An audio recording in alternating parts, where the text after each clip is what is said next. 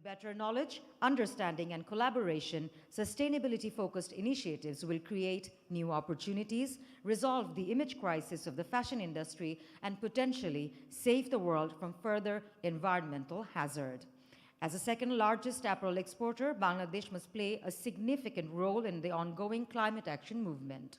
From such a background, Bangladesh Apparel Exchange has organized the first edition of Bangladesh Climate Action Forum to highlight the pressing issues. Congratulations to all of you present here today as you have become part of our initiative to promote the climate action agenda. The first edition of Bangladesh Climate Action Forum is organized by Bangladesh Apparel Exchange.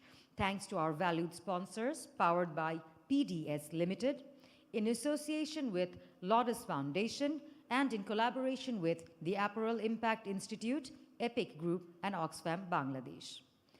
On this first edition of Bangladesh Climate Action Forum 2023, today at this venue, we will be having an opening plenary with 5 panel discussions, 2 keynotes, 3 presentations, and 3 case studies with the participation of expert speakers. For the welcome remark and opening plenary of the event, we have the presence of our chief guest, Mohammad Shahriar Alam MP, Honorable State Minister, Ministry of Commerce and Foreign Affairs, Government of the People's Republic of Bangladesh. Thank you very much for being here with us today. We have Mihal Kreza, Head of Development Cooperation, Delegation of the European Union to Bangladesh. We also have Thijs Woedstra, Deputy Ambassador of the Embassy of the Kingdom of Netherlands in Bangladesh, and Mr. Mohammad Mostafisuddin, Founder and CEO of Bangladesh Apparel Exchange. Ladies and gentlemen, please welcome our honored speakers at the stage with a round of applause. Requesting our chief guests to please come up on stage. Requesting Mihal Kreza, Thijs Woedstra, and Mr. Mohammad Mostafisuddin to please step up on stage along with our chief guest.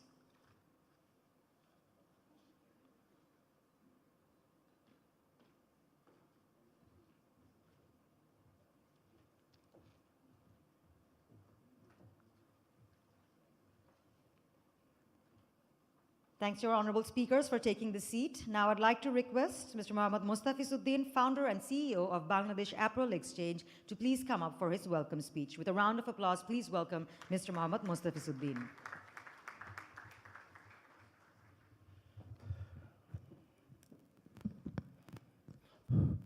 Ladies and gentlemen, good morning to you all. It's a historical event. I don't know how many of you knows that it is the first in the world climate action summit happening dedicated to fashion industry. And I'm very proud that Bangladesh is hosting this kind of conference. My heartfelt gratitude to our esteemed chief guest, Mr. Shahriar Alam MP, State Minister of Foreign Affairs of People's Republic of Bangladesh. I would also like to thank Mr. Thijs, Deputy Ambassador, Embassy of Netherlands in Bangladesh, also a good friend, and also Mr. Mikhail, Head of Development Corporation, Delegation of European Union in Bangladesh. Ladies and gentlemen, my friends, partners, honorable speakers, supporters, all of you, thank you so much for being over here. We all know about the climate crisis. Today we have 45 to 50 international speakers, experts. They will explain about it. I will say a few words about our fashion industry. And you maybe know that Bangladesh is one of the most vulnerable in terms of the climate crisis. Though we are not responsible for that, we emit only 0.3% of carbon in the whole world. But we stand out. Our brands, retailers from different parts of the world had announced their climate target. by 2030, 50%, or SBT target 1.5%. We are with them. We would like to support their vision because we believe Bangladesh is second largest apparel manufacturer in the whole world, and we cannot deny this. But by the same time, I will request that brands, retailers should also support this journey. It's a journey, it's a transformation which Bangladesh wants to do, but we need support from them. You know that in a manufacturing country like Bangladesh, we have 60 to 70% carbon emissions happen in this part of the world. And we need to address these issues. Our manufacturers are willing to do that, but we need a lot of financial support and financial grants for transforming these things. Our government already showed a lot of leadership on that. You maybe know that we have 300 million of GTF fund, GFA fund. So there are lots of funds available from the government to transform this industry to be more green. And our manufacturers are also doing the same things. You know that Bangladesh is now having 202 green factories. We had already showed the leadership on that, transforming the factories into a renewable energy. And Bangladesh is not a renewable resource country, so the journey is not very smooth for us. But no matter what, we already showed our leadership, and we are doing that. I just came from different conferences last 1 month. I was in Bogota, in Colombia, and then I was in Sustainable Apparel Coalition conference in Boston. And quite often I see the conferences, we talk about climate action changes, mitigate, or resilience, but manufacturers are always missing from this discussion. And I'm happy that today it is happening in a manufacturing countries. All these conferences, there are always 700 people, 800 people, 1 and 2 manufacturers. And I believe the manufacturers should be included in the discussion, in setting up the target, and also how we can overcome these situations. Without the support or including the manufacturer, the journey towards net zero is almost impossible. Bangladesh Climate Action Forum, this is the first summit, but we had already secured our partnership with different organizations for the next 3 years. It's not only a forum where we discuss about the problem, it's a forum where we discuss about the solutions. We discuss about the collaborations and how we can overcome the situation together along with government, development partners, brands, retailers, and manufacturers.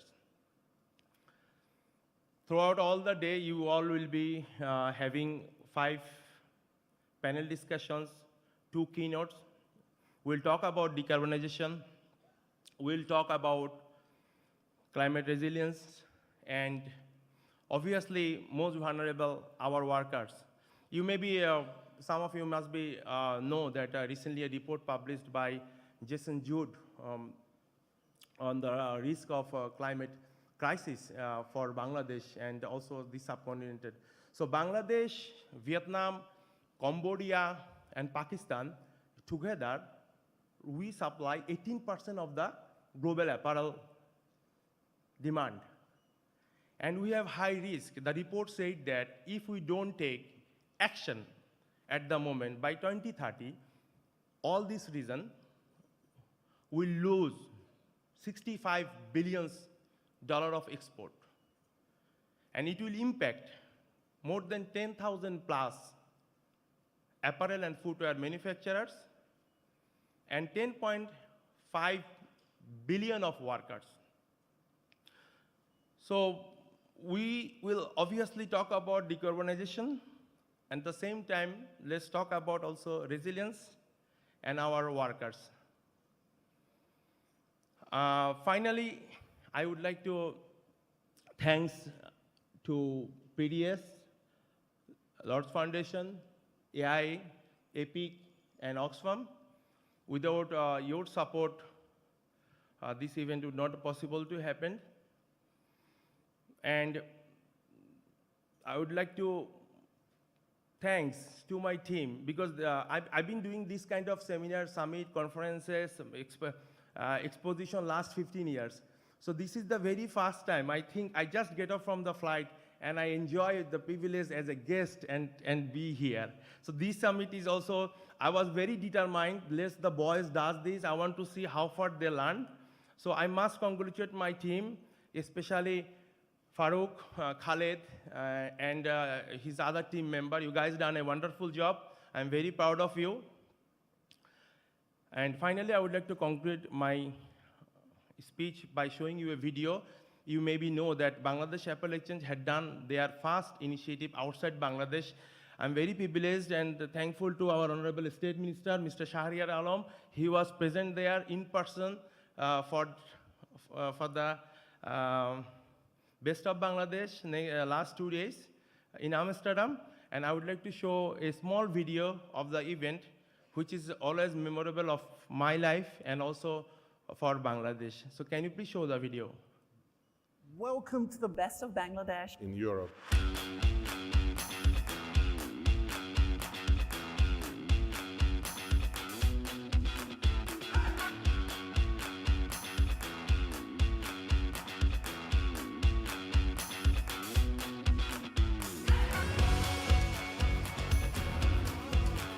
I have many more things to offer to this industry and my country, Bangladesh. The Netherlands is honored to have been a long-standing partner of Bangladesh. Best of Bangladesh is not an event, it's a process. Please see Bangladesh, come to Bangladesh, invest in Bangladesh. Bangladesh has emerged as the fastest growing economy in the world.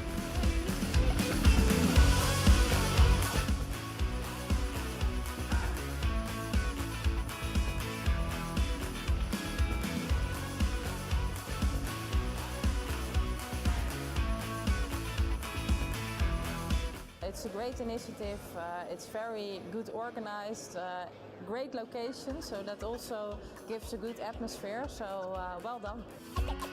I see a number of people, new faces, which is quite interesting for us as an exhibitor to connect the dots.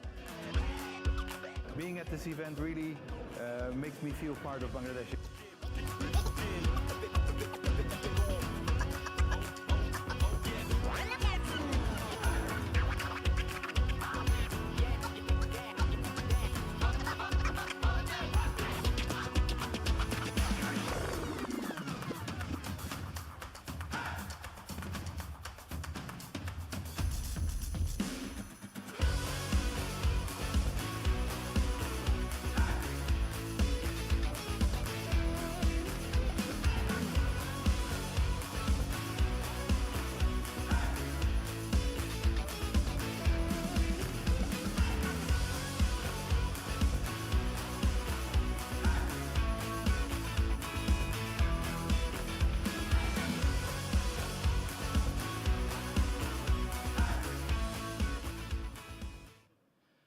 That's all, ladies and gentlemen. Sorry, I forgot to thank Vidura. He was the person who was always working from the behind. Vidura, big thank you to you. Thanks. Thank you very much, Mr. Mosafizuddin. Now I would like to request to play video recorded message by Mr. Palak Seth, Executive Vice Chairman of PDS Limited. Can we please have the video on screen? It is an honor and privilege to be part of the Bangladesh Climate Action Forum event.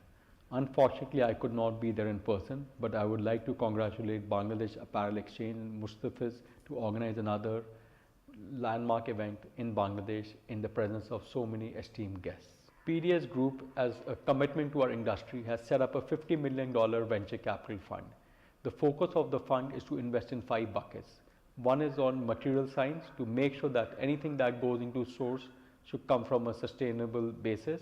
Second is on manufacturing technology, to make sure that the manufacturing technologies are more sustainable in the future and there's more automation in the industry. Third is on traceability and transparency in the supply chain. Fourth is on circularity, to make sure that when goods leave store, they don't become part of the landfill and become part of the circular economy. And fifth is on basically fashion tech and retail tech.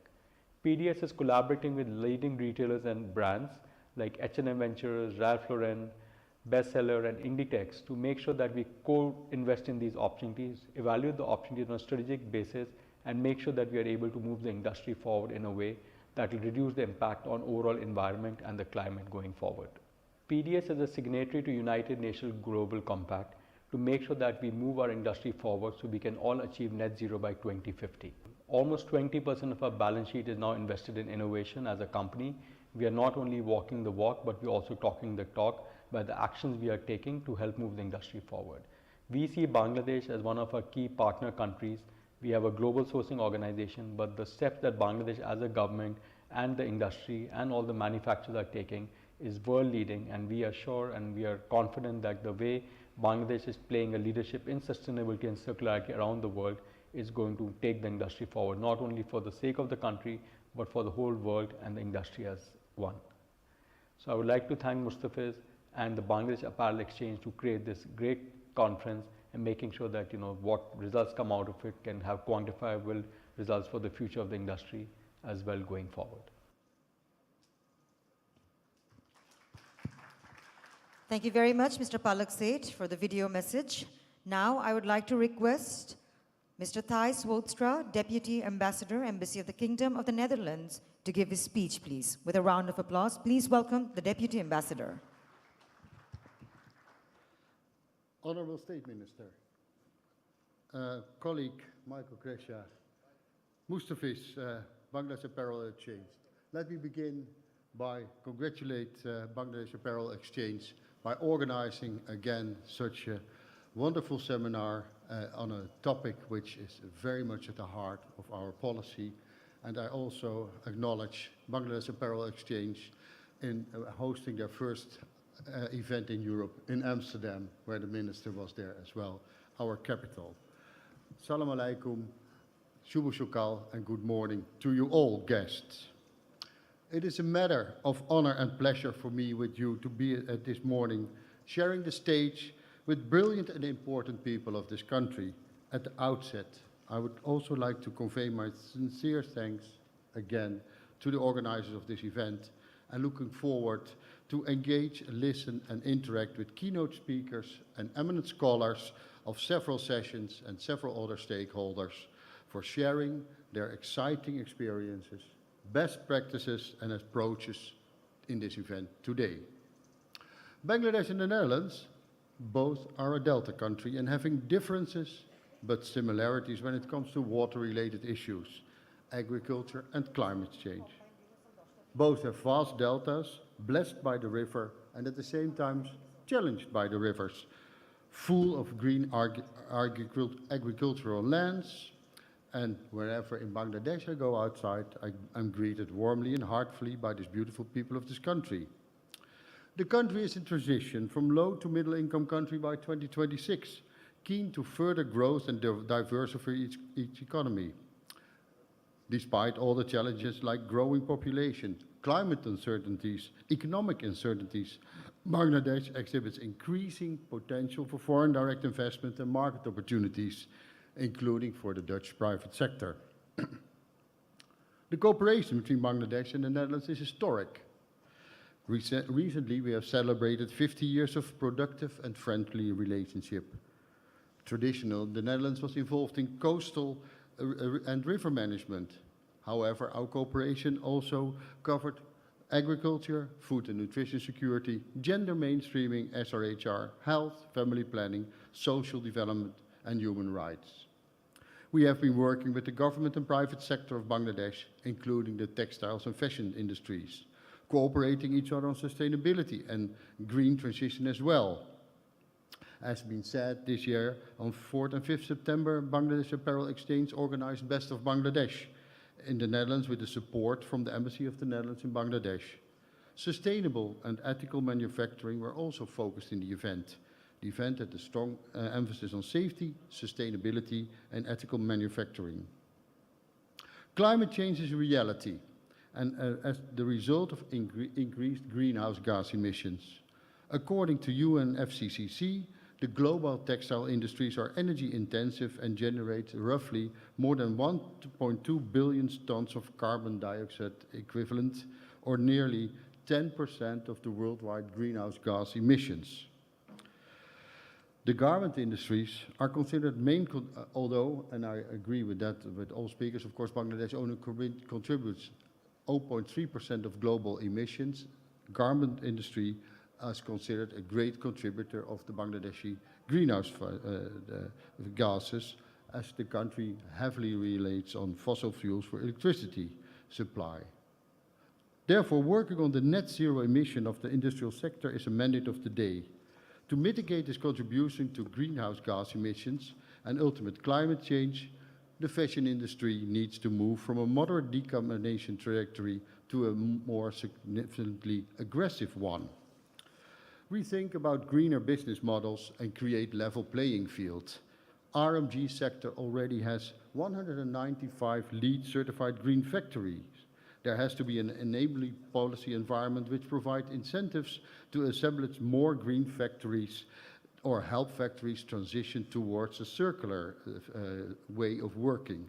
Some RMG factories are already working towards producing green products by using circularity principles. Bank on producing green RMG products and creating a level playing field so that there are more green factories and businesses and models. So where does the Netherlands come in? In the Netherlands, we have developed a plan to reduce environmental impact of RMG. Dutch producers of RMG, irrespective of the sourcing hub, will be responsible from start to end of an RMG project. At least 50% of the RMGs sold in the Netherlands should be reusable and recyclable. And this is the extended producer responsibility, and it's coming into law soon. So these are the facts we have to deal with. EPR is extended to create a level playing field for transitioning towards a circular production. This is in line with Netherlands' aim to become a fully circular economy by 2050.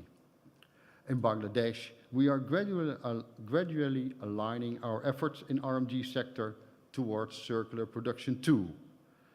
With the aid to trade transition, in our bilateral relationship, we combine Netherlands' expertise in circularity in the RMG sector to secure green transition. Through the PACT program, Dutch contribution helped the industry save more than 500,000 tons of greenhouse gases, which corresponds to taking 900,000 cars off the road. Also, around 29 billion liters of water were saved through this project so far. At the EU level, the Netherlands is committed to rapid, ambitious implementation of the Green Deal. This first whole-of-government climate strategy described how we want to strengthen the Dutch response to climate challenges, both domestically and globally. Ladies and gentlemen, I'm really happy that the garments industry are moving forward to contribute to net zero emission of the country, as it's been outlined in the National Determined Contribution of Bangladesh. And I'm very much looking forward to a matured relationship with opportunities for Dutch private sector to play an important role in technological and management cooperation for a just transition. Finally, I would like to express gratitude to all of you, and I wish you a very, very fruitful conference. Thank you all.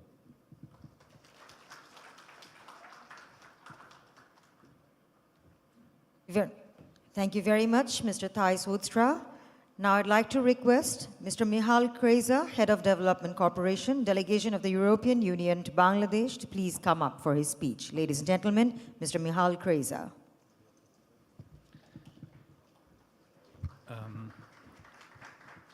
Honorable State Minister, dear fellow panelists, good morning, ladies and gentlemen.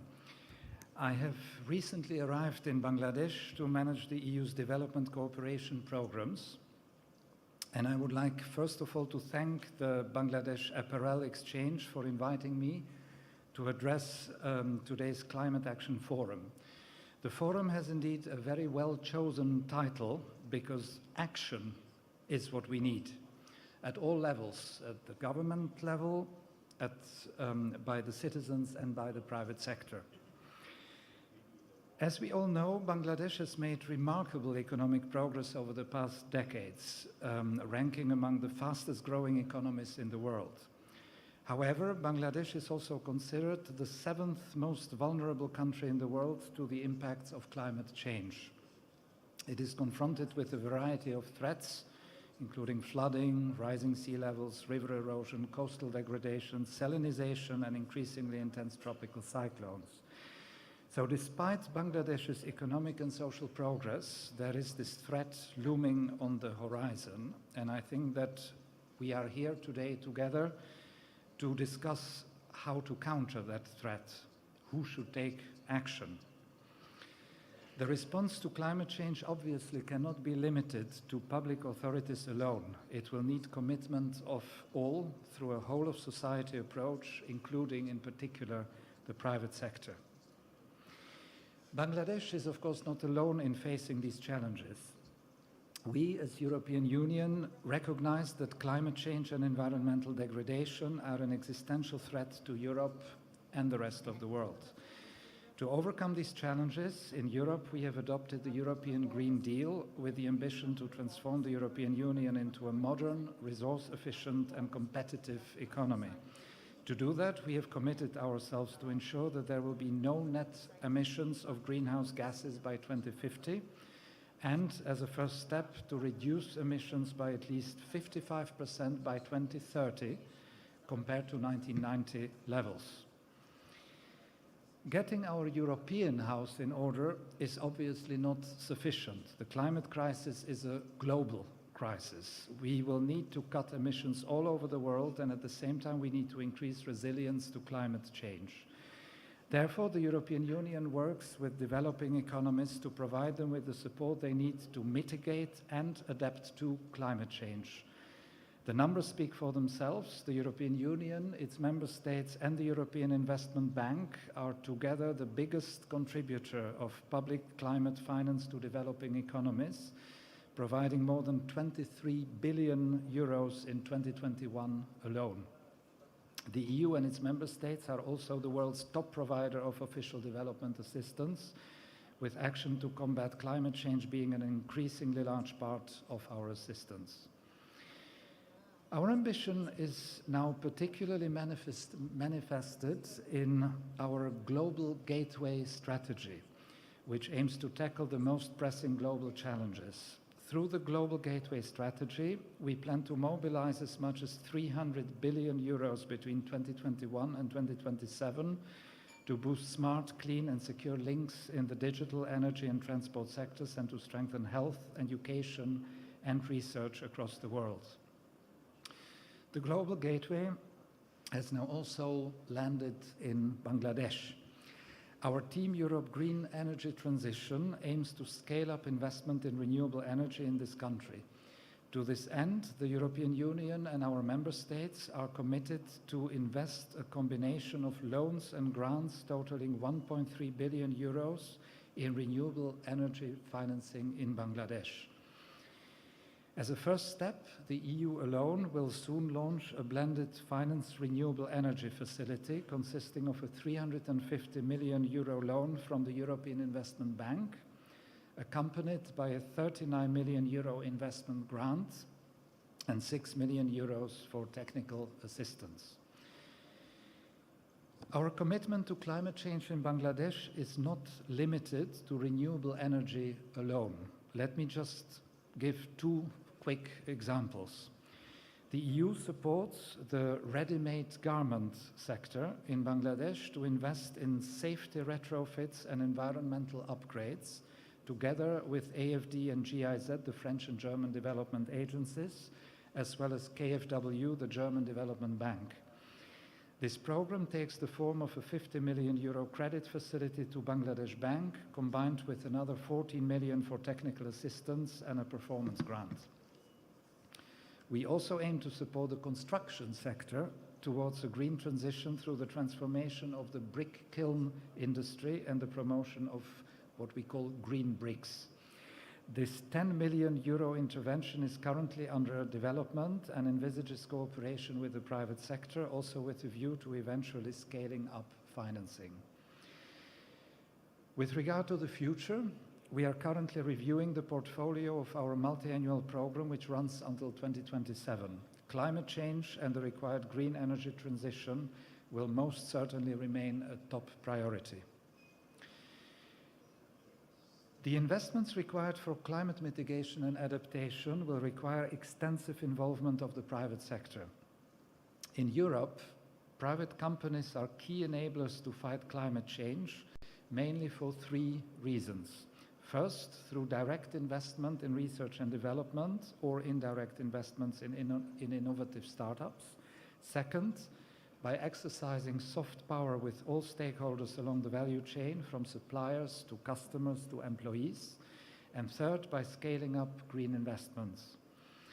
I would say that this logic could also apply here in Bangladesh, but this would need to go way beyond the somewhat one-dimensional image in which the private sector seems to be commonly displayed, which is either as a cause of climate change or as a potential source of funding or even as a victim. There is a bit of truth, of course, in all of that. Businesses are a cause of greenhouse gas emissions, they can financially support climate mitigation, and they are affected by climate change in their day-to-day business and investment decisions. However, this does not do justice to the important role that the private sector has in innovation and investment in new technologies, for which there seems to be great potential here in Bangladesh. Let me make just three very quick points. A recent OECD study funded by the EU stated that only 1.2% of firms in Bangladesh invest in research and development. Further investment in innovation and R&D capacity towards more sustainable and eco-friendly production is therefore highly needed. There could be great potential to invest in R&D also with leading universities in Bangladesh or in strategic alliances with foreign companies. There should also be potential to explore and expand the potential of green lending operations and of green bonds, for instance in renewable energy. The European Investment Bank has considerable experience with this and has been instrumental in the operationalization of the green bond market in Europe.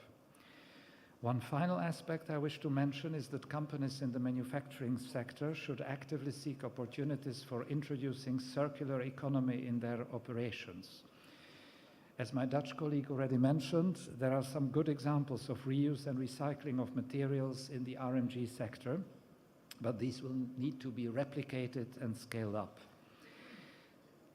So, ladies and gentlemen, let's use today's conference to discuss the roles of business as an enabler for the green transition, or in other words, the role of business as a force which is not only confronted with the effects of climate change, but which generates ideas, initiatives, investment and innovation that will be able to transform Bangladesh into a climate-resilient, prosperous society. I wish you an excellent conference. Thank you very much. Thank you very much, Mr. Mihal Kireza. Now I'd like to request our chief guest, Mr. Mohammad Shahrir Alam MP, Honorable State Minister, Ministry of Foreign Affairs, Government of the People's Republic of Bangladesh, to please come up for his speech. With a round of applause, please welcome Honorable State Minister. Distinguished participants, ladies and gentlemen, dear friends, Assalamu alaikum and a very good morning. I thank the Bangladesh Apparel Exchange, especially Mustafiz and his brilliant team for organizing the first ever Bangladesh Climate Action Forum and for inviting us. The theme of the event, delivering climate action through technology, innovation and collaborative finance for a just transition, has recently gained sufficient momentum and traction in climate change discourse, both nationally, of course, and internationally. I appreciate Bangladesh Apparel Exchange for bringing such an important issue to the forefront, especially to the business community. Dear participants, Bangladesh, as you all know, is one of the least contributor to global carbon emission, which with our share being around 0.4%, round about that, yeah. We have Dr. Salimul Haq. It's always a pleasure listening to him, and he will be telling you much more in a lot more detail. A very widely recognized practitioner and activist at the same time. Yet we are among the worst sufferers. I think we all know that story. We experienced approximately over 11 billion in losses in 2021 due to climate-related natural disaster, which is roughly 2.4% of our total GDP during 2021 and 2022. The current annual average rate of loss to GDP is approximately 1.3%. Which may rise to 2% by 2050. And I think we need to remind ourselves when we listen and read these numbers, 1.3 or 2, many countries in this world will be very happy if they can achieve a 2% growth year on year. But our loss alone due to climate crisis will be accounting for almost 2% by 2050. If the present trend of sea level rise persists due to global warming, it may cause about 12% to 18% of our coastal area to be submerged by this century. And people who are well acquainted with the southern part of Bangladesh have seen for themselves a high level of salinity, intrusion, loss of agricultural land, and so on and so forth. It is estimated that the number of internal climate migrants may reach to 20 million by 2050. And that also alone is a number equates to the population of some small island developing nation and some countries in Europe as well. Since we have two great friends, they can relate. I think you came from Fiji, as you said, and the population itself in Fiji is a lot less than that number of our internal displaced person. So that's the level of intensity that we are facing or we need to prepare ourselves for in future. Amid such daunting challenges, we have long placed ourselves as a leading actor in climate action. We were among the first countries that established Climate Change Trust Fund with our own resources as well as adopted climate change strategy and action plan. Our trust fund with an investment of around $490 million has so far supported more than 850 adaptation and resilience projects in the vulnerable areas of the country. Emphasizing homegrown solution, we launched the Global Hub on locally led adaptation last year in Dhaka, demonstrating our readiness to share expertise and best practices with other vulnerable nations. We have also been making efforts towards a low carbon development path with an increasing emphasis on renewable energy and energy efficiency. We have established the largest solar home system in the world, covering 20 million people in the country. Consequently, we have witnessed an upward trend in investment in clean and renewable energy in both the public and private sectors. Currently, Bangladesh has 187 LEED certified factories, and probably many of you are present here who first initiated this great initiative. Among the top 10 LEED certified factories units in the world, 8 are from Bangladesh. This attests to our successful efforts towards green growth and the creation of green jobs. And again, when I read out these numbers, I think we can do a small research. Mustafiz can take an initiative. These almost 200 large LEED certified factories, whether they are platinum, gold, or silver, or regular ones, I think after establishment of so many factories, our per unit carbon emission must be one of the lowest in the world, right? Among the competing countries, whether you compare that with Cambodia, or China, or India, or Vietnam, the very presence of almost 200 green factories would equate to a relatively low carbon emission. I think we, especially I would be requesting our development partners to take good note of that, and that's a very encouraging development, and that's the industry-led initiative, because no one actually told these factory owners to go green as such, even though we highly appreciate the collaboration that some of the brands who initiated it. And I remember when I was exiting my previous job as an entrepreneur and as a full-time garment manufacturer way back in 2006 and 2007, we started some initiatives like rainwater harvesting.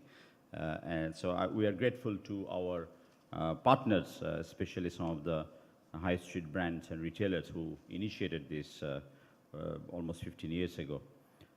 Dear participants, in our unwavering pursuit of climate resilience, we have intensified our focus on a just transition by fostering a green economy. This transition will not only reduce future welfare liabilities but also boost tax revenues. Our goal is to achieve this transformation in a manner that is equitable and inclusive, offering meaningful job opportunities and ensuring no one is left behind. Within our landmark Mujib Climate Prosperity Plan, MCCP, we envision building such ability. This will include reskilling and upskilling labor forces via technical and vocational education and training, as well as through improved efficiency from the use of automation. In this regard, we have made a target of reskilling 3.83 million people, cost of which could be as much as $1.5 by 2030. We have also made target of creating 4.1 million new climate resilient jobs and reducing unemployment to 3.9% by 2030. Although the fulfillment of the commitments by the developed nation to mobilize climate fund has remained elusive, we have done our part to the maximum extent possible. And we are also encouraging others by leading from the front. We adopted climate fiscal framework known as CFF to make climate inclusive public financial management system. Our government has increased climate-related budgetary allocation by more than 2.5 times in the last 1 decade. During fiscal year 2022-2023, the cumulative budget allocation of the most relevant ministries was 55.82% of the total national budget, which is highly significant. Our National Adaptation Plan for 2023 to 2050 aims to mobilize climate financing through innovative financing such as green or blue bonds, risk transfer mechanism, or insurance and private sector investment, and a boost in harnessing global climate finance such as Green Climate Fund and bilateral and multilateral funds. And we are looking forward, as we discuss very closely with the European Investment Bank in coming days in this regard. In addition to financing, technology and innovation would also have a significant role for the just transition to a greener economy. Under the Mujib Climate Fund, we have identified significant opportunities for technology transfer, partnership, and building manufacturing capacity in Bangladesh, including in areas such as green hydrogen, solar, electric vehicles, modernized power grid, and other resilient quality infrastructures. And as we have waited long and seen transformative changes in Bangladesh, I think some of the things that I have just mentioned, you will see physical, very obvious changes in next 5 years or so. As you know, 2 automobile manufacturing companies are already in the final stage of bringing their product in the market, and so is modernizing the grid, smart grid by the government with the help of our development partners. Dear participants, despite our efforts with our own resources and public and policy frameworks, it is never sufficient without mobilizing resources from external sources. Funds available in the hands of multilateral development banks must be easily accessible with less conditions. Climate financing commitments under various international frameworks must be implemented. The $100 billion pledge under Paris Agreement, much talked about subject, and must be fulfilled. And our hope and demand is with 50-50 distribution between adaptation and mitigation projects. The commitment to supporting the developing countries in technology development and transfer must also be executed.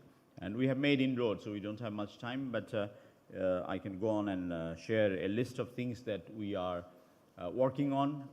We have successfully concluded with countries like Netherlands and many other European countries, but also in the neighborhoods within Asia, countries like Japan and Korea is coming forward and sharing technologies with us.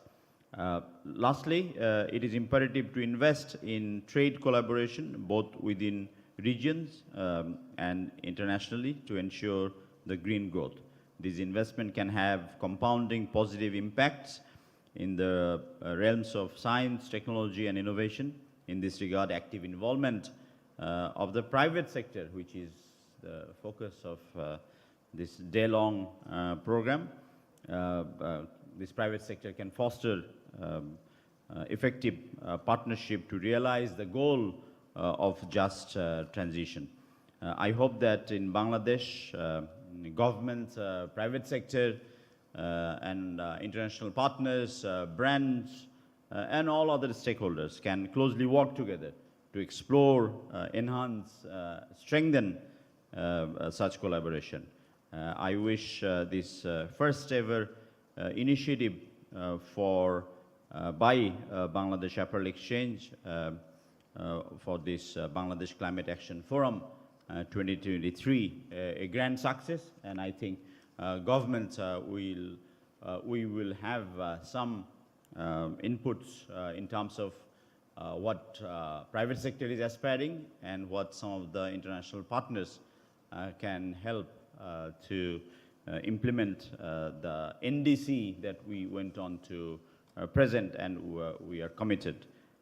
Once again, I wish a grand success of this event. Thank you so much for inviting us. Joy Bangla. Joy Bangla.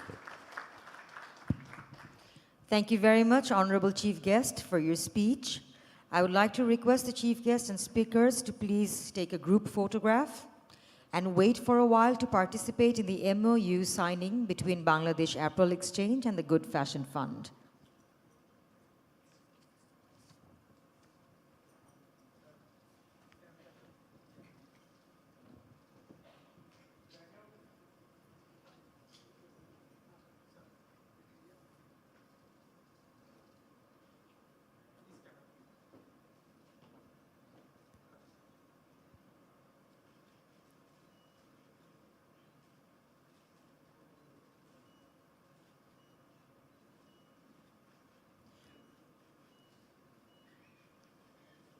Thank you very much. Requesting guests to please remain on stage while we set up the stage for the MOU signing.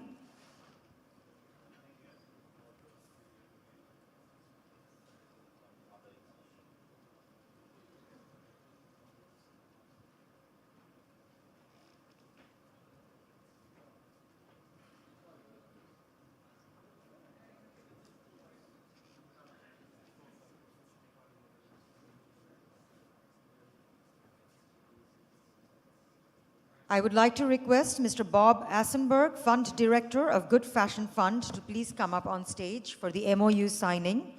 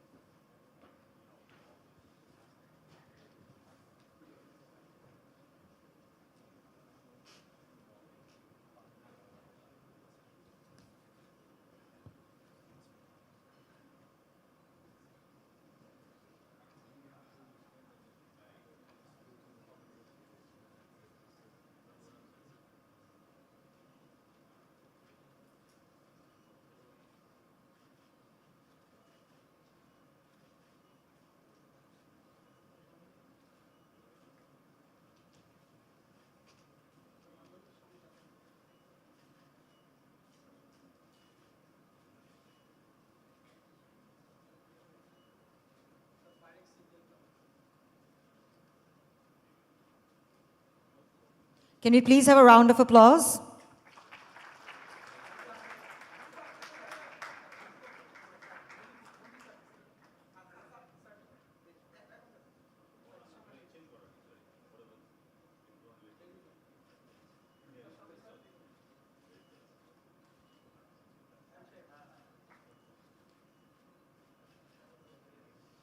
Requesting the 5 gentlemen to please remain on stage for a group photograph together.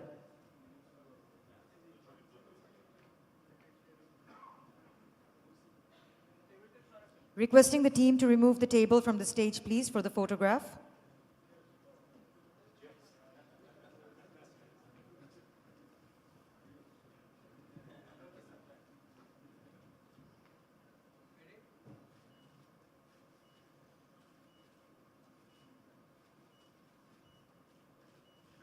Thank you very much, gentlemen, for being here with us. And with that, we have come to the end of the opening plenary.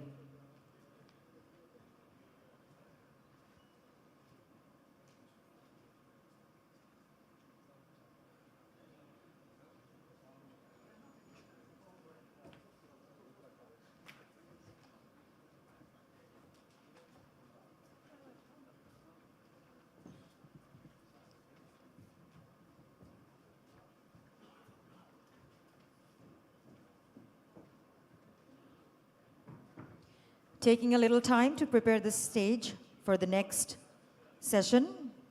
Your patience in this regards will be highly appreciated.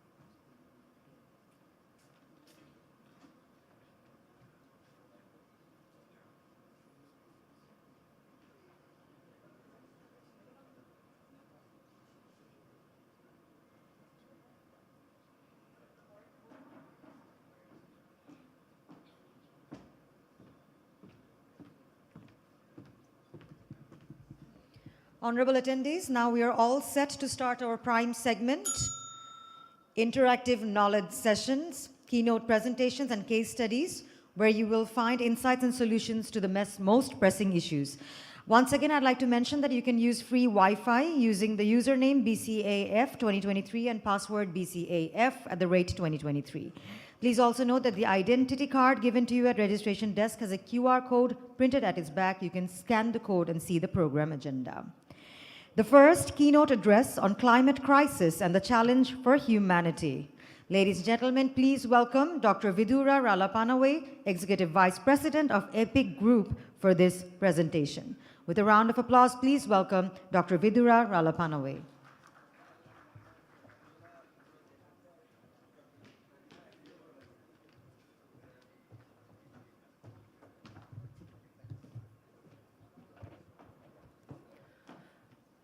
Good morning, ladies and gentlemen.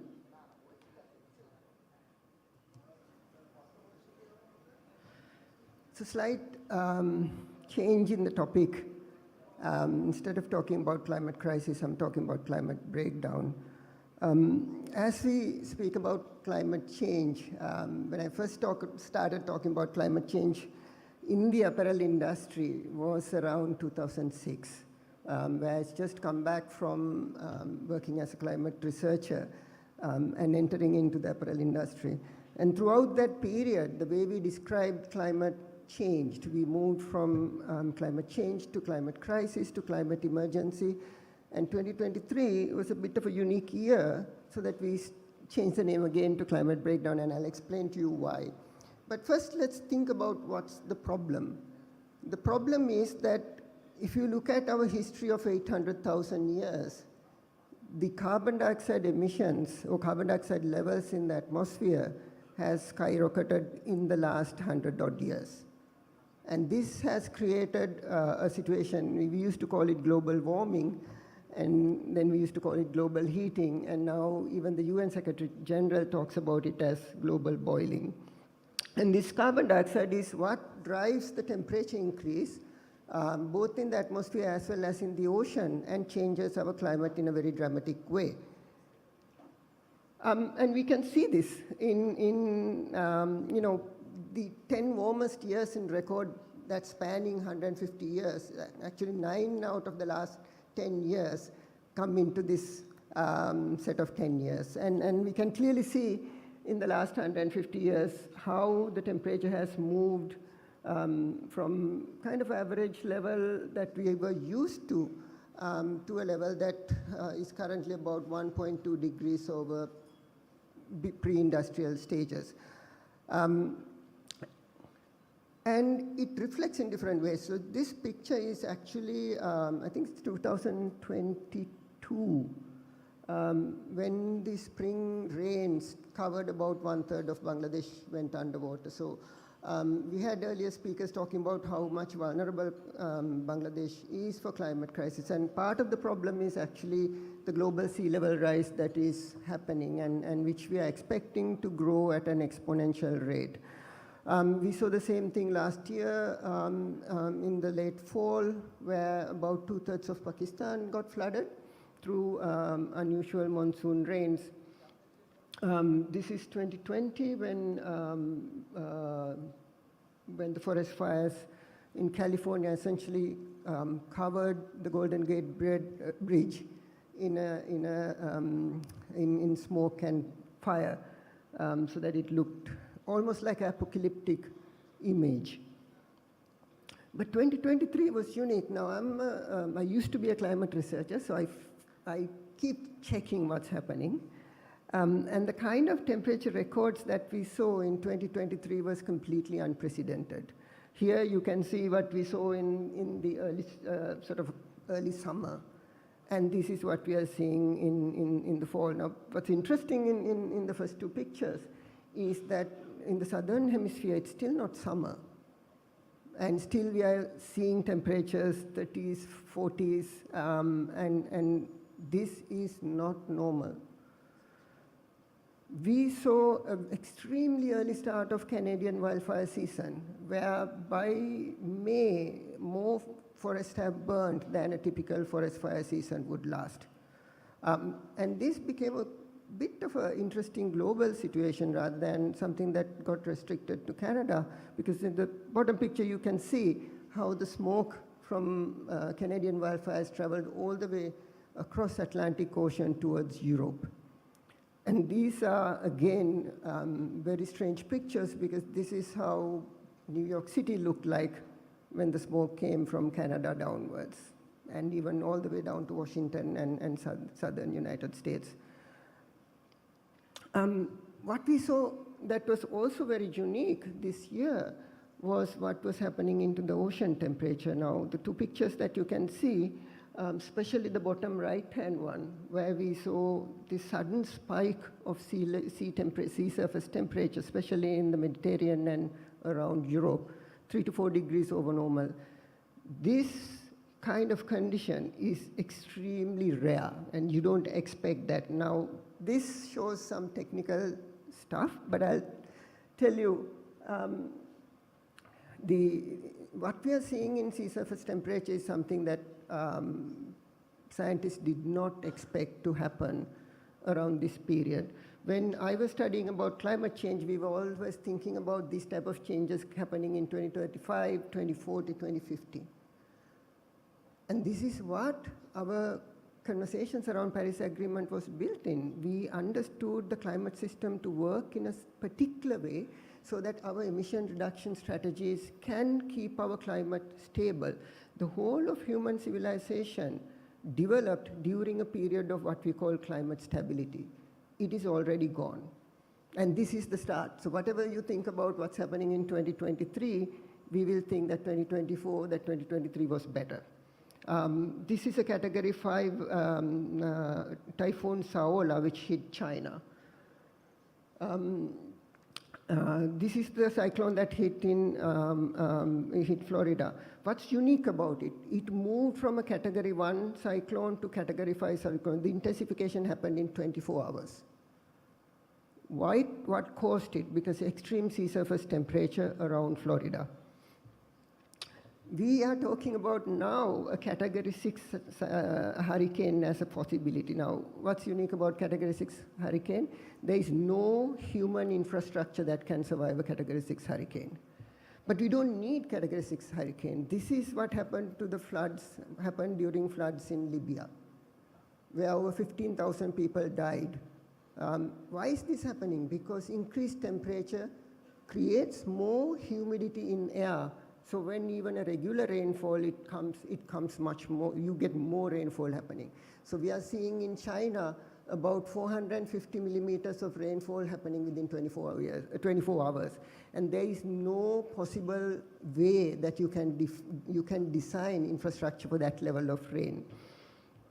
This is something that caught scientists completely unaware, this rapid decline of our Antarctic sea ice that happened in 2023. Now, all of this is leading to the biggest challenge, one of the biggest challenges that Bangladesh has, which is sea level rise, because this is a low-lying river delta. So this is one of the glaciers of Greenland, and you can see how the mouth of the glacier has disappeared over a period of roughly 7 years.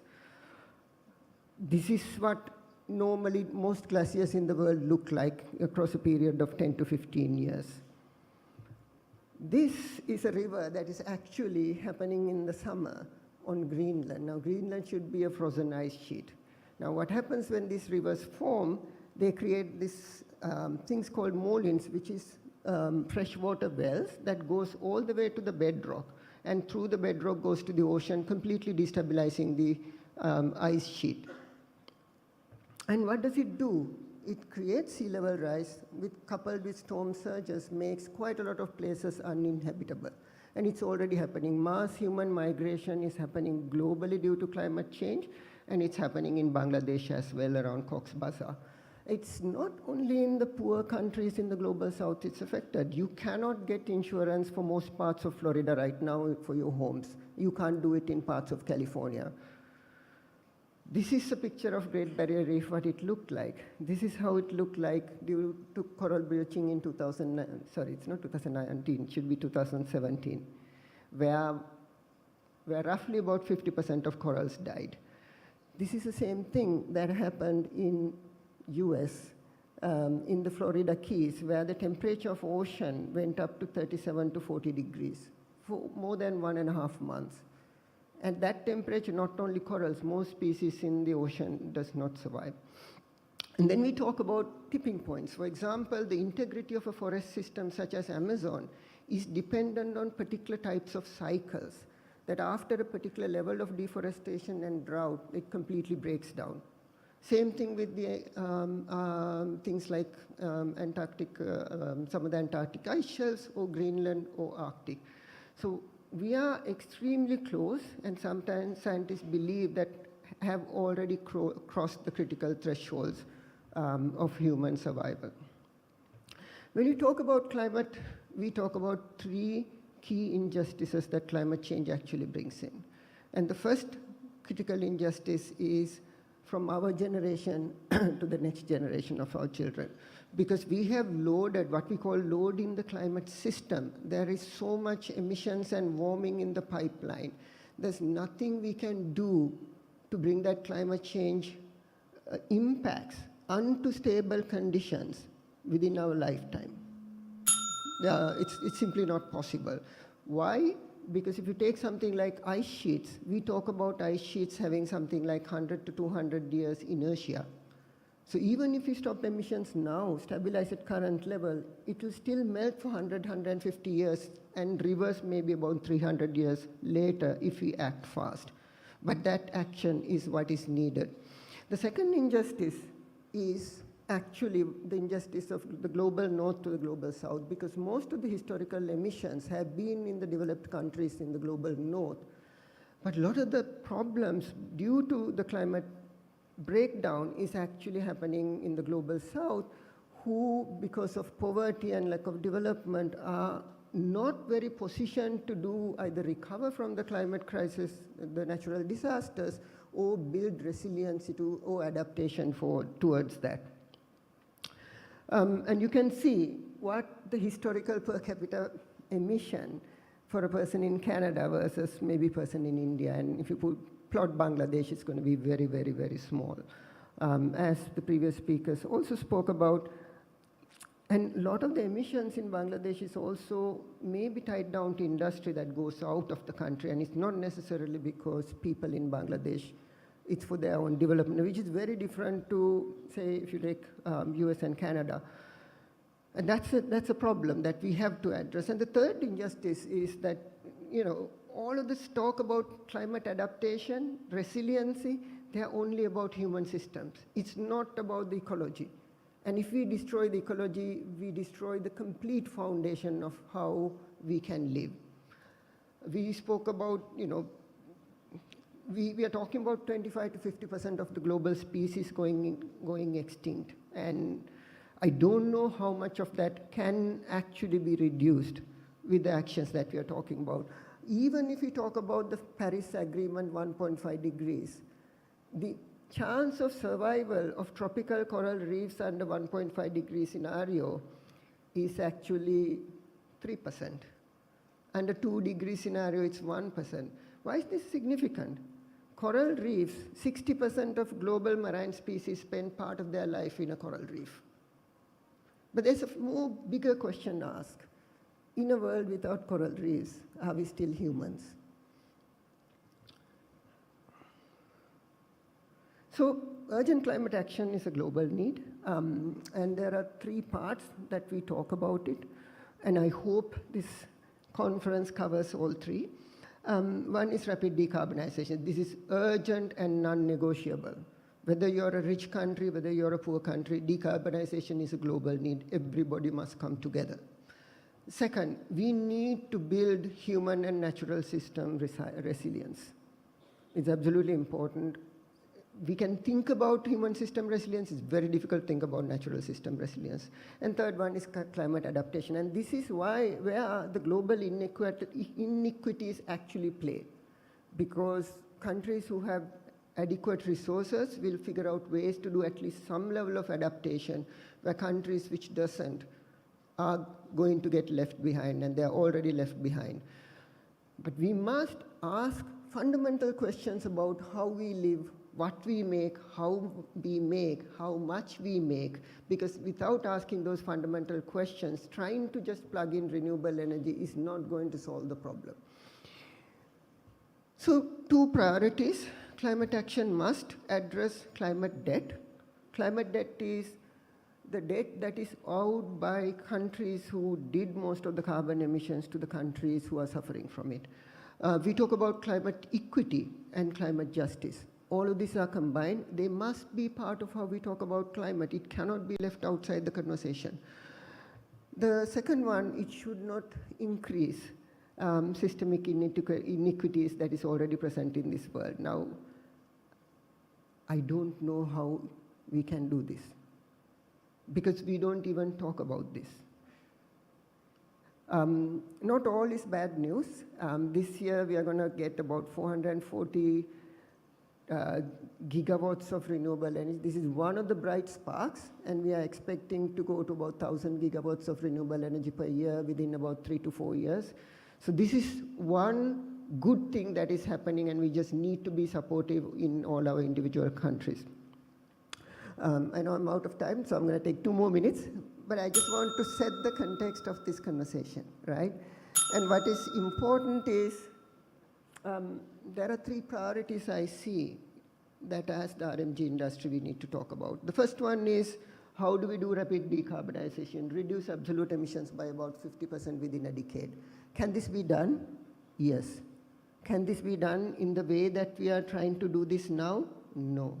And part of this conference is to ask, where are the problems, where are the blockages that is happening, that why decarbonization is not happening enough, so that we can start thinking about answers. So, sorry. So instead of equal targets, we talk about equitable and ambitious targets, because ambition cannot be lacked, but it has to be equitable.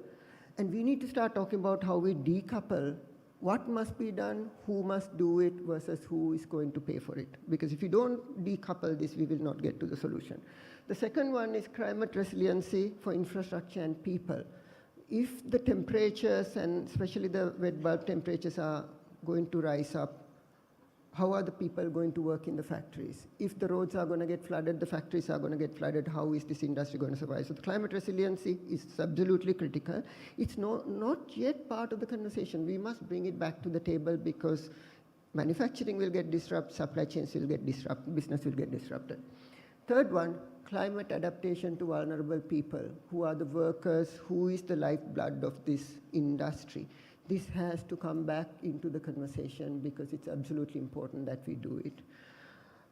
And I'm going to finish my speech by saying where we go is up to us, and let this conference be a start that we have meaningful, collaborative conversations and develop a collective action roadmap for the future. Thank you very much. Thank you very much, Dr. Vidura Ralapanove.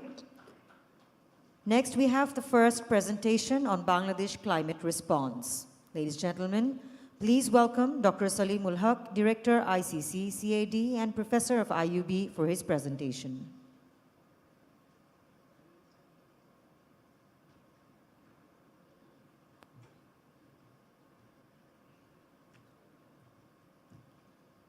Good morning. Assalamu alaikum. I don't have any slides, so you're going to just have to listen to me, and I hope I can hold your attention. First of all, let me congratulate Mustafiz and his team for organizing this first Climate Action Forum event here in Dhaka with the private sector, particularly the ready-made garment sector. I'm very pleased to see so many of you here wishing to get on to this new venture of tackling climate change.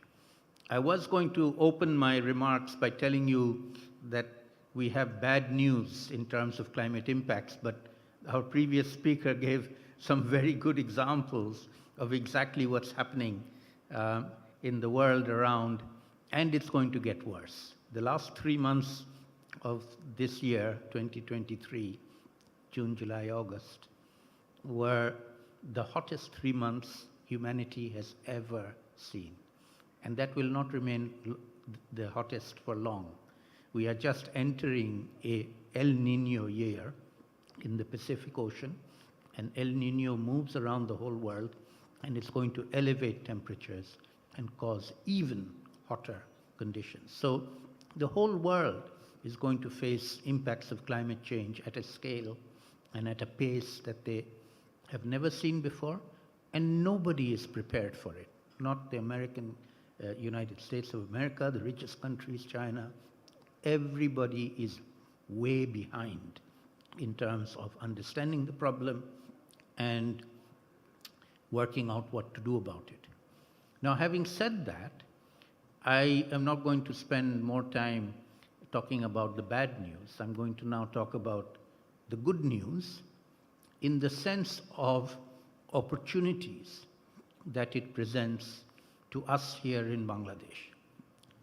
The first opportunity is actually a condition of our vulnerability. We happen to be one of the most vulnerable countries. We are suffering the impacts of climate change already. We have been suffering climatic impacts without human-induced climate change, but now with human-induced climate change, they're going to get worse. And in Bangladesh, we actually have a good history of tackling climatic impacts, particularly cyclones. We have the best cyclone warning and evacuation system in the world. Excuse me, I have a sore throat. And we are working on, we heard from the Honorable Minister, we have a national adaptation plan, we have the Mujib Climate Prosperity Plan, we have the Nationally Determined Contributions Plan. So Bangladesh is very, very good at planning. We have all the plans. If you read them, they're excellent plans. I had a hand in writing many of them myself. But we're not very good at implementing our own plans. It's a big, big gap between planning, putting the plan on paper, adopting it by the Prime Minister and the Cabinet, and then nothing much happens, either within government or outside government. And that has to change. That's the challenge for us. We need to be taking a whole-of-government approach across all the ministries. We cannot leave it to the Ministry of Environment and Climate Change alone. Ministry of Finance, Ministry of Planning, Ministry of Industries, everybody has a role to play. They must understand that, and they must find out ways to do it. The good news is that's happening, but not fast enough. And then we have to actually go well beyond government. Whole of government is not good enough. We need a whole of society approach. And in the beyond government society, we have civil society actors. Bangladesh is very rich, thousands of NGOs working at the grassroots level. We have a very vibrant academic sector. We have more than 100 universities in Bangladesh and research institutes, not all of high quality, but we have them and they are doing good work. In fact, we have a network of universities working on climate change called Gobeshona. If anybody is interested in learning more, we'd be very happy to engage with you.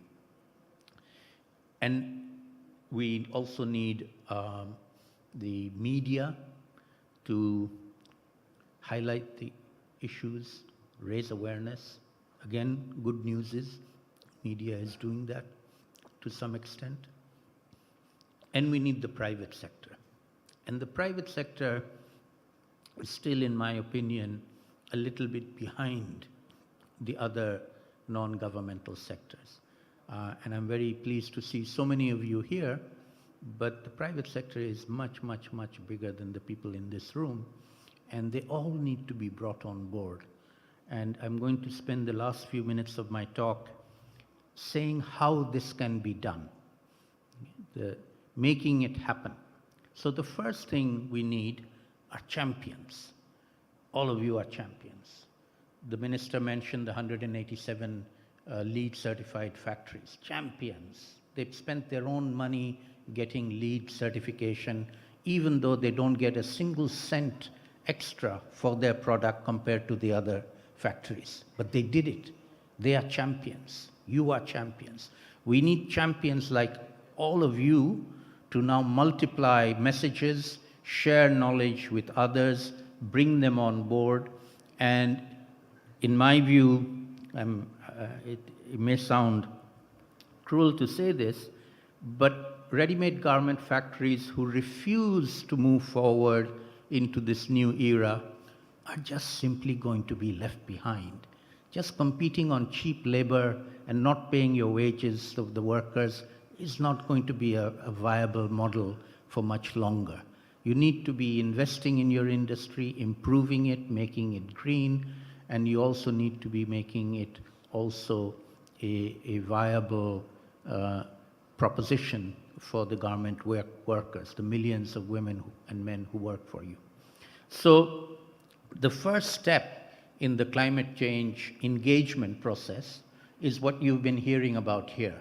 All the speeches you heard here were about how to reduce emissions of greenhouse gases. That's a very good step. It's a good thing to do. It's actually a profitable thing to do. So many of you are setting up rooftop solar energy, putting investments in renewable energy, in clean energy, in improved processing. All these are actually profitable enterprises. Once you start investing in them, you will actually gain by reducing your costs for other energy supply and other products and chemicals. That's the good news, and many of you are doing it, but not enough. We need a lot more of the industry to follow those examples. But I'm going to spend the last few minutes available to me to take you to the next phase, which is still something that I don't see being addressed or even understood. And that talks about the other side of the climate change coin, which we call impacts, losses and damages, and adaptation.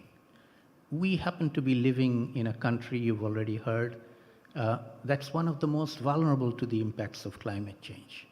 When we look at our emissions of greenhouse gases, as you heard from the minister, 0.4% of global emissions. If we went to zero tomorrow, it will not make a difference to the globe. We should do it. It's the right thing to do. We should do it ourselves. But it doesn't make a difference to the global emissions of greenhouse gases. On the other hand, we have 180 million people living in one of the most vulnerable countries in the whole world. And for us, the issue of how we build resilience, how we adapt, how we deal with losses and damages is, in my view, 100 times more important than how we mitigate and reduce emissions. And so simply for our development partners in particular, investing in emission reduction is good, welcome, I am supportive, But if you're not investing in adaptation and loss and damage, then you are actually coming to us with the wrong end of the climate change solution stick.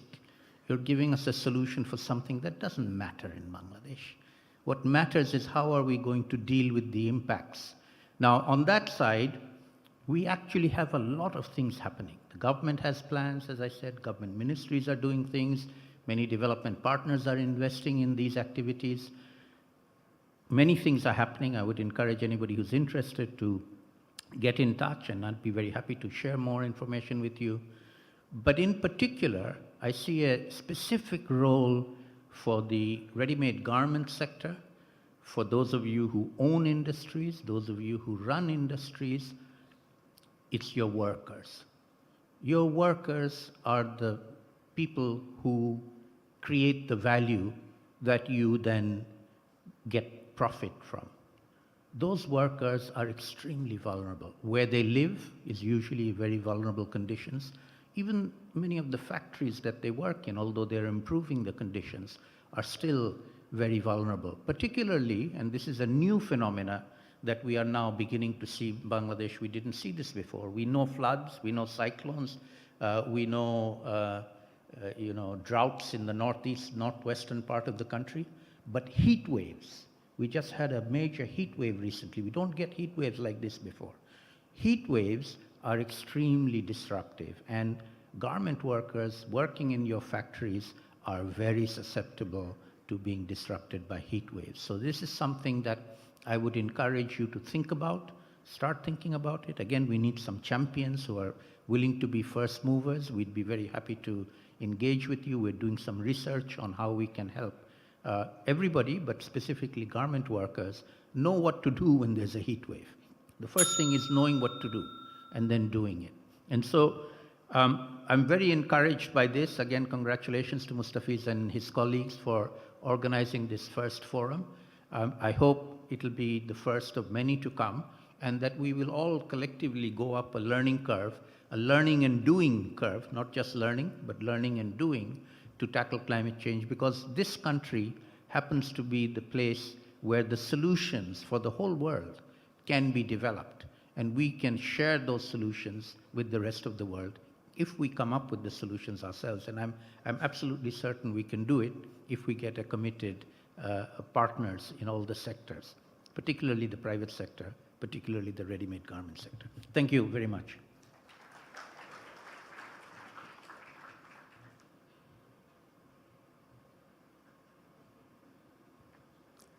Thank you very much, Dr. Salimul Haq. Ladies and gentlemen, we will now go for a coffee and networking break, which will only be for 5 minutes. Requesting you to maintain the time and be back with your coffee in 5 minutes.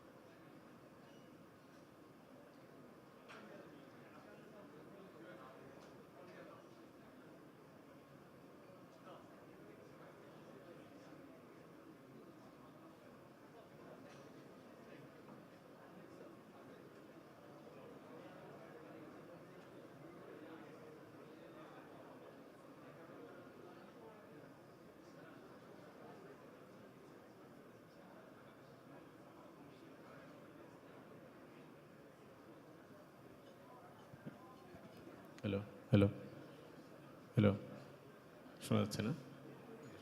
ওকে, হ্যাঁ, না সমস্যা নেই, এখানে বলেন, সমস্যা নেই। Hello hello, আপনি তো মিউট করো। হ্যাঁ, আসছে আসছে। হ্যালো, হ্যাঁ, শুনতে পাচ্ছেন আমাকে? হ্যালো, আমাকে শুনতে পাচ্ছেন? ওকে, ডান ডান ডান।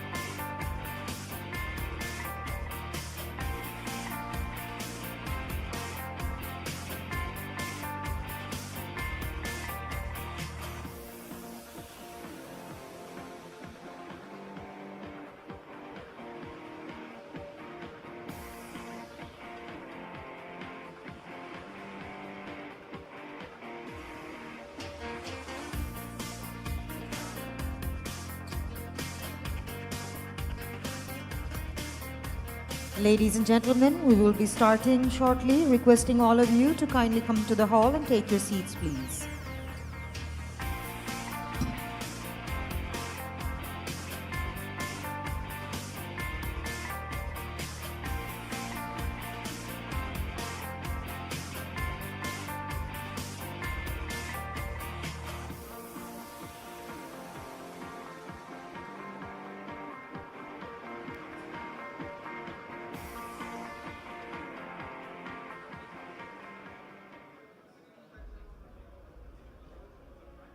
Bangladesh Apparel Exchange, the largest private apparel initiative in Bangladesh, promoting sustainable growth in Bangladesh's apparel industry. Let's take a look back at our journey of 9 years. Bangladesh Denim Expo, the first denim trade show, serving as a global denim network unlike any other. Sustainable Apparel Forum, a knowledge-sharing and networking platform, with the prime focus on facilitating green solutions and sustainable manufacturing. Denim Innovation Night, first ever denim-focused innovative fashion show, highlighting the capabilities of Bangladesh in innovative design. Bangladesh Fashionology Summit, the ultimate platform for discovery, networking, learning, providing the scope to learn about the cutting-edge developments in the apparel and textile industries. Bangladesh Circular Economy Summit, a platform that enables industries to apply circular economy principles and design circular solutions. Made in Bangladesh Week, one of the largest events focusing on the Bangladesh apparel industry. The week-long event focused on various aspects of our sustainable initiatives, through various events like Dakar Apparel Summit, Dakar Apparel Expo, Green Factory visits, and so on, continuously striving to contribute to society, raise industry awareness, and demonstrate our focus on sustainability, circularity, and transparency. Our events have garnered huge attention from all over the world, attracting 85,000 plus national and international participants from 50 plus countries, 650 plus delegates, and 2,000 plus companies until now. Looking ahead, we will continue extending our reach beyond borders to promote the capacity and capabilities of our RMG industry, as we have done for 9 years. For us, the journey of revolutionizing the apparel industry of Bangladesh has just started. Join us and be part of the exciting future that we build together.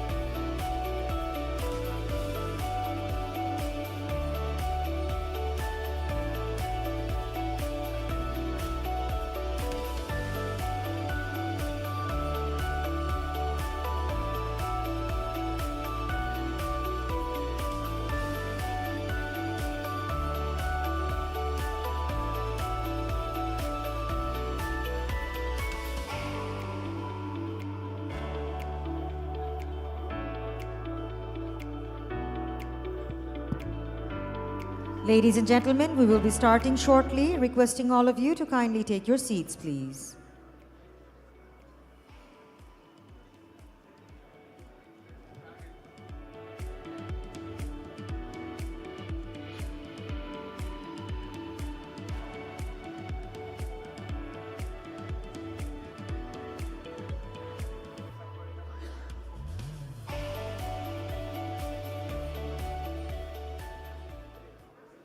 Circular economy has been growing its roots aggressively as an economic system that targets sustainability by shifting the focus towards the reuse and regeneration of products and raw materials. To bring deeper insights into the circular economy and businesses to the center of attention, Bangladesh Circular Economy Summit was carried out at Radisson Blu Water Garden, Dhaka.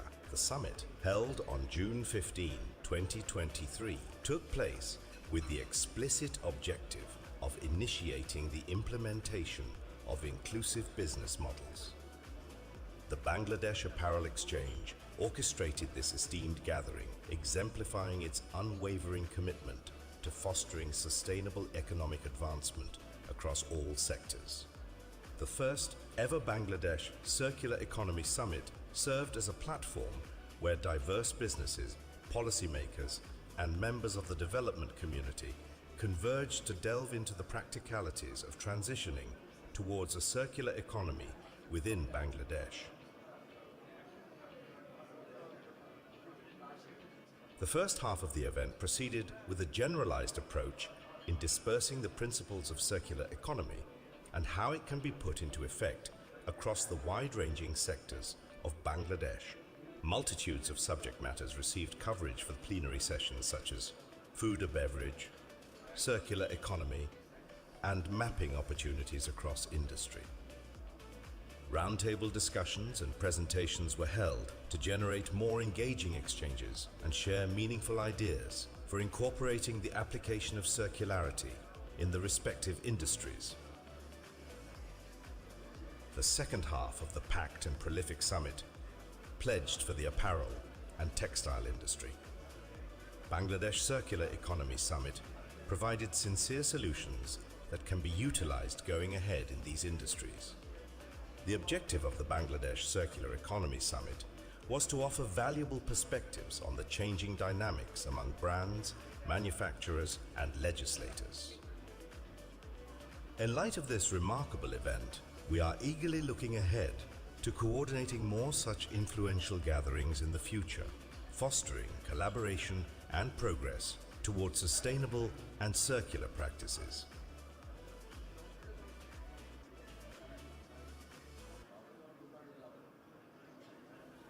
The all-inclusive Made in Bangladesh Week wrapped up on 18th November after opulently executing a series of segments that call attention to Bangladesh's thriving apparel industry and the pool of creatives in this market. The exclusive week-long event began on November 12th with a press conference. The Made in Bangladesh Week was inaugurated the following day by the Honorable Prime Minister Sheikh Hasina.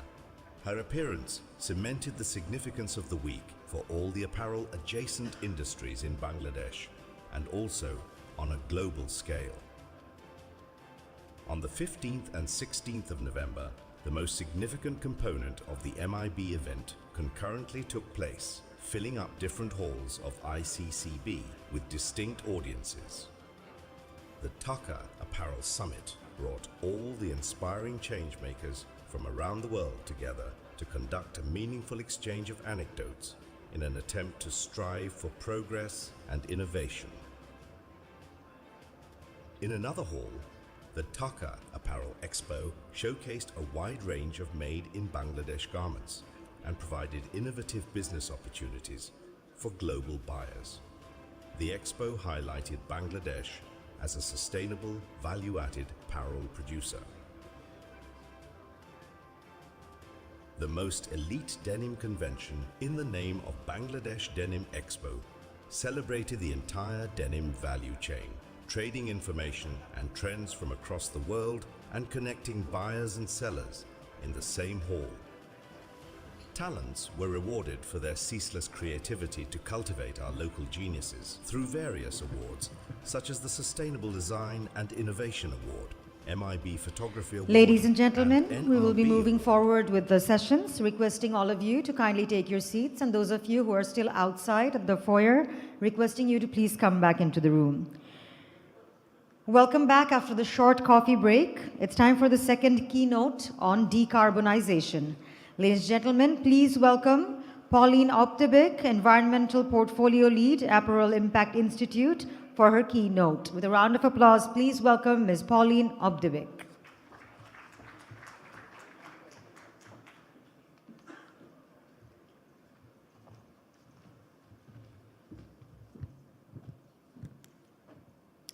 Ladies and gentlemen, esteemed partners, government representatives, and champions of climate action. Assalamu alaikum. It's an honor to share this moment with you here at the very first Climate Action Forum in Bangladesh. On behalf of Apparel Impact Institute, we're delighted to be collaborating with the Bangladesh Apparel Exchange. My name is Pauline Optebik, and I'm the Environmental Portfolio Lead for the Apparel Impact Institute.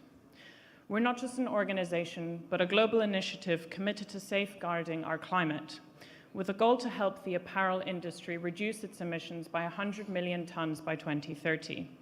To put that into perspective, that's the same amount as powering all of the homes in Australia for 1 year. Today, embraced by a mixture of gratitude and urgency, I address the imperative, the decarbonization of Bangladesh, and specifically the RMG sector. Imagine for a second the garments you are wearing. Each stitch echoes your traditions on the mastery of craftsmanship. Yet there's an invisible thread that they carry, and that is their environmental burden, which grows every day. But the winds are changing. The international community is weaving together tighter frameworks for action, and brands are fast-tracking their green commitments. And with that, they look to you, with their expectation not just being in the quality of your products, but also in your vision for sustainability. So with that, you are not just the backbone of this industry, you are climate champions, you are visionaries for a greener tomorrow. Bangladesh's textile prowess will not just continue to grow and be signified by quality and unmatched affordability, it will also grow in its recognition from your commitment to a net zero future, which we can see from this full room today is definitely present. And why the urgency? We've heard a lot about this today already. Bangladesh is, of course, on the front lines of the climate crisis, and you will all have already experienced the increasing extreme weather events, some of which may have recently already started to impact your industry and your daily operations. But we can rewrite this narrative. But we cannot rewrite this narrative along the same vein that we have been working. We cannot solve our problems in the same ways that we created them. So the spirit of today is, of course, to look to collective action and to re-envision together how businesses and people function in this global system. Let's together build these best practices in a place while we innovate together towards a just transition to a greener RMG sector. Some practical things that we can look at, which again, you will be familiar with and have been spoken to already. Firstly, energy efficiency. So you will be experiencing increased energy prices, and therefore energy efficiency is an easy win. It increases your profitability, reduces your cost, and the Apparel Impact Institute has a lot of experience in this through our Clean by Design program, where we've helped hundreds of facilities reduce their emissions by up to 12% with payback periods of less than a year. And it's not just looking at how we use energy, but of course, how that energy is generated. Bangladesh is a country blessed with a lot of sun, and the opportunity for solar PV is there, of course, for you to leverage as well. But innovation is not just about technology. It is also about people and systems and how we relate to each other and the relationships that we have within this business community, and also outside of it, looking to academia, to government, to other organizations who must all work collectively to find these new solutions. It is with that spirit that the Apparel Impact Institute has launched its $250 million Fashion Climate Fund with the aim to unlock a further $2 billion in blended capital. And our climate solutions portfolio is really trying to deliver on this vision. Through this, we are looking to pinpoint scalable climate solutions and synergizing with financial giants to create a collective action plan. This mission to confront climate change is not just a lone journey. It requires us all to work together. And we must align our strategies to broader goals as well, such as the United Nations Sustainable Development Goals, in particular Goal 17, which calls for effective partnerships. And that is, of course, the spirit in which we are all here today. At the Apparel Impact Institute, we're very excited to announce our collaboration with this event, but also our work in Bangladesh. We recently launched our Clean by Design program here, which my colleague will speak more about later. And a lot of our grant-funded projects from the Climate Solutions portfolio are actually taking place in Bangladesh. So I call on you to find me in any of the coffee breaks or the lunch. I'd be really pleasure to talk to you about our energy efficiency and solar programs that are grant-funded that you can participate in. So the clock ticks, but the mission is achievable, and let the Bangladesh Climate Action Forum mark our united pledge for a brighter, greener future. Let's leave a legacy of collaboration, courage, resilience, and a foresight for the world to follow. Today's initiative is just the beginning, and as we pilot this industry into a greener tomorrow, let us remember that the choices we make today will echo for future generations. And let us remember that it is not just about technology, but it is also about the systems in which we operate. I look forward to discussing with you all on how we can innovate together and decarbonize together. Thank you.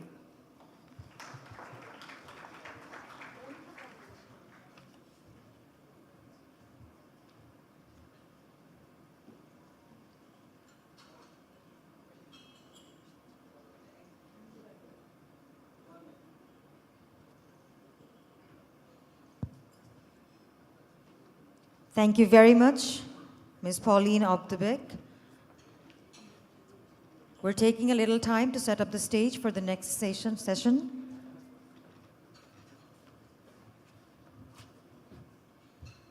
Your patience in this regards will be highly appreciated.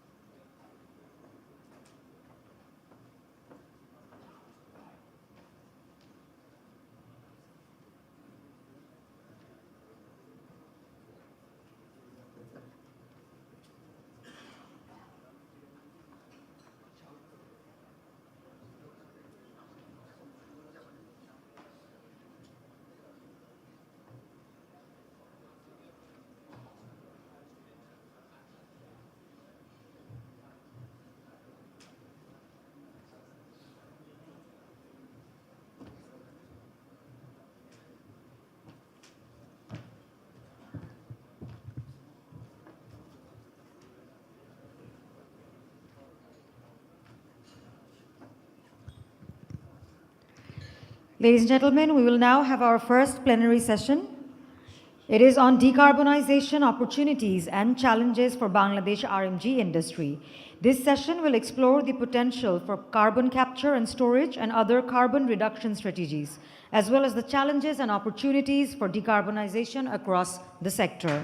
Now I would like to request the moderator to please come up on stage, Ms. Pauline Obdebek, Environmental Portfolio Lead of April Impact Institute. I would also like to request the speakers to please come up on stage. Inamul Haq Khan, Director of BGME and Managing Director of Ananto Companies. Shafiur Rahman, South Asian Operations Head, G-Star Raw. Akila Fernando, Assistant Vice President, Engineering, EPIC Group. Amir Salim, Director, Aurum Sweater Limited and Knit Asia Limited. We also have another speaker, Peter Ford, Program Lead, Climate of H&M Group, who will be joining us online. Can we please have the speakers on stage?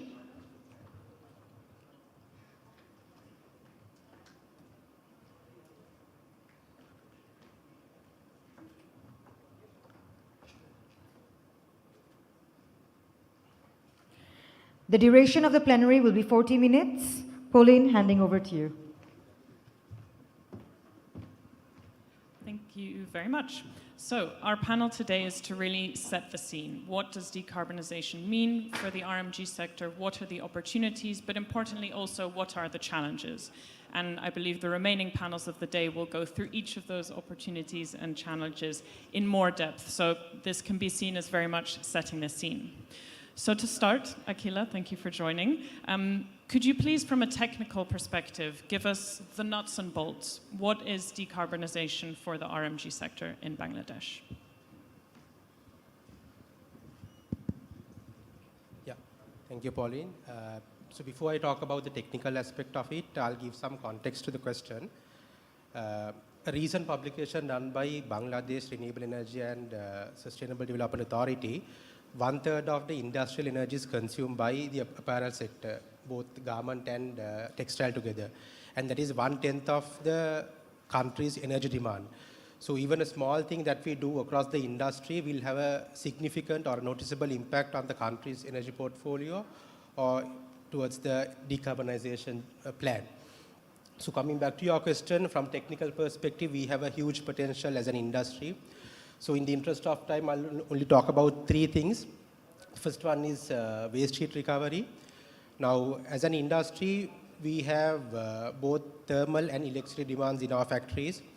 And in Bangladesh, most of the time we are fulfilling our electrical demands using captive power plants. So if we have the captive power plants using, let's say, natural gas, the maximum efficiency that we can go up to about is about 40 to 45%. But if we can have a mechanism to recover the waste heat and utilize to cater your steam demand or your thermal demands, the overall efficiency can go up to about 70%. So for the same amount of energy that we input, we can almost double the output. And the second thing that I want to talk about, it's just an example, the captive power plant I talked about. So if you take about any source that has waste heat like boilers, compressors, dryers, this is applicable. The second thing that I want to talk about here is on energy efficiency improvement, because when we talk about decarbonization, the first thing that comes to our mind is renewable energy. Of course, renewable energy is good, that is our main trump, but we often neglect the power of energy efficiency. If you have seen the greenhouse gas abatement cost curve, which shows the greenhouse gas potential against the greenhouse gas abatement cost, most of the top priority projects are energy efficiency improvement projects. So it shows the potential of energy efficiency has on decarbonizing not just the industry, on a general basis. So we can't reach our decarbonization goals, achieve our decarbonization goals with 30, 40 years old machines. For sure, we have to welcome the new technology and have it has to be a technology-driven approach. So we have to welcome new technologies and have the latest technologies integrated with our operations plan. And the third thing that I want to talk about here is renewable energy. Of course, renewable energy is very important, as everyone else spoke about before this panel. So renewable energy, we occupy a large roof space as an industry in the country, and if we can have rooftop solar, we can be energy independent and can reach our decarbonization goals very quickly.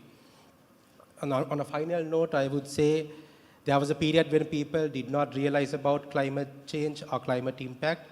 So they knowingly or unknowingly neglected the environmental aspect in manufacturing. And then came to a period where people realized about the energy impact, climate impact, but the solutions, the alternatives were not affordable, like renewable energy and efficiency improvement. They were very expensive. But now we are in an era where we realize the impact of climate change. In fact, we see in front of our eyes, and the alternatives are affordable.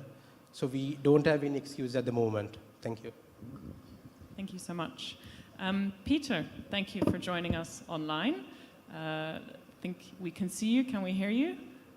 Yes, hello. We can hear you. Great. So H&M has very ambitious and aggressive decarbonization targets, most of which, of course, cover your supply chain. So could you tell us a bit about, from a brand perspective, what those strategies look like, and specifically as it relates to Bangladesh, how do you hope to achieve those targets? Thank you. And just to apologize for everyone that's had to look at my giant face during this panel. I'll be in Dhaka in 2 weeks' time, but couldn't make it for this event, I'm afraid. So yes, decarbonization challenges and strategies for a brand like H&M. It's been a journey, but it's one that we are strongly moving forward on and feel like moving quite fast. I mean, the first key step, obviously, is a line on how do you measure all of your emissions, where your footprint is, and where everything stands. So for us, that was done, as we said, our science-based targets, which commit H&M Group to a 56% cut in absolute emissions by 2030 and a 90% cut by 2040. And again, these are absolute emissions. So once that has been done, you then have to identify where the fuels are that are leading to these emissions, the processes and the fuels. So obviously starting with coal, the important topic on most people's minds, the factory level, also fabric waste and other such things, burning anything that releases such obvious carbon emissions. Strengthening how biomass is sourced and the guidelines around that. Biomass is a viable transition fuel in some markets where other solutions don't exist. So really identifying where those are. And in Bangladesh, there are some important suppliers for whom biomass is a viable option. And then, the focus is increasingly on fossil gas and how do we start to remove that from our supply chains and our factories. So, waste heat recovery is an important efficiency step at the moment, but it is not a long-term solution. And how do we work to ensure long-term solutions are found? And that really does center on electrification. And so that really is where we are pushing efforts and energies globally as a brand. And obviously in Bangladesh that comes with challenges, but also key opportunities. The level of electrification is so low that anything that can be done to improve it brings benefits. So once you've identified the fuels and where that's coming from, then it's time to actually do the hard work. So we're lucky we have a team of in-house engineers, including a team in Bangladesh working with factories to do free audits to identify not just energy efficiency measures that can be implemented today that can bring both real GHG reduction savings, but also in many cases financial savings, but also then in the fuel replacement discussions that need to happen. How can processes be electrified? How can the grid reliability be improved? What storage mechanisms are there that can ensure this?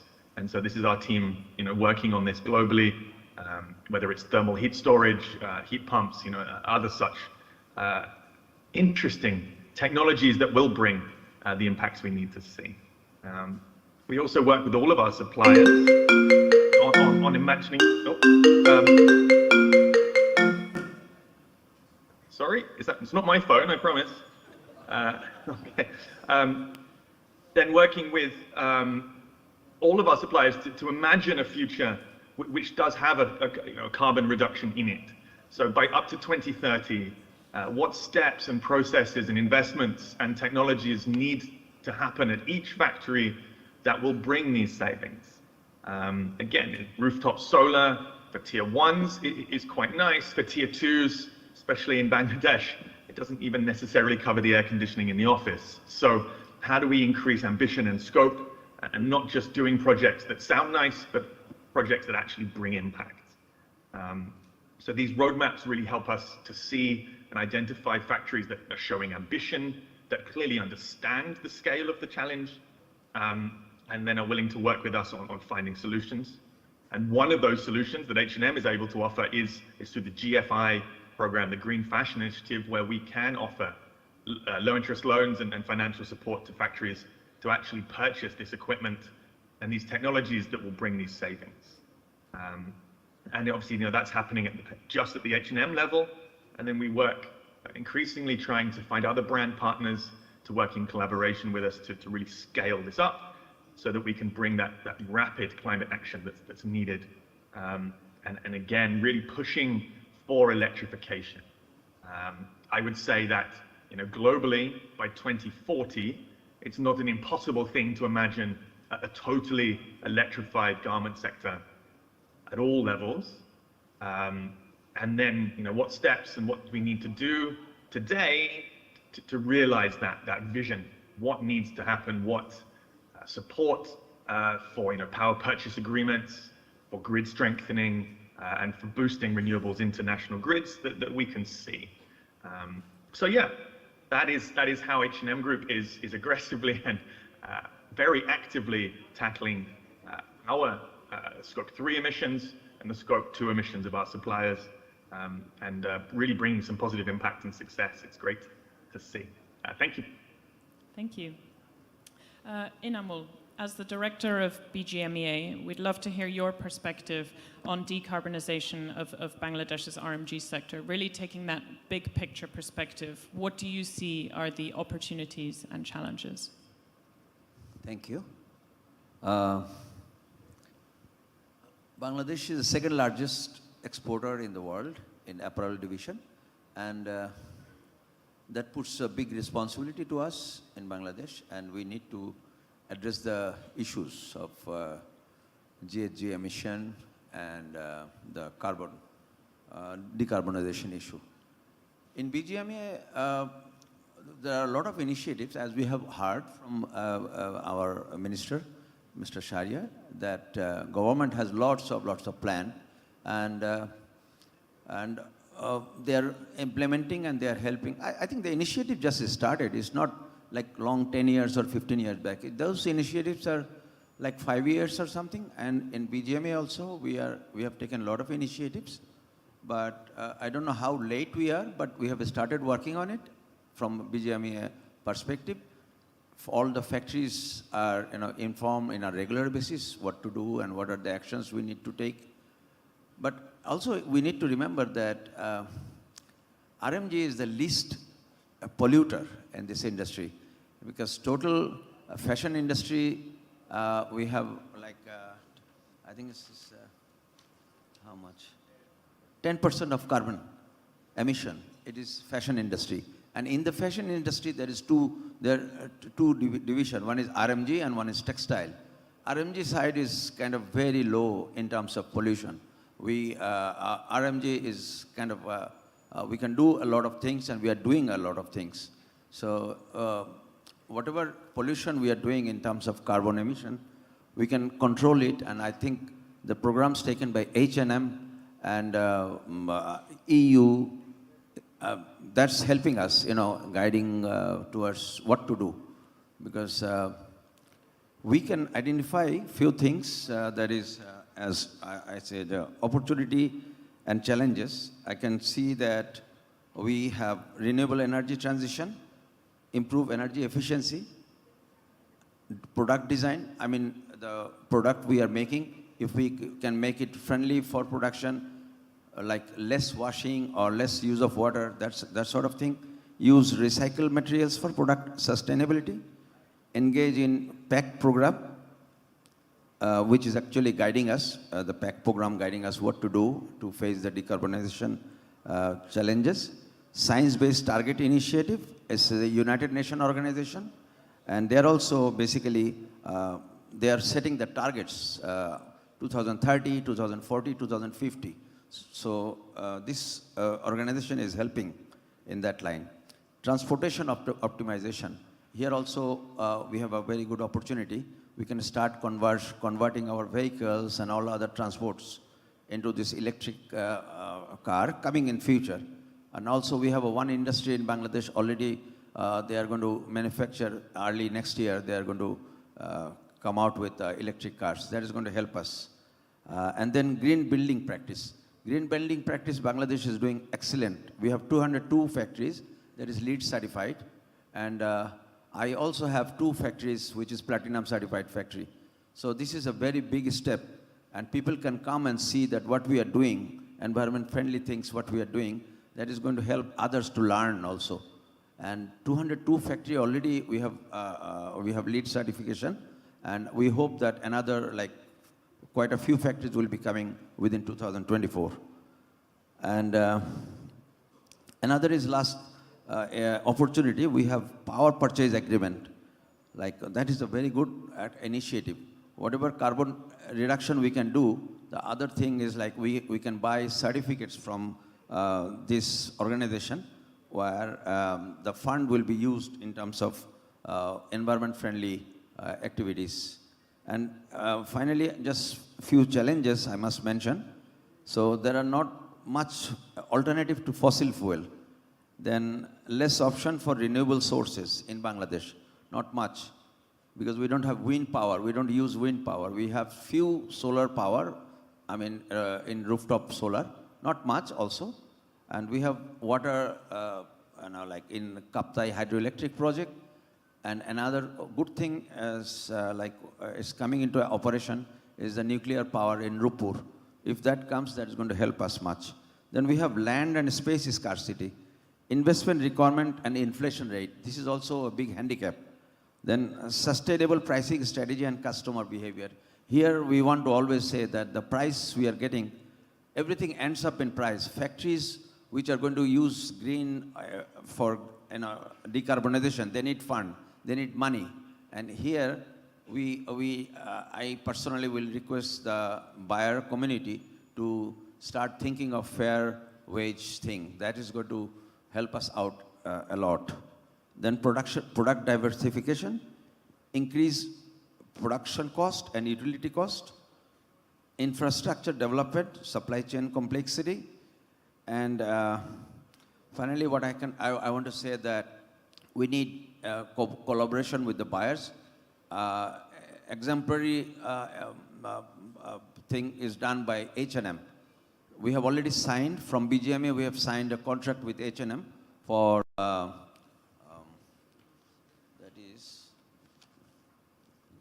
for this cleaner energy and to give us guidance for circularity and clean practices, what we are adopting. So H&M, thanks to H&M, who are actually giving us much help, but I have not seen much response from many other buyers, what we are expecting.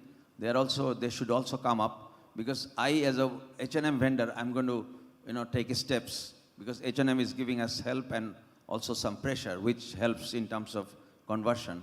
So if other buyers are also coming, and also, all buyers have some vendor base, so that is going to help us much. Thank you. Thank you. So I think we've set the scene now. What are the nuts and bolts, the brand perspective, and an overview of the opportunities and challenges. I'd now really like to dig into the detail. What does this mean in practice? So first from you, Amer, and then from Akila and Inamul as well. Taking it from the big picture into your daily practice, how have you encountered these opportunities and challenges? How are you dealing with them? To give some examples to the audience. Sure. Thanks, Pauline, and good afternoon, ladies and gentlemen. And of course, first, if you ask me as a manufacturer, entrepreneur, businessman from the RMG industry, whenever we are asked to do something for the good of, or make any commitment that is good for the industry or for the country, we are always up for that. I don't see or I don't know anybody who would say no to that, because we have already proven this in our credentials earlier with sustainability, with all the developments that we have done in our fire structural and other safety measures. And when it comes to sustainability in terms of environment, decarbonization, of course, we are very much there. But going forward, I mean, I would like to explain some challenges from my personal experience as you requested. First, I would like to mention that there are three most important things that needs to be addressed. And number one would be definitely access to fund, and of course, access to information of fund. And then number two, if we go, that is going to be scarcity of experts and advisory companies who can help us do that. So it's about the technical know-how. And third, finally, which already Mr. Bablu already informed, that it's about the space. We don't have space. If you look around all over the world, if you go to other manufacturing countries like China, India, or all the other big places, most of the factories are not vertical. But when we come to Bangladesh, we have to go vertical. There's no other way. And when we go vertical, that actually limits us to do a lot of activities that the others would have done. So when we compare Bangladeshi factories with other factories, that's not an apple-to-apple comparison. So first of all, we need to understand that. And then we need to assess ourselves, okay, from where we are, we need to assess whether we are doing it right or not. And so as I said that, yes, since we have these limitations, so I wanted to put up the solar panels on the rooftop. I'm talking about 6-7 years ago. And you know that we have to keep at least 25% space empty. Back in those days, fire license wouldn't have been given if 50% of the capacity wouldn't have been kept empty. So you have very little amount of space on the rooftop, and if you want to do it on the ground, I mean, you don't have so much space, but we need to have the fire assembly area. So then the only other way is go on rooftop and build whatever capacity you have, and then after about 6 or 7 months, when there was a big storm, it just took away, it blew away the whole setup of the solar panels that we installed after spending so much of money. So this is what I'm talking about the technical know-how. The guys who were there, we spent so much money to them, and then they realized. And now I'm sure there are better companies who can offer better services, but it's just an example that we are spending. We are not saying no to that. And also, when there's a next step required, we are again spending, and we are always trying our best whenever there's a necessity. Okay, now let's come down to rainwater harvesting. We talk about 5 to 10% of the factories who have so much space. But if you talk about 90% or more than that of the factories, they don't have so much space. So how can you do rainwater harvesting? Okay, what I do, okay, let's have whatever rain that is there on the rooftop that we're having, let's put a pipe. I mean, very simple things. I was sitting in the factory looking at the rain and realized where is the water going. Okay, then we put a pipe and trying to see, okay, let's build a tank and store that water. Very simple initiatives, but then again, the space is not there. Not everybody can afford it. It is very expensive, and when somebody has a land, entrepreneur will first think how to increase the productivity, how to increase the production, not of sustainability, obviously. And of course, and when sustainability matters, definitely, we would definitely get into that. And now coming to the what practices we are also doing, like, for boiler, when we are sending the steam for the iron or the washing, then it comes back and it gets condensed and it turns to hot water, warm water, that we use in the tank for the boiler. But then again, we are actually making sure that we don't have to feed, cold water and then warm it, or, we are not using fossil fuel. So these are many activities, initiatives that we have taken, and we have done these things not for the sake of sustainability only, for the sake of our own survival. Because if you see, before 21, the electricity bill was per unit was 8.53 taka. And then it had a 10% increase, then it has a 4%, then another 8%. Now in 2023, March, it is now 12.53. So from 21 to 23, the increase has been 44%. So we are all the time looking for how to reduce carbon emission. And decarbonization is, of course, definitely an important part of the sustainability. But as the minister said, that's only 0.2% that Bangladesh is emitting. And if you divide it with 180 million people, then per capita expenditure of decarbonization is even better. I think it will probably the best in the world. And even after that, we are relentlessly trying to do our best and improve on that. So that says it all about the RMG industry.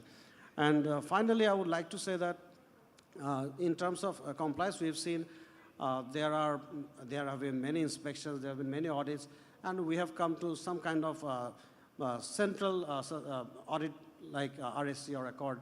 Maybe for sustainability here, we can also think of something else, like we are doing PACT, and then for Inditex, there is the clean water care. Our grading is also excellent. So why not include them together and make a decarbonization point that we can use it for monetary gain or something else, or something resourceful, and that will actually help us be more aware. Because otherwise, only the 10% of the factories will keep on spending and becoming more sustainable, but the 90% of the factories probably will be left out. Sorry, maybe I've taken too much of time, but thank you so much. Thank you. Akila, maybe another example from you. Yeah, so opportunities, we have a lot. So in my previous speech also, I mentioned that energy efficiency improvement has a vast opportunity for us as an industry. A good example is in February, at Epic, we invested about $700,000 in efficiency improvement with projects for projects less than 1 year payback. So, so there are enough opportunity, and if we talk about challenges, yes, we definitely have challenges for anything that we do. Funding is a big challenge that we have, but I'm not going to talk about funding because there's a separate forum for that. But collaboration is very important, because sustainability is something that we shouldn't be competing with each other. It is something that we need collaboration. So when we, for an example, we do a lot of projects, but there's no way we can replicate the same thing across the industry, because there's no cross collaboration within the industry, between the companies. We still compete with each other in terms of what we do. But that is something that we have to work on, and at the same time, when we talk about collaboration, there's no proper definition for collaboration.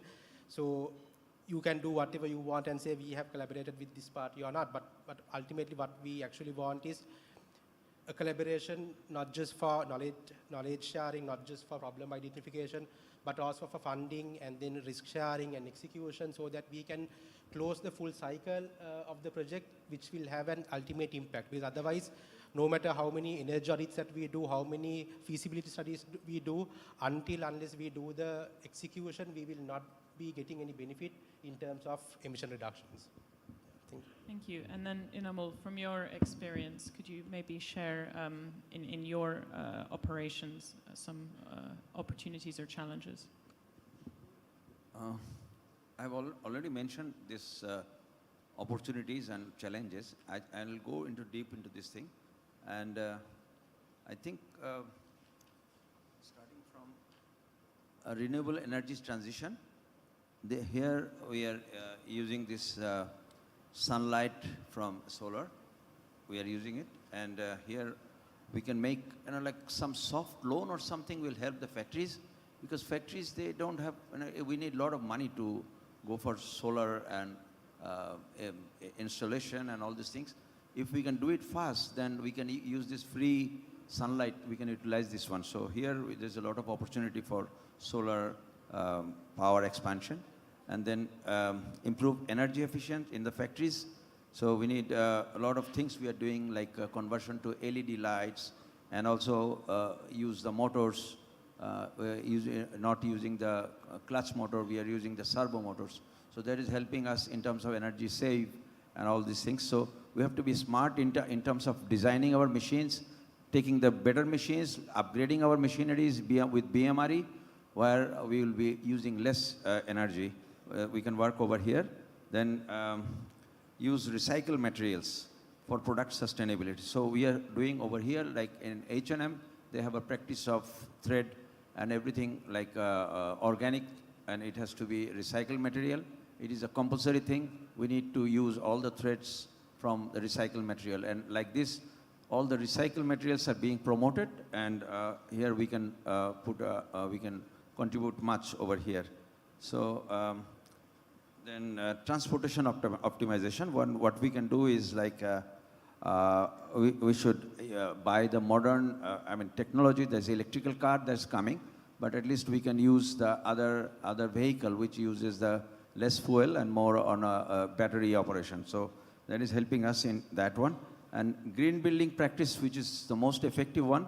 So if a building is LEED certified or green building, that is lots of initiatives are there, starting from rooftop rainwater harvesting, rooftop solars, and other machineries, even in the taps in the toilets, that's going to use less water. So if the factory is green, so lots of problems or challenges is solved automatically. So what we should do in terms of we should help the factories with some funds so that they can convert their factory into LEED certification, which is going to automatically help the factories to do lots of things in a single go. And that is a very good proposal for building, because I have seen in my 2 factories, which is platinum category, I've seen those factories are running very efficiently. And in terms of energy consumption, those 2 factories, I can compare because I have other 3 factories. So I can compare with that 3 versus this one. This one is very, very efficient factory. So to convert the factory to green, LEED certified, that is going to help us out in a greater perspective. So there's another one is this purchase carbon offsets. It's a new concept.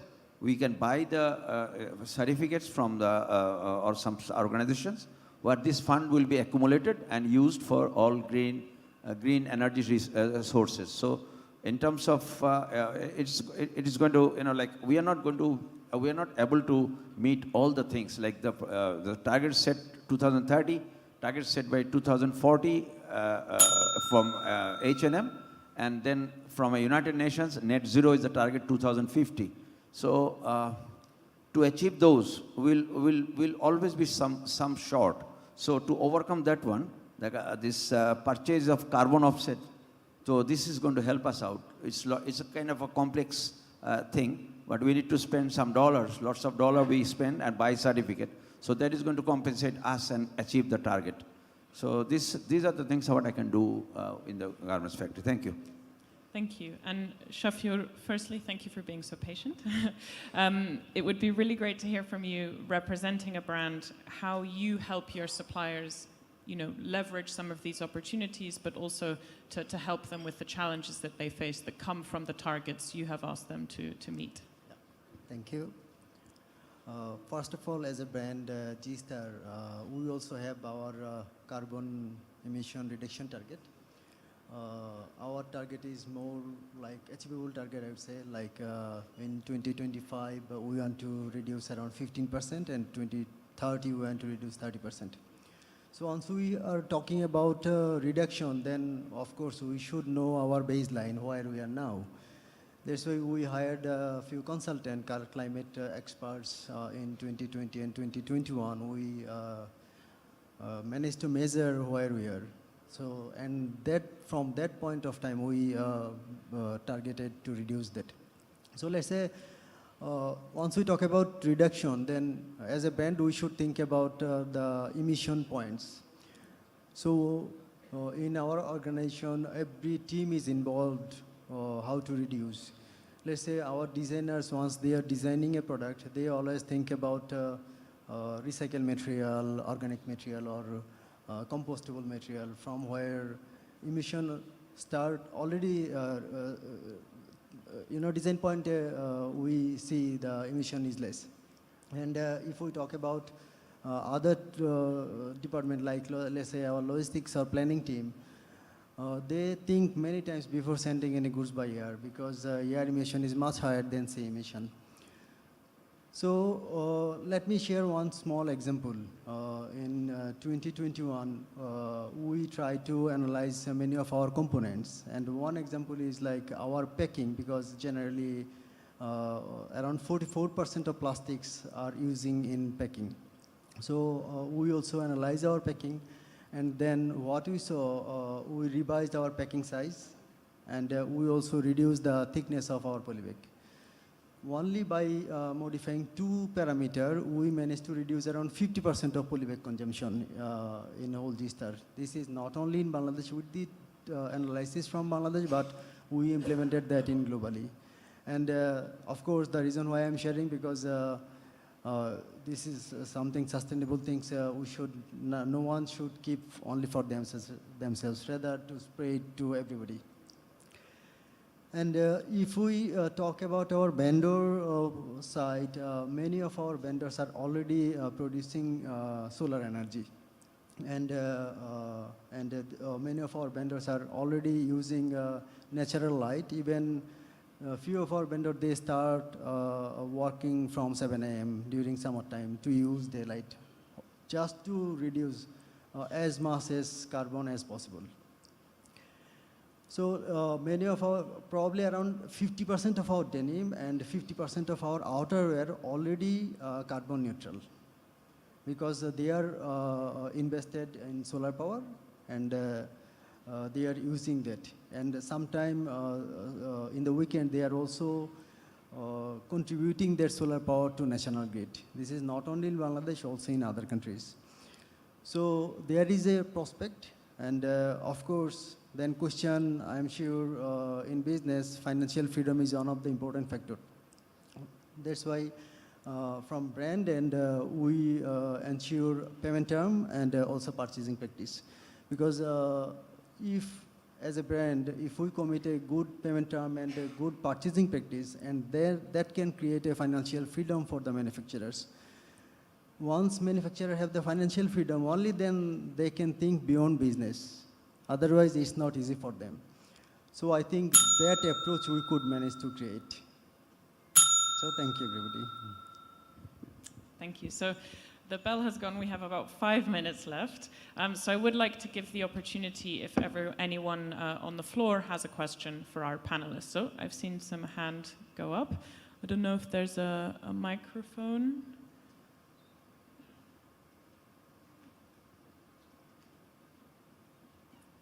Or you can speak very loudly.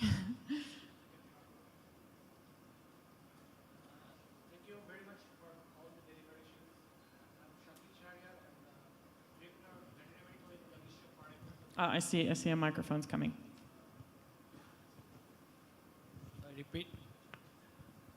I thank you everyone for your deliberations, also for the analysis based on the sustainable apparel sectors. I'm Shakil Shahryar. I am the Director Latin America Wing of the Ministry of Foreign Affairs. So I had the opportunity to serve in Copenhagen as one of my assignments, and where I had the opportunity also to visit Copenhagen International School, which is of its kind in terms of its sustainable buildings and using the green technologies. So while we are talking about the space limitation for the solar panels, so in Copenhagen International School, I have seen that they have used the vertical solar panels placed on the side walls with some inclination to grab the sunlight.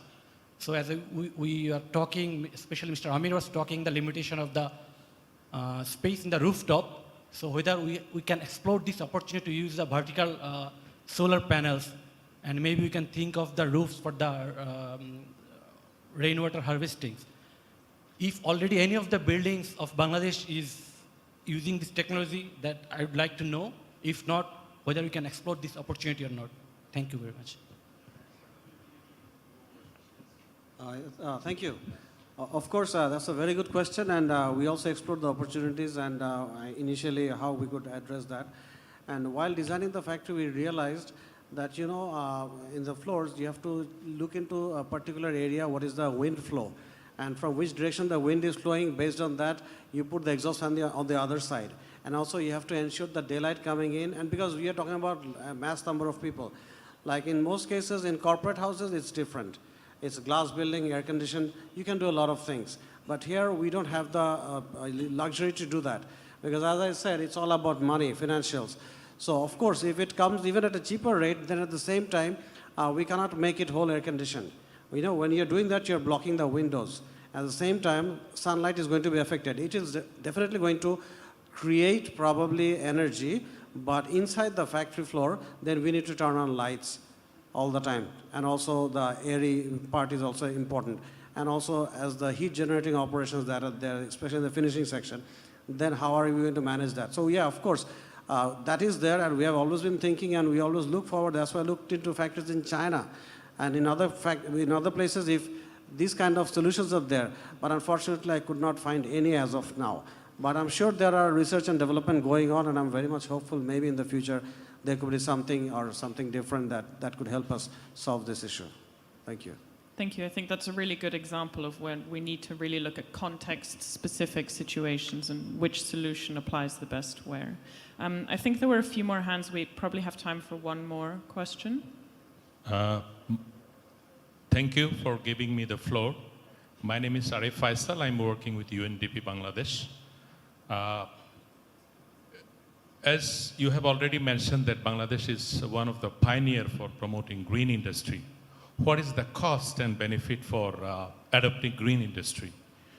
Second thing is that you have limited options for promoting solar, but we have conducted a study and find out that particularly for promoting rooftop solar, there is a potential for promoting rooftop solar.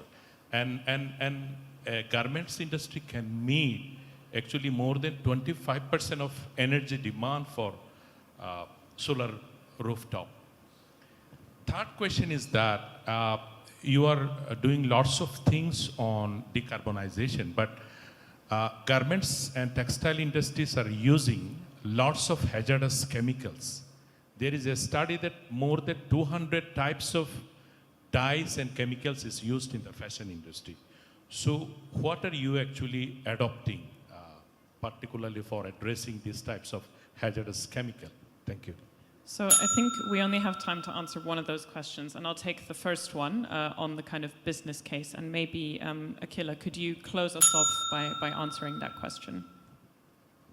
So if you look at the business case, definitely, as I explained with an example, Epic invested about $700,000 in February this year, and we are getting a less than 1 year payback for the project. So it's definitely we have a good return on investment if we are looking at efficiency improvement.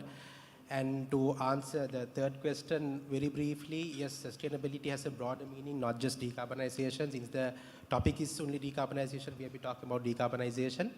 But definitely with the organizations have their goals to limit or eliminate the use of hazardous chemicals in the operations, and also to have their ETPs, design ETPs in a way that they do not discharge any hazardous chemicals to the environment. So definitely it's on the cards.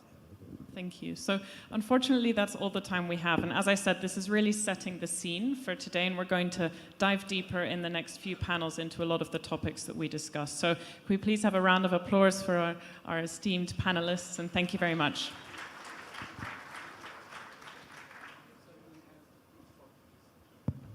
Thank you very much. Requesting you to stay back on stage and stand up for a group photograph.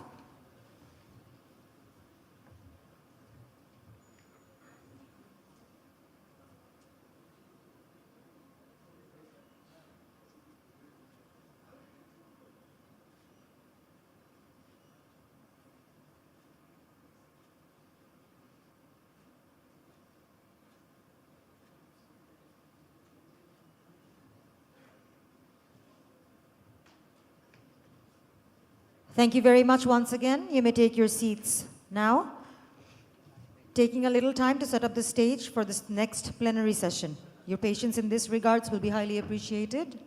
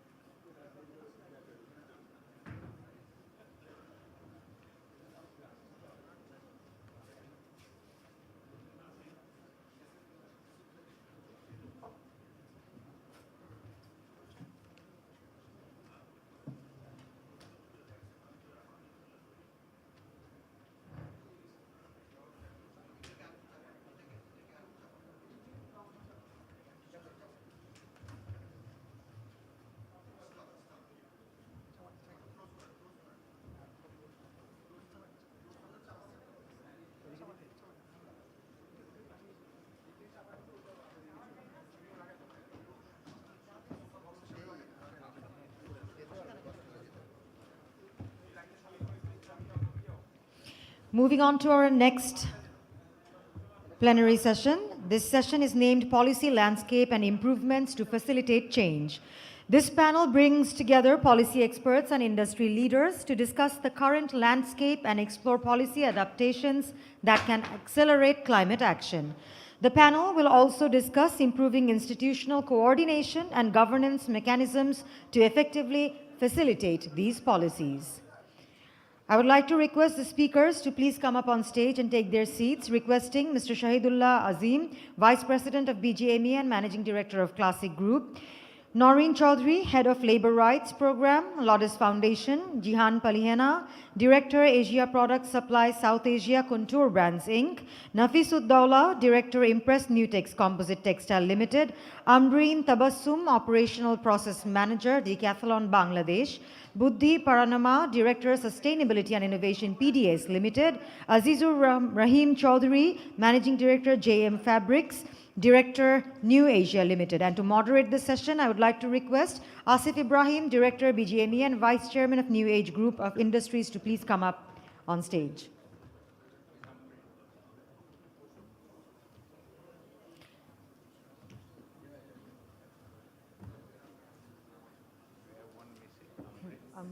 Requesting Ms. Ambreen Tabassum, Operational Process Manager, Decathlon Bangladesh Limited, to please come up on stage. Mr. Asif, handing it over to you now. Thank you very much to this session, which is basically to talk about the policies.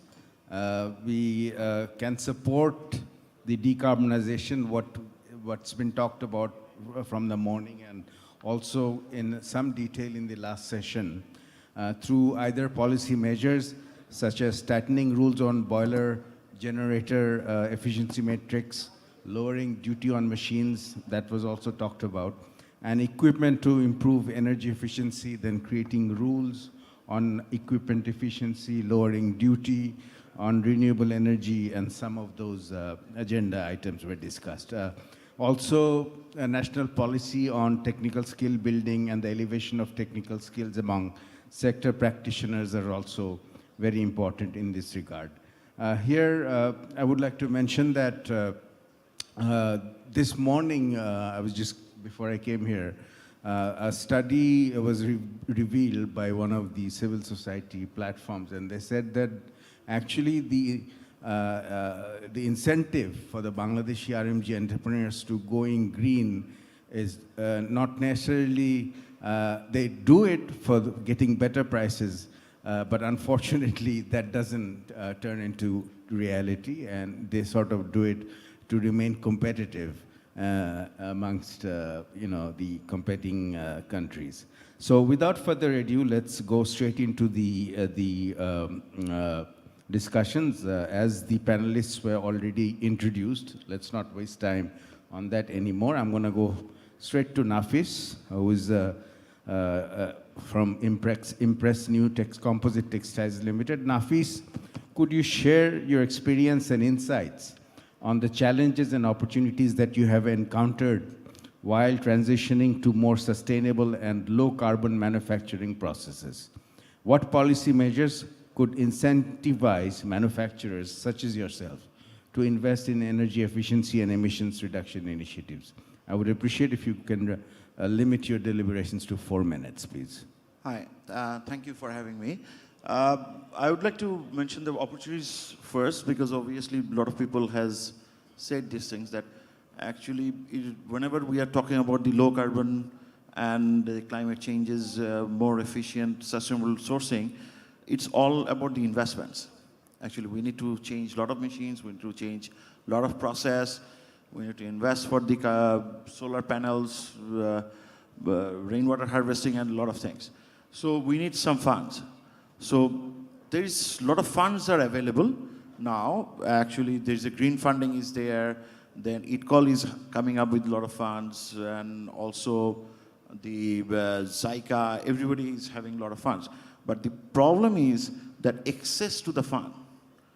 Because whoever's sitting here, actually I think like Epic or Ananto or everybody, they have a easy access to the fund. But they are like only 10% of our manufacturing numbers, in numbers actually. I'm not talking about the value. So in numbers, only 10%. So what about all the SMEs?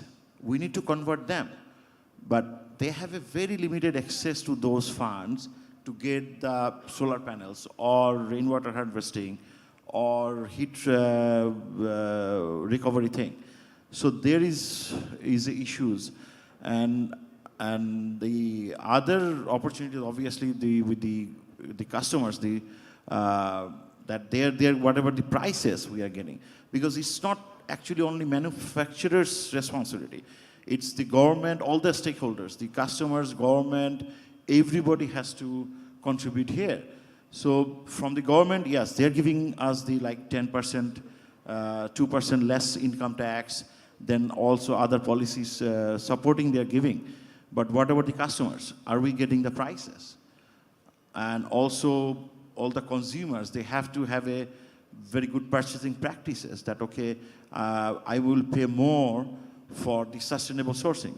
We are not doing it because all the customers is striving for the low prices policy. So there actually, I think that we need to have a big changes over there to make us actually, we are more sustainable every day. Like everybody's talking about how many green building we have, but you will be amazed that more 500 factories on the line. So it's a huge contribution we are doing as a more vulnerable, most vulnerable country in the climate thing, that we are the most leading country to strive in the more sustainable sourcing. So that's the thing actually we're saying that, okay, that more challenges are there, We are really keen to convert ourselves. Last time, Amer, Mr. Enamul, and also the EPIC guy, they said that what are the changes we are doing. So we are coming up. But whether we can sustain with these things, that is a question in future. Thank you. Thank you, Nafis. I'm going to go to Gihan Palihena now of Contour Brands. Gihan, you've just heard perspective of a manufacturer. As a brand who's buying from Bangladesh, what do you see are the key policy areas that has to evolve in Bangladesh to support the climate action from the perspective of your company? And how can international brands such as yourselves collaborate with manufacturers and national policymakers in Bangladesh to create a conducive policy environment that supports sustainable practices and decarbonization in the industry? 4 minutes, if you may, please. Yeah, thank you. So I think the first question about the areas and the policies in Bangladesh which could support decarbonization, like I have brought it down to like 4 points which I thought about. Renewable energy transition is one of the main things that Bangladesh can think about, and then develop policy and framework to promote installation of solar power and renewable energy in we have industrial zones. So we could allocate, if we can allocate space in industrial zones, plus I think we talked about rooftops. Then I think one gentleman suggested about his observation and experience in another country, having vertical. So there are many measures that we could think and bring it to a policy, right? Bring it to a policy so that it regulates as a need to operate and so be efficient in that way. Green building standards, I think Bangladesh is leading, but I think there are many other factories. I think the popular groups, they have invested a lot. There is a good movement on the green factories, but then there again, I think there is, if you make it a policy, that becomes different. If you make it a policy, like that becomes different. Waste water management and recycling. So when I talk about wastewater, management, right now, yes, we are talking about the industry. But I think industry, we can look at investing and also bringing a policy to manage waste, having better ETPs and all that. There is another aspect of, I have thought, so we as individuals as well, right? We are talking, why we are talking is it's because of pollution, right? It's affecting the environment, it's affecting our resources, the scarcity of resources and all that. As individual also, I think each and every one of us could behave in a different way. Like, example, like, at home, how do we look at reducing water, right? I think most of the time when we wash our face, brush our teeth, probably we may be keeping the tap on. That's again, wasting water.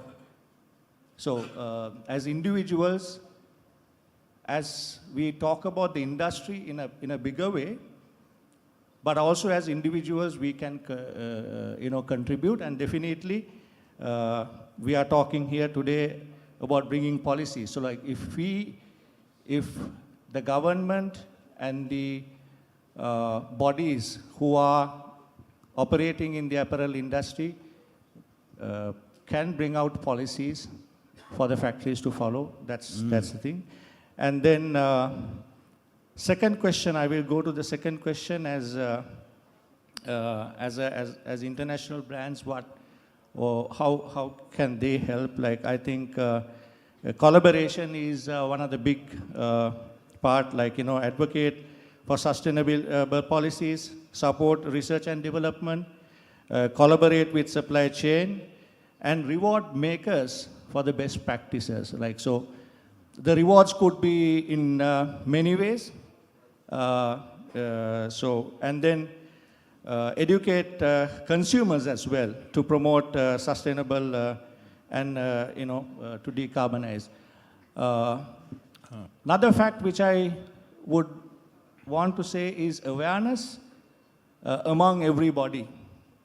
Awareness among everybody, like, simple things that, okay, as a whole we can look at as an industry, but as individuals, again, I can say, since we are talking about its pollution, awareness among every factory, everywhere, like, in the industry, like, if we have awareness programs, I think that's making accountable everybody. Thank you, Gihan. You've covered quite broadly. I'm gonna, when we summarize it, I'm gonna mention some of the key points that you talked about. I'm gonna now go to Noreen Chaudhary of Loudis Foundation. I hope I pronounced it correctly. What are the policy frameworks and institutional coordination that can ensure decarbonization promotes just transition for workers through job security and reskilling? That's the first question. And the second is, I guess you'll get 2 minutes for that. And collaboration among stakeholders, including workers, is essential for achieving climate resilience. And how does your foundation encourage multi-stakeholder engagement to foster dialogue and collective action on climate issues in the Bangladesh RMG industry? 2 minutes each. Noreen, please. Oh God, I only get 2 minutes. Okay. No, this is, first of all, thank you for the opportunity. It's great to be on this panel and bringing in the voices from the private sector, because I think that's the connective tissue that holds the key to solving some of these problems. In terms of context, I represent a philanthropic organization. In simple words, we are a grant-giving organization, and it gives us the flexibility to have a higher risk appetite than lots of traditional funders. So that's the good news. And I think it's fun to be on a panel and be moderated by Asif Bhai. This is my third time, but with Asif Bhai as a moderator, so it's always fun.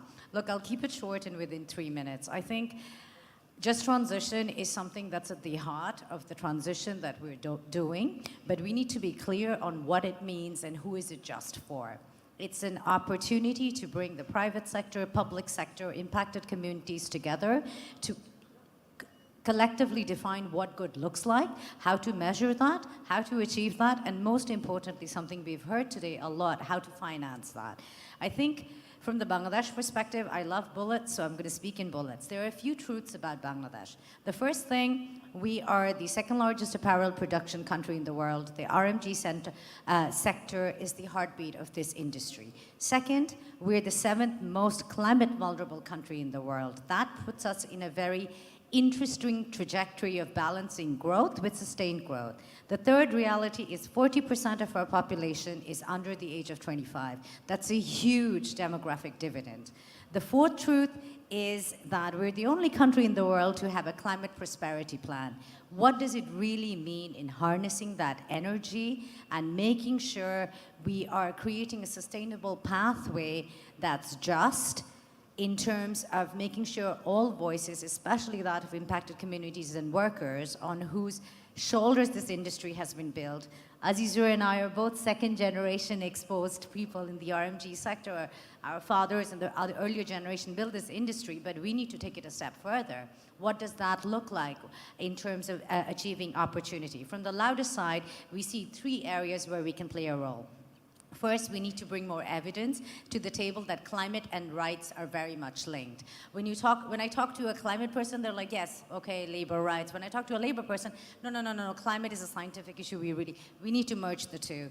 Many a times we see institutions, funders, implementation actors kind of having 2 separate divisions, one social, one's environmental. No, Bangladesh is the place that shows the impact of how climate and rights come together. The second piece, we need to equip workers and suppliers to both understand this threat and become real agents of change. I'll do a little bit of self-promotion here. We recently supported Cornell's Global Labor Institute to do a study on what does rising heat and climate flood level look like in major apparel production countries, including Bangladesh. We're looking at a risk of $65 billion worth of assets and opportunities lost due to rising heat and flood impacts in major apparel sourcing in countries. But the $65 billion is not just a risk, it's an opportunity. And that's where we can unleash on creating green jobs and what that looks like. Bridgespan did a study that in Asia alone, there is an opportunity of $4 trillion of green jobs available. How can we socialize those opportunities? What does it look like? And how can we create those investments? And lastly, we need to make sure, and this is kind of critical, that the rules of the system, both at national and global policies, and how they will impact Bangladesh. There is a plethora of changes that are happening in the global level. We have the OECD sector-specific guidelines, mandatory human rights due diligence, corporate sustainability due diligence directive. This marries environmental and social responsibility. But what does it look like in reality? We have to bring in supplier voices, worker voices, brand voices, and public sector voices. Thank you. Very interesting, and thank you for keeping the time limit. Once again, you brought in some very important agenda items, specifically about involving all the stakeholders and linking them with the international, scenario, what's going on. Of course, when you talk about LDC graduation, you talk about EBA, and with the current political landscape, it's a hot topic, and many others. Anyway, let's not delve into such issues. Buddhi, Bangladesh is rapidly emerging as a key player in the global textile and apparel industry. What are the key policy priorities you see Bangladesh should be looking at, both from a climate action perspective and innovation perspective? Yeah, Thank you very much for the question, and thank you for having me as well. So I'll also try to break it down into a few key points.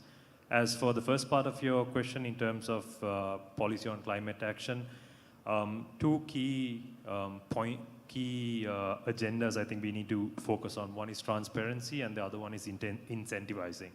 I'll dive a little deeper into that. So what do I mean by transparency? So everyone touched on the whole point of the LEED certified buildings, 200 plus buildings in the country. Back when this race started, I would say that was done based on pure necessity and to be relevant, right? So we have achieved such an amazing achievement in Bangladesh. Now we need to look at how that gets incentivized for the future. When I say transparency, I mean reporting. So LEAD is a good example for that, but also someone mentioned earlier about SPTIs. There's 12 companies at the moment on SPTIs from Bangladesh as a whole, and I believe only 10 of them are RMG. This is again reporting. Now, the companies are already willingly doing this, and if the policy is set in place that reporting is a requirement or reporting is incentivized, more companies will step up to do it because they already have the data. They already are doing certain steps in reporting. So that will set a precedent of how do we tell everyone what great things we are doing and how much that is positively impacting the environment. So that is on transparency, creating that transparency. And then you go into incentivizing. Funding was a topic that was mentioned quite a lot. And obviously, the biggest concern or challenge with funding is disbursement of funds. How do you disperse funds in a systematic way? So this reporting can then direct you towards that disbursement of funds in a systematic way. If the reporting is validated, if the reporting is of a certain standard, then you understand who is doing what, and then how do you incentivize them to do further. So that's on how you take transparency and then you move it to incentivizing. So that's, I believe, key policy that we can look towards improving or implementing in terms of policy around innovation, sustainability and climate action. As far as innovation policy goes or innovation tasks goes, I think the key is localization. Localizing innovation is critical because there is so much that can be done in a local context. One such example I want to take is recycling. I know we spoke about that a lot as well. A few decades ago, Bangladesh saw the opportunity to become a leader in the apparel industry, and today we have achieved that to be the second largest RMG sector in the world. So now there is a demand for how do we make this industry more environmentally friendly, and recycling is at the top of that agenda. So then bringing recycling into the ecosystem of the RMG sector. And how do you promote that recycling is an example of localized innovation. Similarly, biogas is something that was, or natural gas is something that is being spoken about, and how we implement that in a larger scale. You have alternatives like CBG, compressed biogas, that can be, again, because it's localized innovation that you can look at, because it's regional, and you see that happening in regions in this region. So these are the things I believe that would help with localized innovation as well as overall policy in promoting climate action. Thank you. Thank you very much. Ambreen from Decathlon, Bangladesh. You are part of the UN Fashion Charter for Climate Action, and Decathlon also is involved in the Bangladesh Policy Roundtable. What are the key priorities the Roundtable has identified, and what do you think must happen to enable the implementation? 4 minutes. When it goes to 14, you stop. Thank you so much for giving me the floor. So hello, everybody. I really feel good to be here because it's the first time this is happening, and so much like-minded people over here, and everyone is talking about climate, which really makes me very passionate about the topic. To answer the question specifically, from UNFCCC, I will just say that it's a multi-stakeholder initiative. It's an initiative who actually ensures the transitional plans of a factory, the trajectories of the factory, the commitments of the factory are met or not on a public manner by doing surveys with the help of CDP, that is Carbon Disclosure Project. So that is going on UNFCCC. In the low carbon manufacturing group, as a part from Bangladesh, we have a group where we actually talk about what kind of policy transitional plans we can bring. So from that part also, I'll be adding some points. So I'll just talk about what are the things that Decathlon firstly is doing in terms of climate change. For meeting the requirements of local pollution that we say, for example, of factories located in a place what kind of local pollution that factory is actually creating in terms of soil pollution, water pollution, or air pollution. For that, we are doing assessments, and our assessments are done internally. For example, I'm also myself an assessor where I visit my factories and I do the assessments for the brand purpose. But this is to ensure that actually we are producing in a place where the local pollution is being not happened. For chemical exposures, we are also onboarding our factories to come and be enlisted in the ZDAC so that we actually emit zero discharge of chemicals in the soil, because every chemical is hazardous. At the same time, Decathlon is also a signatory of SBTi, so we do have a trajectory for our scope 1, 2, and 3 emissions, and we also are doing the internal SBTi with all of our factories in Bangladesh, and we are following the trajectories each year. Are they actually meeting that CO2 emission that they are supposed to in order to meet the 1.5 degrees Celsius threshold? Interestingly, one of the best practices that we have today, and I'm very proud of it, that is about climate risk. So we are educating all our collaborators to understand the why part, that why do we need climate change actions. And I remember Vidura giving the presentation at the beginning of our whole the ceremony today. We all have to think in that perspective that the house is on fire.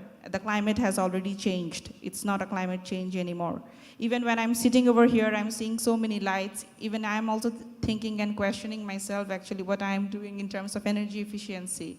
So this is a time where it is actually, we have to act now. It's already too late. Maybe the generation where we belong, we are privileged, but the next generations will be the one who will be going under the impacts and everything.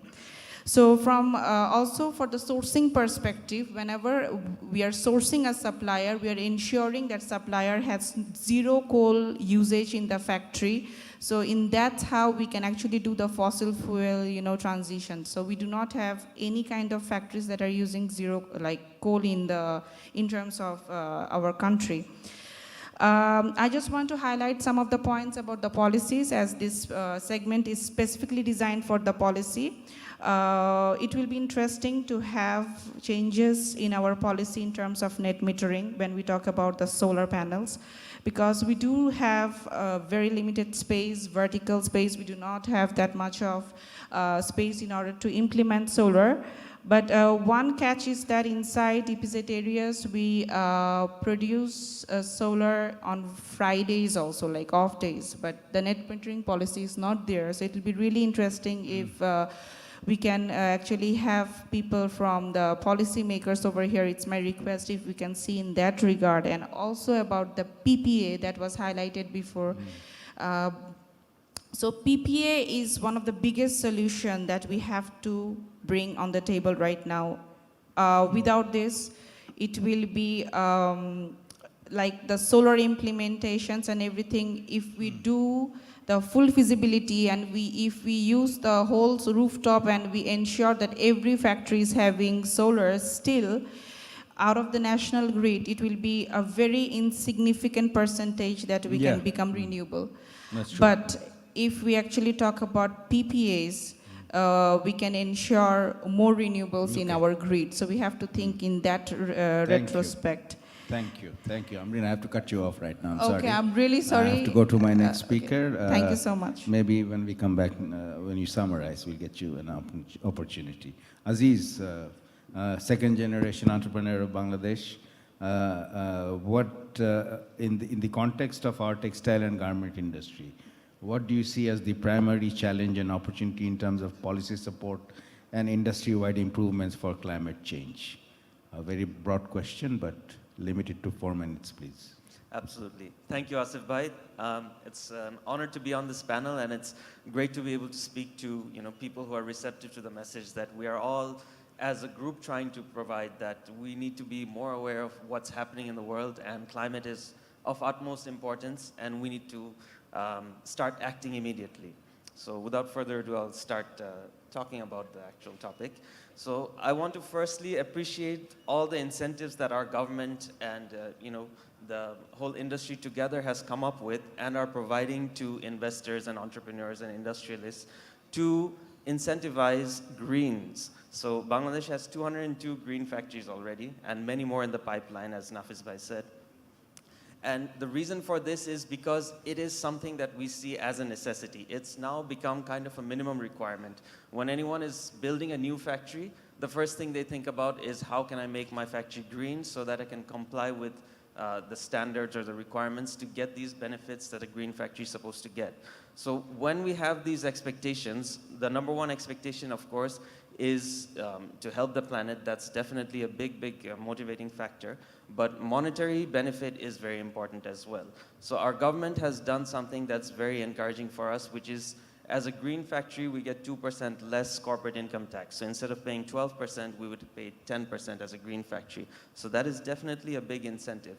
But in order to establish a green factory, there is a lot of investment that goes in, which is not usually recognized by a lot of our customers. They take that Bangladesh is a place where they have 202 green factories. I can pick and choose which one I want to place my order at, and this is my price. If you can meet this price, you'll get the order. If you don't meet this price, there's another green factory standing by to meet this. So this sort of mentality is putting us as entrepreneurs at a disadvantage because we do have to spend a lot more money in terms of investment when we make a green factory, but then we don't get the return of that from the ultimate customer. So that's something that we are handicapped with. However, the government incentives, etc., these are very interesting for us. And low-cost loans, for example, there's the Green Transformation Fund, GTF, and then the Technological Development Fund, TDF. These are 5% interest-bearing loans, which is very difficult to get in Bangladesh and in the world in this climate. So these are definitely advantages when you're investing for green that we're getting. There are a few challenges on top of that as well. There's a lot of existing factories. Bangladesh, the garment industry is, 45, 50 years old now almost. And we have a lot of factories that have been existing for a long time who are willing to change or upgrade themselves into a green factory. So they do want to invest. We do want to invest and make our old factories green. But there's a big bottleneck. And one of them is that a lot of our energy goes towards, because this panel is about policy making, I'll just focus a little bit on that. A lot of it goes on other policies which are not business friendly, that hinder us or take our efforts towards those instead of focusing on green and investing in green. For example, there's a lot of people from the government here as well. I would like to ask the audience a quick question. Does anybody know how many licenses we need to renew annually? If I could get an answer from a government person, just an idea, how many licenses we renew annually every year? Okay, because of time, I'll say it myself. It's 23 licenses that we need to renew. 23 licenses from 23 different organizations with each having 10, 15 people who have to sign off on that application. So as an investor, as someone who's planning about my factory, my concentration goes towards getting those 23 licenses renewed so I can continue with my regular business. I would request the government, please give us a one-stop solution. Give us a submission date and a date when we can collect the approval after 1 month, after 2 months, after 1 week, whatever it may be. So we know it's given for approval, we will get it back after the approval comes through. Then another thing, we're all talking about solar power, but solar is not just the solar panels, it's a package. So along with the panels, we have inverters. We pay 37% duty on inverters. Mm-hmm. So how is that encouraging solar power when we have to pay 37% on inverters? And there's one way to get around it, that is to package everything together. But the people who make the solar panel aren't the ones who make the inverter. So we have to buy them from two different places, and we end up paying duties on them. Thank you. I think you summarized it pretty well. One more very quick point, Asif Bhai, if you allow me. Rajuk has recently taken over a lot more of area than they used to because Rajuk was Dhaka-centric. So previously, the Union Parishad approvals that we had for our buildings, including yours in Ashulia, is now under Rajuk. So now we have to meet all the Rajuk requirements, which weren't taken into consideration when we built the building. So we are all stuck in a limbo. Sorry about taking time. Thank you. If you want to talk about policy reforms, I can talk for hours, because this is my personal agenda that I've been fighting for the last 15 years. And I set up BUILD, Business Initiative Leading Development, 12 years ago to fight all these policy agendas. Thank you very much. Now to Shahidul Azim. Mr. Shahidul Azim is the Vice President of BGMEA. and from Classic Group. But before I go to him, I would like to refute what has been said, with all due respect, by Salimul Haq Bhai, regarding the industry mistreating the workers and not paying wages. I think probably he's talking about an industry that was 30 years ago. Bangladesh RMG industry is the key driver of the economy, second largest exporter in the world. And when it comes to issues of circularity, sustainability, we lead from the front. We are not backbenchers. So with all due respect, that's my comment to Salimul Haq Bhai. Azim Bhai, BGMA plays a crucial role in advocating for policy changes and improvements in the RMG sector. Can you share some recent policy initiatives on advocacy efforts undertaken by BGMA towards climate change? That's the first question. Second one is, looking ahead, what is the vision of BGMA regarding the future of our industry in terms of climate actions? Thank you, Asif Bhai. Thanks, my colleagues, panelists. BGMA is the apex body of the apparel manufacturing, has been continuously advocating for the sustainable apparel manufacturing. As a result, Aziz was telling, he's enjoying 2% less taxes. The government offering 2% less taxes for the green factories. This is a result of our advocacy, I have to tell it. And Bangladesh right now, considered as model of green manufacturing hub, and we already have crossed 200 green factories in the meantime. We are also working with PACT since 2012, for Partnership for Cleaner Textile, which made a significant positive impact in terms of water saving, energy, and chemical savings. Also, we have a vision by 2030, sustainable vision for GHG emission of to 30%, groundwater usage of 50%, and ZDSC, zero discharge of hazardous chemicals. So for which we are all working to make our climate environment friendly. We are also working for that circularity, that is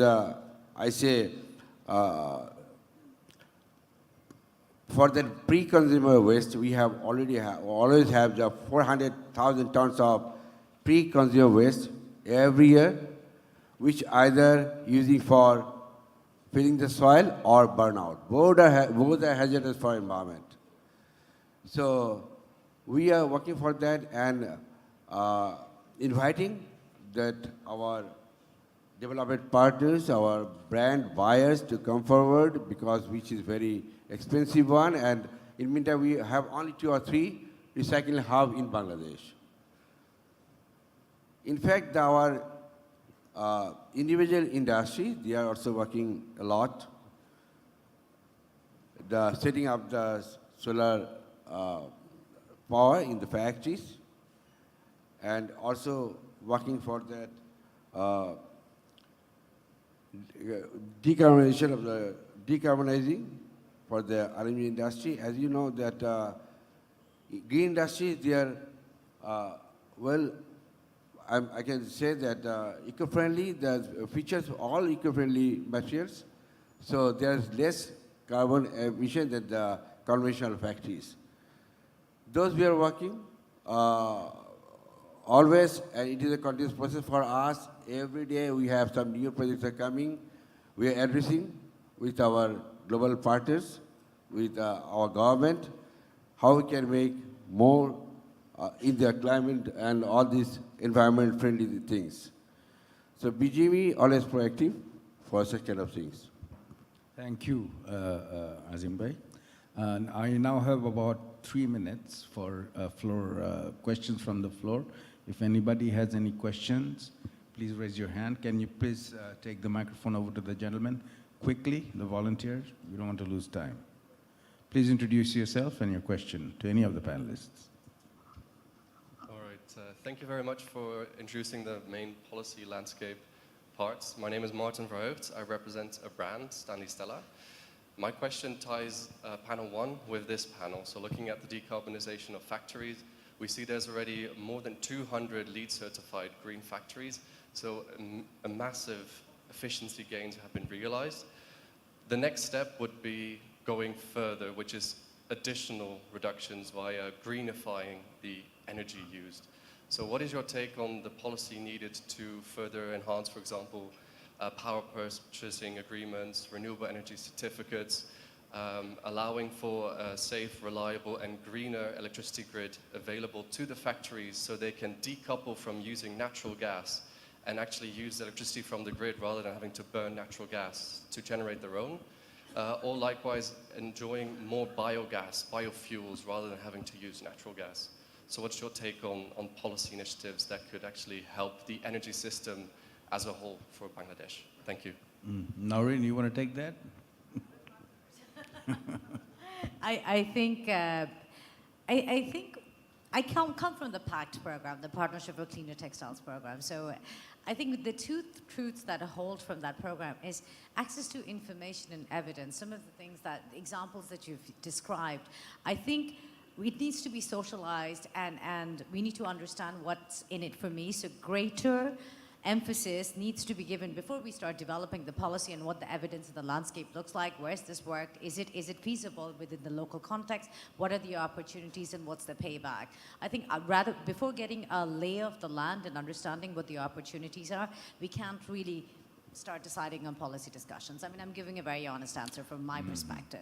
Also, the government has got specific policies for the future energy generation of the country, and there is a transition for shifting from specific areas like Ashulia, Ghazipur into special economic zones. So when we go into those special economic zones, it is the time to come up with such policies that would encourage more greening. And you bring in the topic of the green electricity and the production and avoidance of fossil resources. I think those can be part of the policy discourse going forward, and it is the right time. So it's a very timely initiative. Thank you all very much, distinguished panelists. It's been a learning lesson for me, and I'm sure for the audience. And thanks to the organizers for this brilliant session. Thank you very much. Thank you to our esteemed moderator. Thank you very much. Requesting everyone on stage to stand up and pose for a group photograph.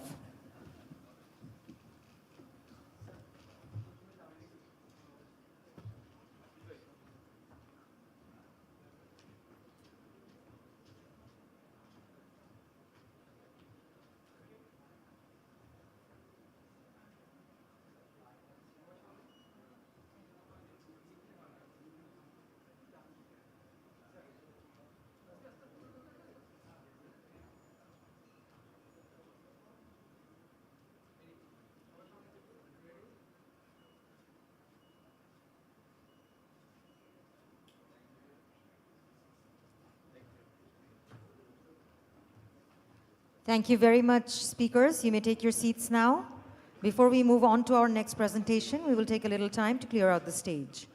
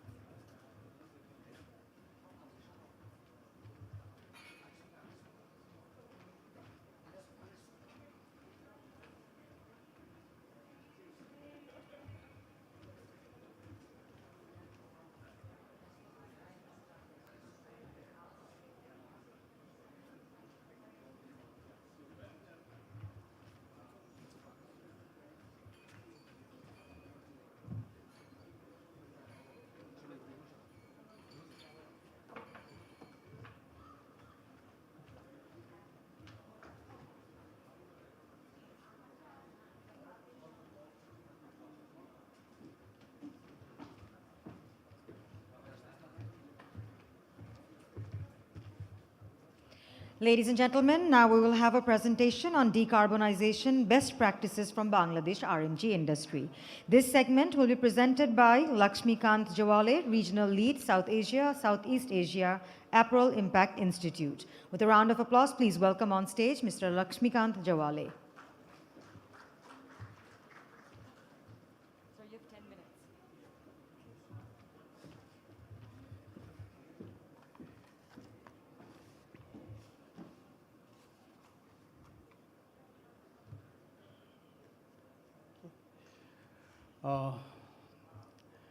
Good afternoon all. It's hard time for me to hold you back because it's already a lunch time.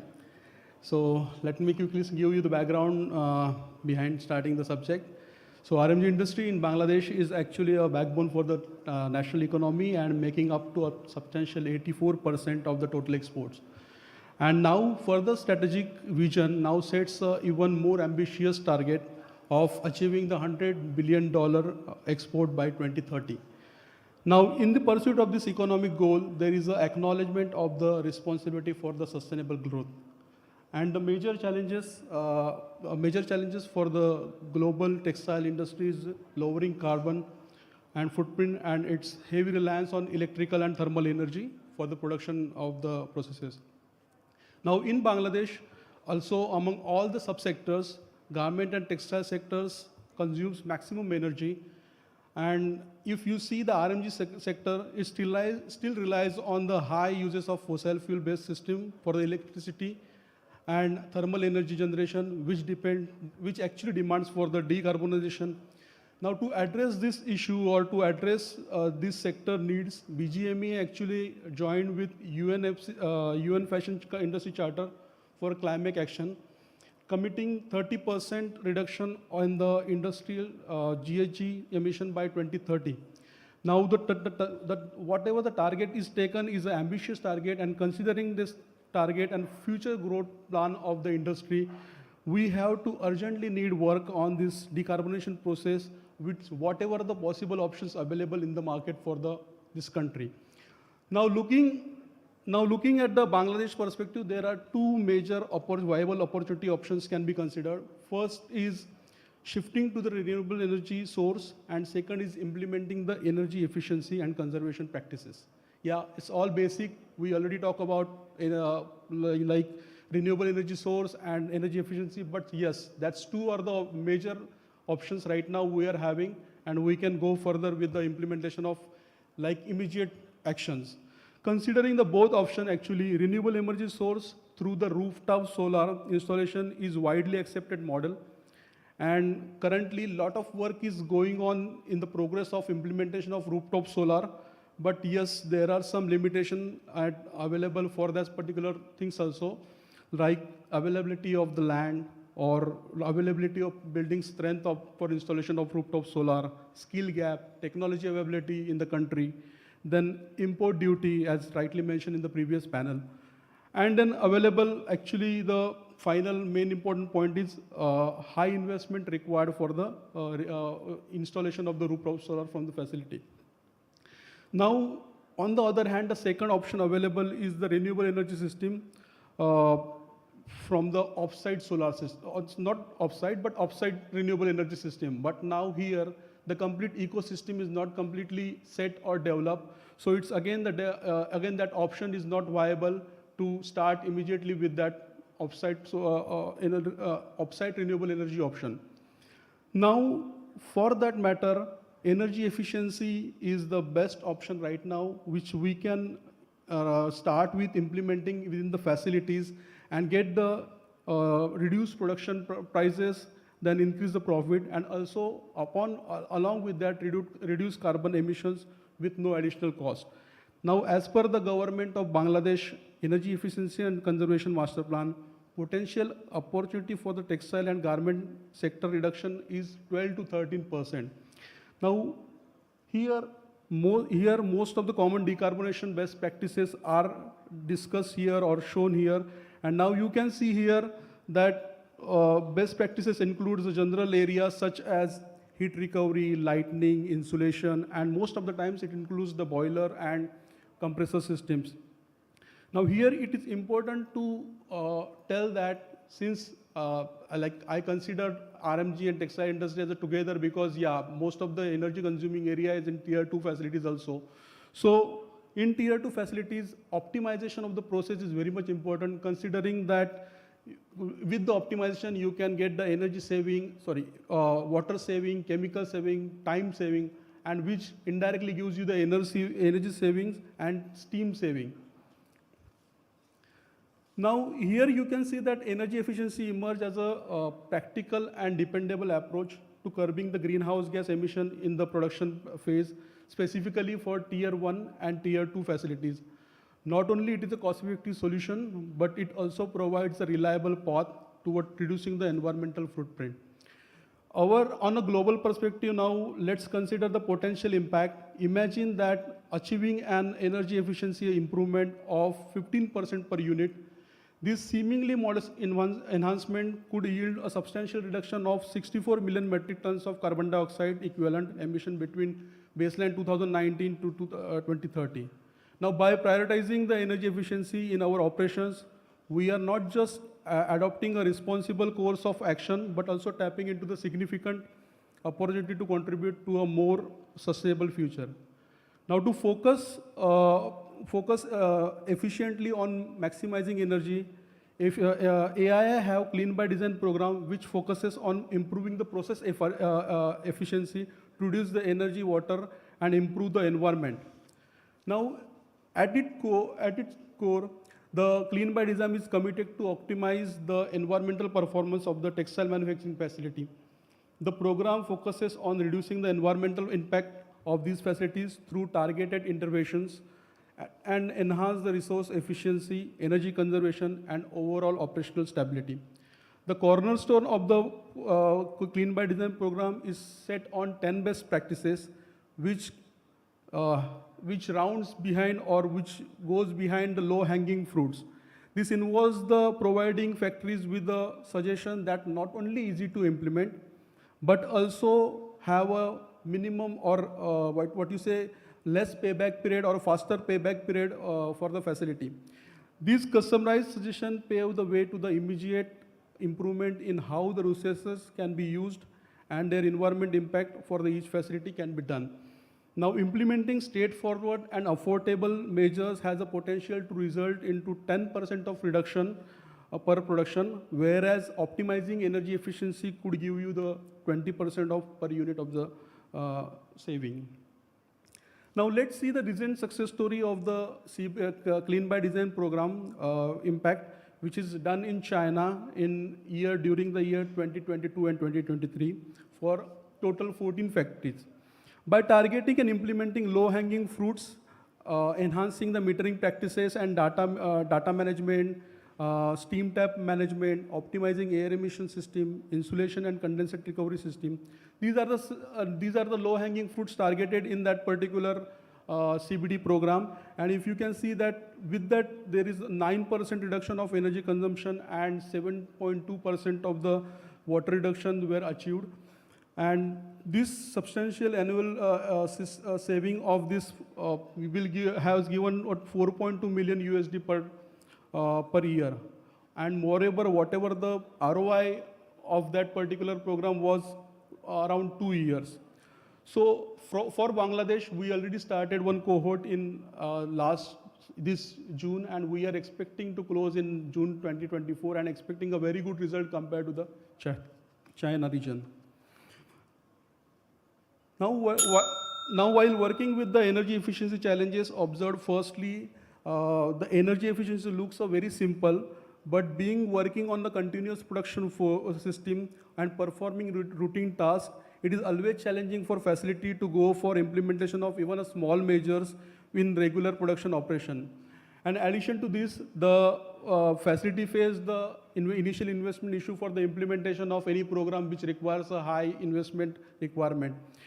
Along with that, lack of technical expertise or professional person or with the required knowledge, skill and experience is again a kind of challenge for the facility. In some cases, technology availability and skilled implementation agency or consultancy available in the particular region or particular country is again a challenge for the things. And these all collectively shortage can hamper the smooth progress and implementation of the execution of the project, which is right now happening in terms of the energy efficiency in the country. Most of the time, there is an absence of insufficient monetary rewards also not there or not completely understood by the facility. And then there are other things like there is no awareness about the things. They are running behind the initial investment into the production expansion, not into the sustainability point of view. Now, from the future perspective,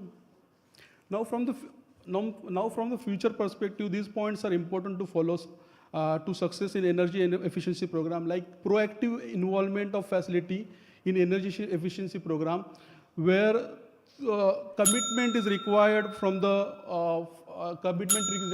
facility. Then focus on implementation of energy efficiency measure that offers immediate and easy achievable emission targets. Then energy efficiency is an ongoing process and evolving process. So there is a continual improvement. It's very much important in this particular process. So that need to be always done by the facility. And along with that, there should be a capacity building is required. Since expert is coming, they are training to you. You should have the capacity building to carry out that legacy of energy efficiency in your facility by yourself. And further, hotspot identification, I will consider as a best or simple effective technique. Continuously work on the energy efficiency into the factory. Now, in conclusion, despite implementation of mixed energy efficiency and conservation measure sector, Bangladesh may struggle to meet the ambitious target set for the 2020, and that is the reason I was saying that whatever the option available, you start with the option and start reaching to our goal. And then energy efficiency measures can significantly enhance the socio-economical impact of the sector, including benefit of the cost saving, increased productivity and competitiveness in the market. And also it gives the reduce in energy consumption and consequently low carbon emission, contributing to the cleaner environment. Finally, leveraging the energy efficiency measures not only aligns with the economic and environmental sustainability, but also sets the stage for the more sustainable Bangladesh, benefiting present and future generation. So no tomorrow, start today for the implementation. Thank you.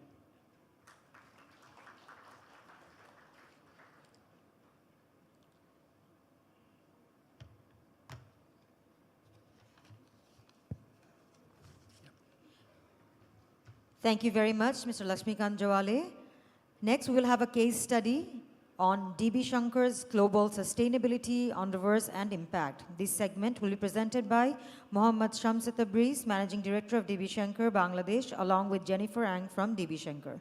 Requesting Mohammad Shamsa Tabriz and Jennifer Ang to please come up on stage.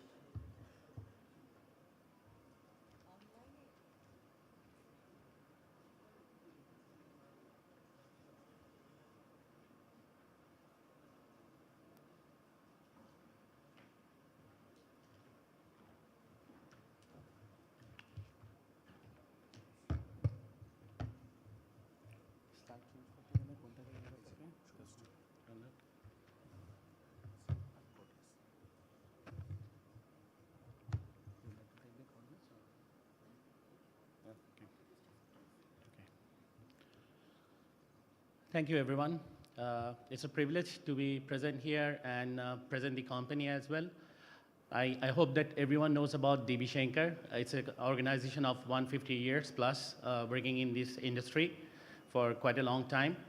It's one of the biggest subsidiary of a German company. So let me tell you the story of DB Shankar, how we actually are performing in terms of globally in sustainability. So starting with the statement from the CEO side, you can easily see that how important this is for us, where he's mentioning in today's business world, it is no longer about the result that you produce, but also how to produce. And sustainability, therefore, is a core part of our strategy to be leader into this industry. So from the statement from the CEO side, we can easily understand that how important sustainability is to us. And in fact, it is a part of our goal. We have 5 levers, and one of them core activity is sustainability over there. So we can look closely at the environmental impact that we have, the way that we look after to our people and the community. The organization itself has divided it into 3 different parts. One of them is basically, that environmental, social, and then again governance. Under environmental, we look after how we can, how the solution that we can bring to this industry, which can help environment and also tries to reduce, the carbon emission and also the the energy that's being, generated from these services that we provide. So the target for our is always to bring new value-added solution, which will help to reduce the carbon emission that's being, in this industry. Second, socially, being as a diverse employer of the choice that ensures sustainability working condition for our employees. It's not just about, the solution that we provide, but also we look after our employees, the facilities that they are working, the warehouses that we do maintain, that also be equally equipped with the sustainability part as well. Thirdly, providing sustainability transparency supported with the strong partnership and the membership. We work with our service partners, which I will go through into the later parts of the presentation. At the same time, also our customers, where our goal is to working together, make it happen for the world. As I mentioned, within the organization, it's a very important topic for us. So we also, ensure that all of our colleagues are equally trained about the sustainability. As Gihan mentioned, into his discussion, that it is not about the organization, it's about the individuals as well. So we do ensure that all of our colleagues who are equally trained about the sustainability and from individual perspective, they know what we're supposed to do and what, for the care of the environment. And we do rigorously follow up these training processes and also this program rigorously with them. Okay. Yeah, sorry. The slide was this one I was mentioning. From the freight forwarding perspective, that any service provider, they do provide 4 different kind of services that we talked about is land freight, air freight, ocean freight, and the contract logistics. And we do, implement sustainability in all these 4 subjects, topics that we provide services to our customers. Next, if you go by the product which I just mentioned, you can easily see from the graph where, mostly when the goods are being air or the goods are being carried by the air freight, the carbon emission takes us much higher compared to the road, rail, and the ocean solution. And that's why most of the clients are, that now targeting in order to reduce the air freight, which is emitting more and more carbon, in terms of transportation mode. We as an organization has taken a commitment that we will be carbon neutral forwarder by 2040. That's a very ambitious target that we have taken. In fact, we have divided, starting from 2021, the initiative has been taken. And 2030, we have taken 1 to 3 steps where we are, continuously trying to reduce the carbon emission into the sector where we are working. And then again, full carbon neutrality by 2040 is the target that the organization as in whole has taken. So what we have done so far from the charts, I think you can see over here that basically we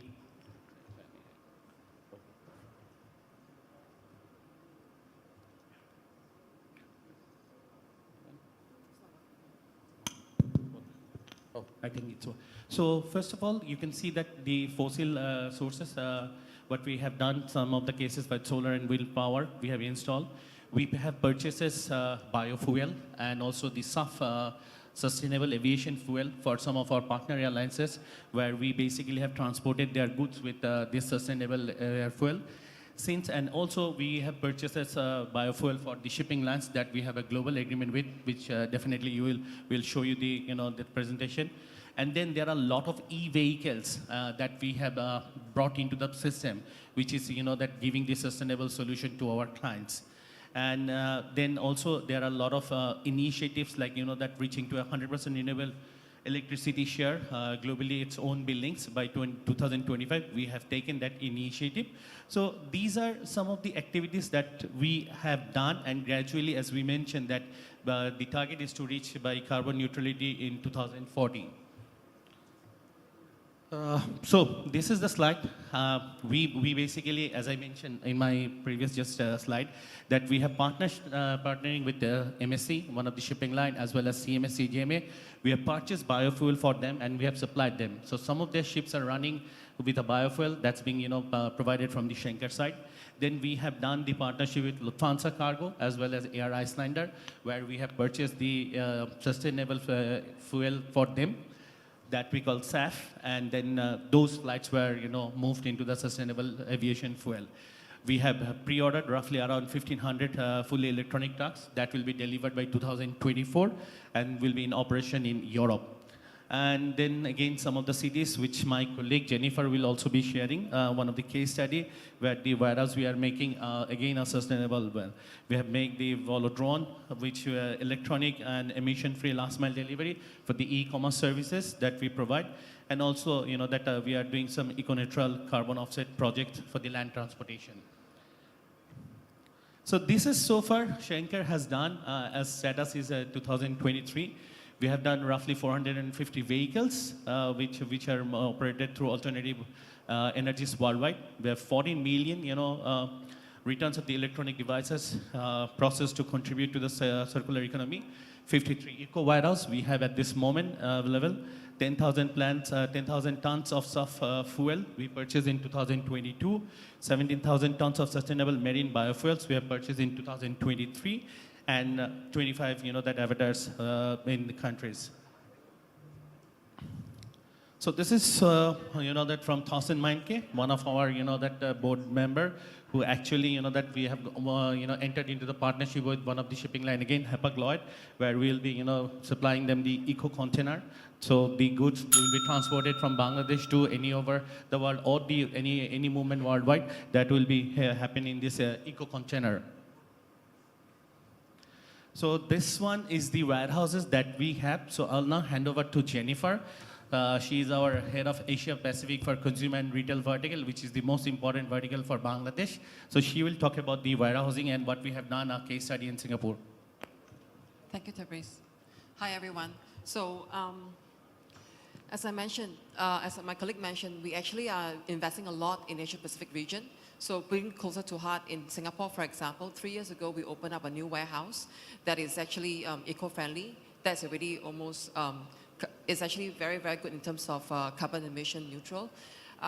We have already, at this moment, operating it for the last 3 years, and that was already an investment of about 100 million euros. We just broke ground last month by investing another over 100 million euros for a new facility, which is now not just carbon friendly, but it's going to be carbon negative. That's something quite new in the market. What does it mean? It means that the whole facility will be self-sustainable in terms of water, in terms of electricity, such that that could actually contribute very, very positively to our customers. So any of our customers that work with us in this facility will get to enjoy that. And obviously, it's actually, we are looking for BCA Green Mark Platinum. Another point in terms of your products when you're doing your manufacturing, what's important is how do you then produce and then ship it out to your final destination, or even having your raw materials coming in. Besides doing your storage, the other thing that we look at is actually in terms of land transportation. One of the first two things that we did in Singapore was also to have our first fully electric heavy goods vehicle. I think it's very common for you to be doing your distribution with e-vans and all, but I think with bigger facility, bigger CC, it actually helps us in terms of doing deliveries on a bigger scale. So these are just some of the features for your reference. So this is also what we do in Europe, just to show you how it is not just in APAC, but also at a worldwide level. And this will be a game changer moving forward, especially for those of you who are actually active in Europe, for example, be it for your materials or those shipments that you're actually shipping out to your European counterparts. So this will be something where the range will be over up to 500 kilometers, which is something much more unheard of as compared to the smaller scales of fleet of vehicles that you have in the market today. So this is just a summary in terms of how do we go zero together with our partners. And for us, it's actually our full commitment from our company to make sure that we walk along this street with our customer all the way. And finally, just as a last note, nothing will be completed without reporting. And we do have the commitment from our company that we can actually provide such kind of reporting for our customers as needed. Thank you. Thank you, everyone.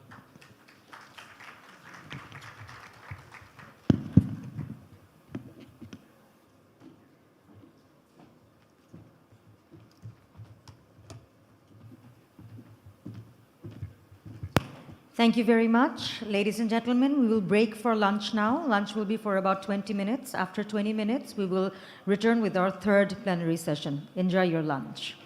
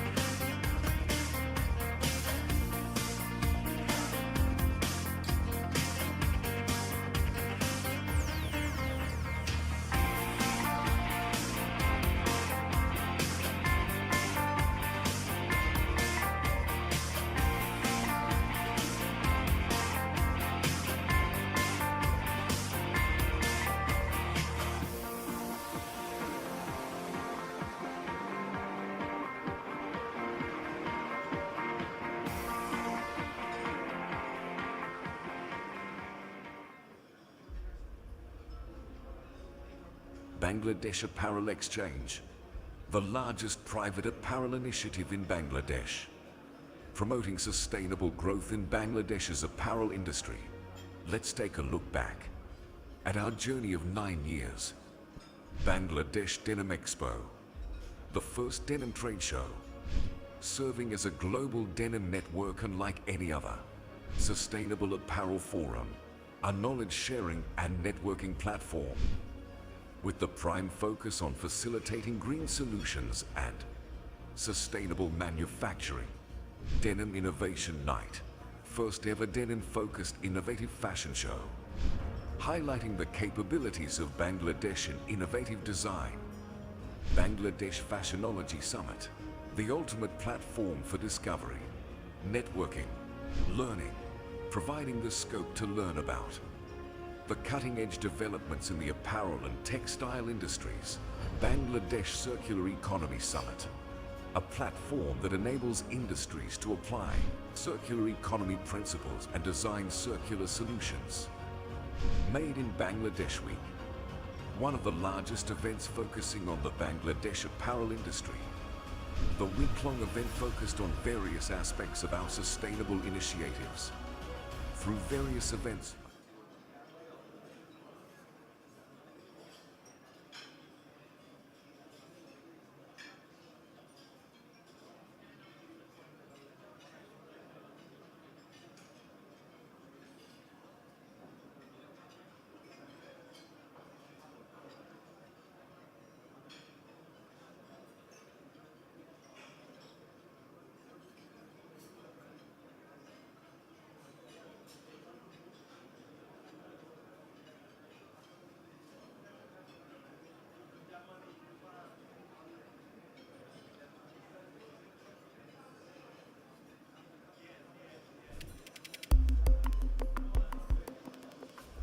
What does it take to stay ahead in the ever-evolving apparel industry? At Epic Group, we understand that it's not just about designing and manufacturing world-class products. It's also about innovating how we build and operate factories. Set within Epic Group's Green Textiles Hub, Green Textiles Limited Unit 4 is a microfactory of the future. Here are some of its highlights. Automation improves productivity and precision. Auto spreading of fabrics, automated precision buttonhole making, laser guided button attaching, mobile needle issuing cart powered by a cloud app. RFID tags track components and garments from the cutting table to packing. Associates use mobile devices to track and trace the movement. The precision humidity controlled dry rooms and mold prevention machines control the moisture of finished garments. Packing areas are access controlled using facial recognition software. Factory attendance is also managed through facial recognition. Unlike other factories, you will not see mounds of unfinished garments in the factory. Fabrics cut in the morning get shipped by the evening.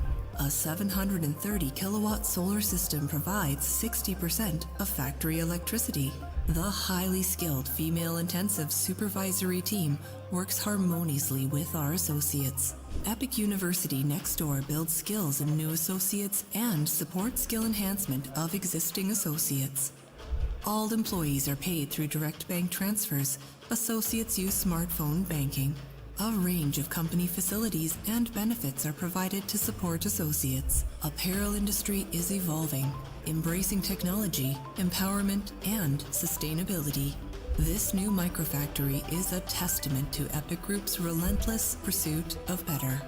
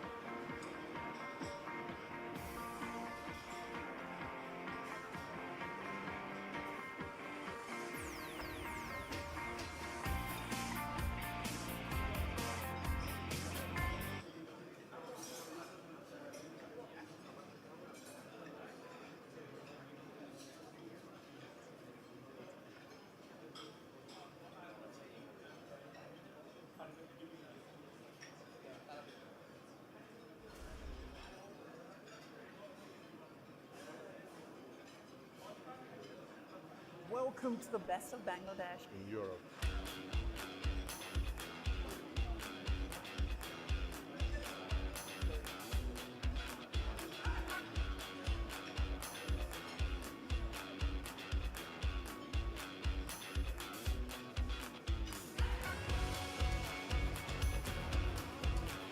I have many more things to offer to this industry and my country, Bangladesh. The Netherlands is honored to have been a long-standing partner of Bangladesh. Rest of Bangladesh is not an event, it's a process. Please see Bangladesh, come to Bangladesh, invest in Bangladesh. Bangladesh has emerged as the fastest growing economy in the world.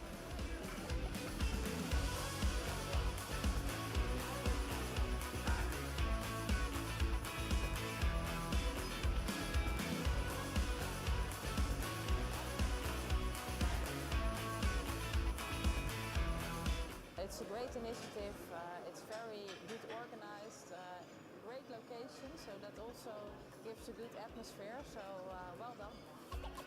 I see a number of people's new faces, which is quite interesting for us as an exhibitor to connect the dots. Being at this event really makes me feel part of Bangladesh.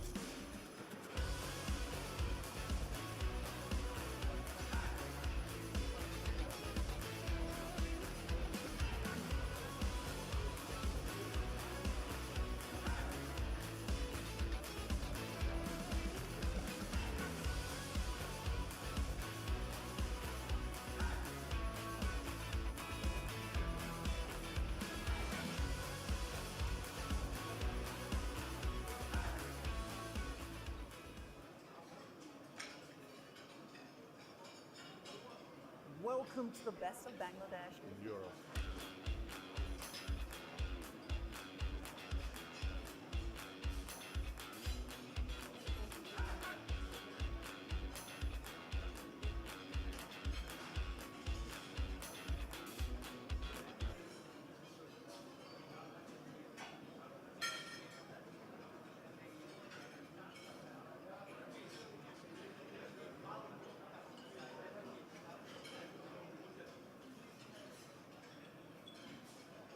Welcome to the best of Bangladesh. In Europe.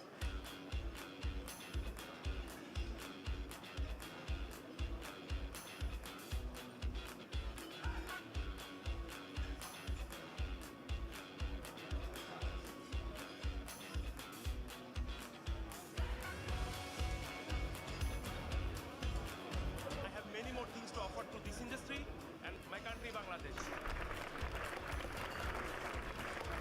The Netherlands is honored to have been a long-standing partner of Bangladesh. Rest of Bangladesh is not an event, it's a process. Please see Bangladesh, come to Bangladesh, invest in Bangladesh. Bangladesh has emerged as the fastest growing economy in the world.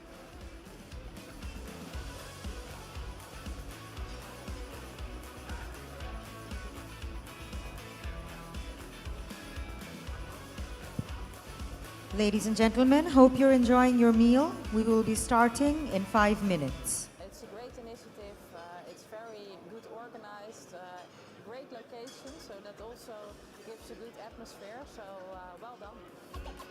I see a number of people's new faces, which is quite interesting for us as an exhibitor to connect the dots. Being at this event really makes me feel part of Bangladesh.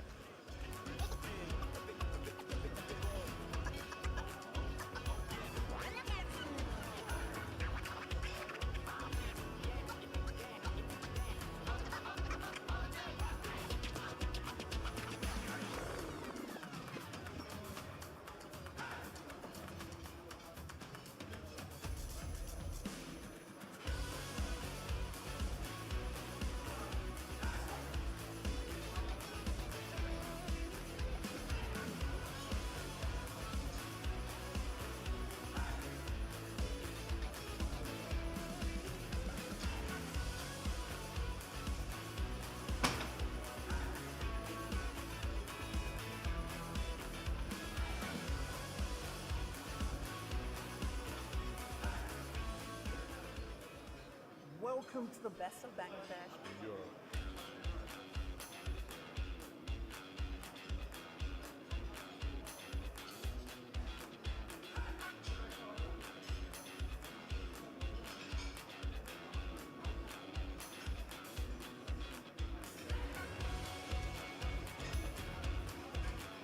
I have many more things to offer to this industry and my country, Bangladesh. And I'm honored to have been a long-standing partner of Bangladesh. Rest of Bangladesh is not an event, it's a process. Please see Bangladesh, come to Bangladesh, invest in Bangladesh. Bangladesh has emerged as the fastest growing economy in the world.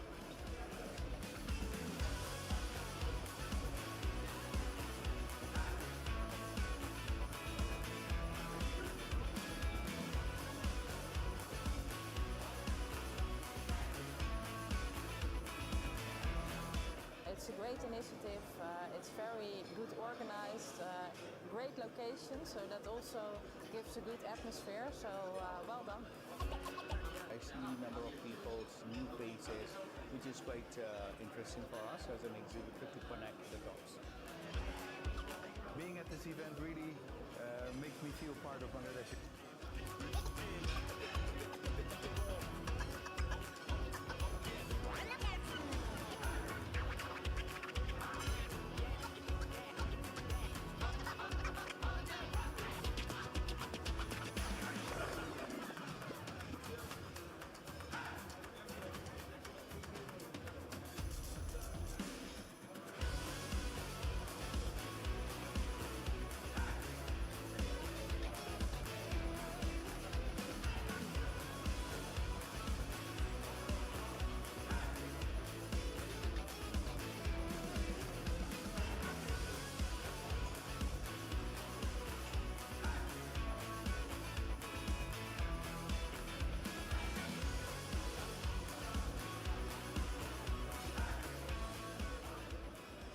Welcome to the best of Bangladesh. In Europe.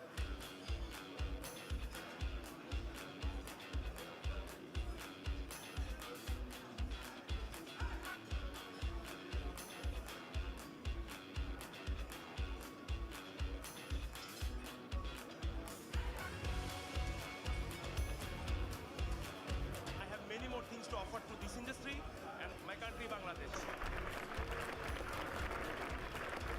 And I'm honored to have been a long-standing partner of Bangladesh. Rest of Bangladesh is not an event, it's a process. Please see Bangladesh, come to Bangladesh, invest in Bangladesh. Bangladesh has emerged as the fastest growing economy in the world.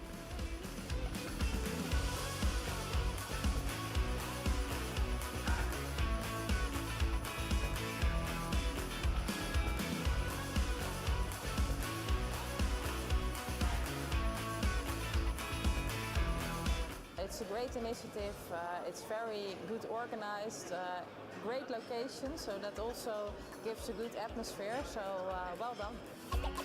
I see a number of people's new faces, which is quite interesting for us as an exhibitor to connect the dots. Being at this event really makes me feel part of Bangladesh.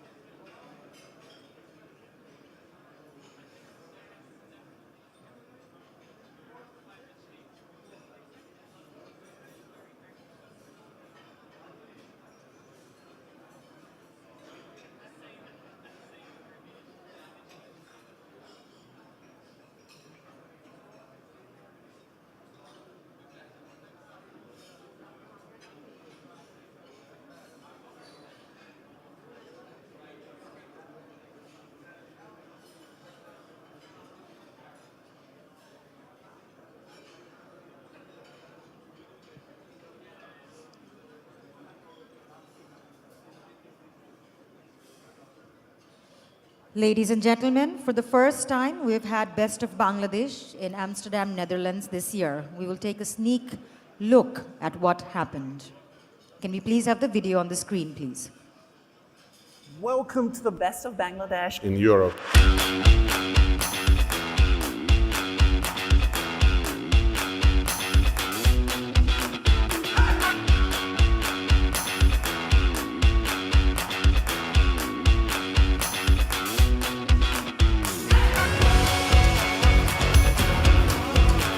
I have many more things to offer to this industry and my country, Bangladesh. The Netherlands is honored to have been a long-standing partner of Bangladesh. Best of Bangladesh is not an event, it's a process. Please see Bangladesh, come to Bangladesh, invest in Bangladesh. Bangladesh has emerged as the fastest growing economy in the world.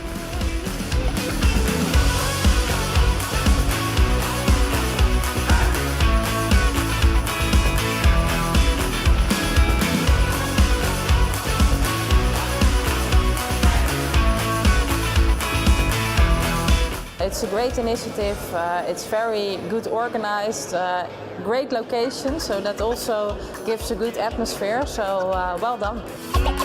I see a number of people's new faces, which is quite interesting for us as an exhibitor to connect the dots. Being at this event really makes me feel part of Bangladesh.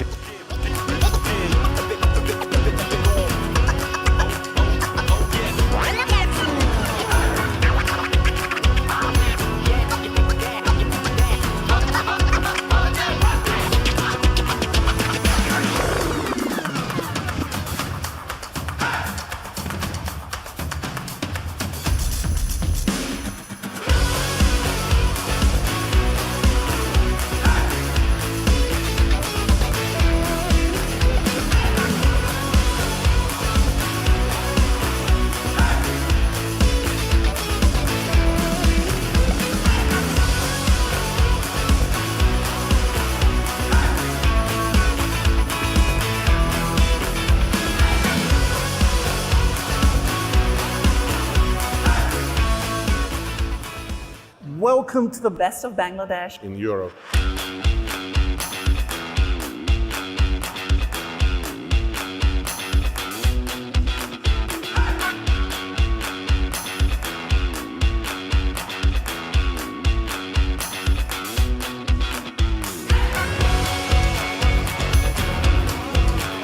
I have many more things to offer to this industry and my country, Bangladesh.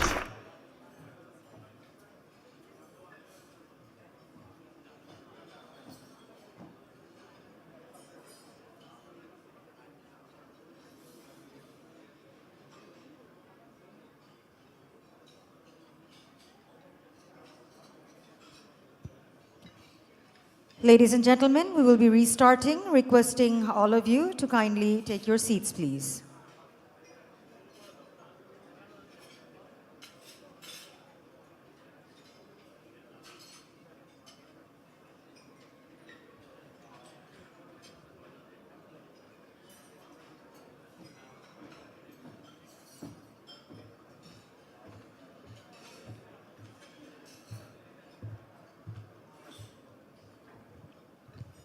Ladies and gentlemen, we will be starting again after the lunch break. I'd like to mention once again that free Wi-Fi facilities have been organized for you at this venue. You can use free Wi-Fi using username BCAF2023 and password BCAF@2023. Please also note that the identity card given to you at the registration desk has a QR code printed at its back. You can scan the code and take a look at the agenda today. I'd like to thank our valued sponsors once again, without whom this day wouldn't have been possible. Powered by PDS Limited, in association with Lotus Foundation, in collaboration with Apparel Impact Institute, Epic Group, and Oxfam Bangladesh. Ladies and gentlemen, we are indeed delighted to have with us His Excellency Charles Whiteley, Ambassador and Head of Delegation of the European Union to Bangladesh. It indeed is a proud moment for us. I would like to request His Excellency to please come up and say a few words on this occasion.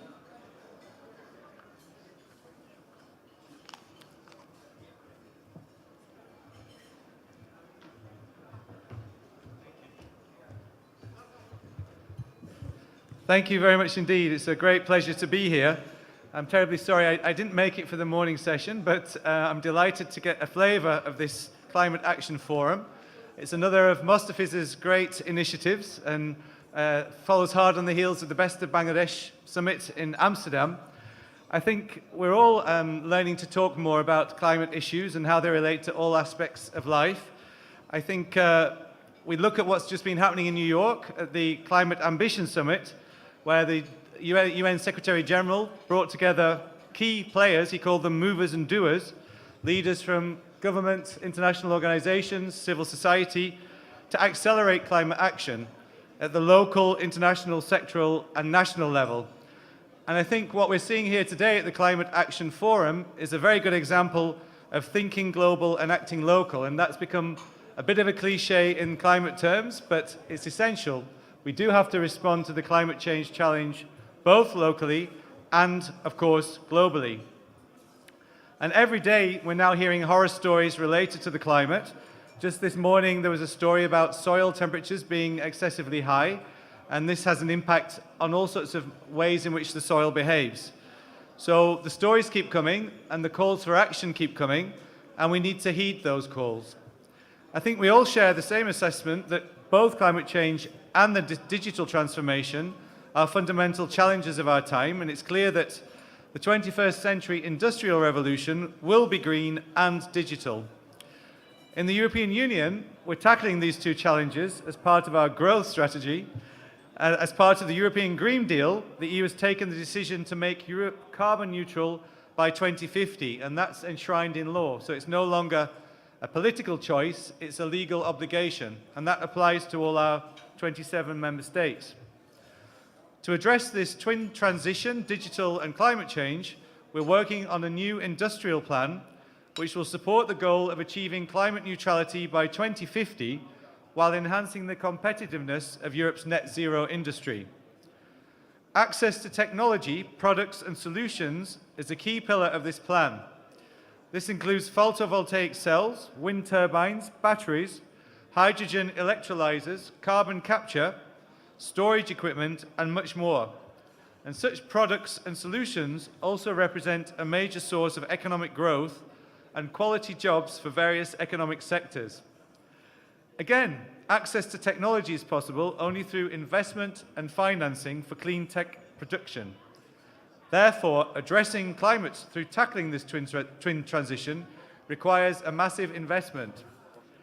Attracting foreign investment is the key in this game, and the role of policymakers is to ensure legal certainty for investments to take hold. The EU also believes that the transition to green and digital transformation is not possible, of course, without international cooperation. In Bangladesh, we are actively engaged as European Union in supporting a green energy transition under the Team Europe initiative. And this week, we had our director visiting to prepare the final steps towards the signature of a 400 million euro deal on renewable energy that will support the rollout of wind and solar power here in Bangladesh and help Bangladesh achieve the goal of a 40% generation of energy from renewable or clean sources by 2041. So we think that a key to achieving climate neutrality is ensuring that industrial production is powered by renewable energy. With a multi-annual funding of around 1.3 billion euro, we are working to support Bangladesh with our member states in developing an effective, sustainable energy market, optimization of grid infrastructure and integration of renewables, and ensuring energy efficiency at all stages of generation, distribution and consumption. So I thank again Mostafiz Uddin, I thank again the invitation to be here, and I look forward to hearing the rest of the deliberations at this Climate Action Forum. Thanks.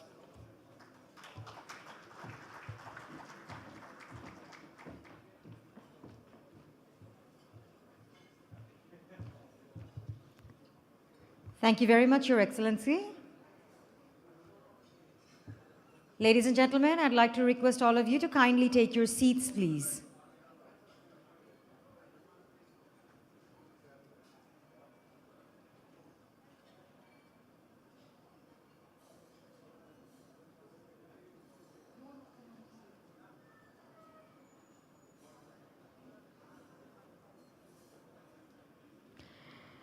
Honorable attendees, please allow me to move into the third plenary session now.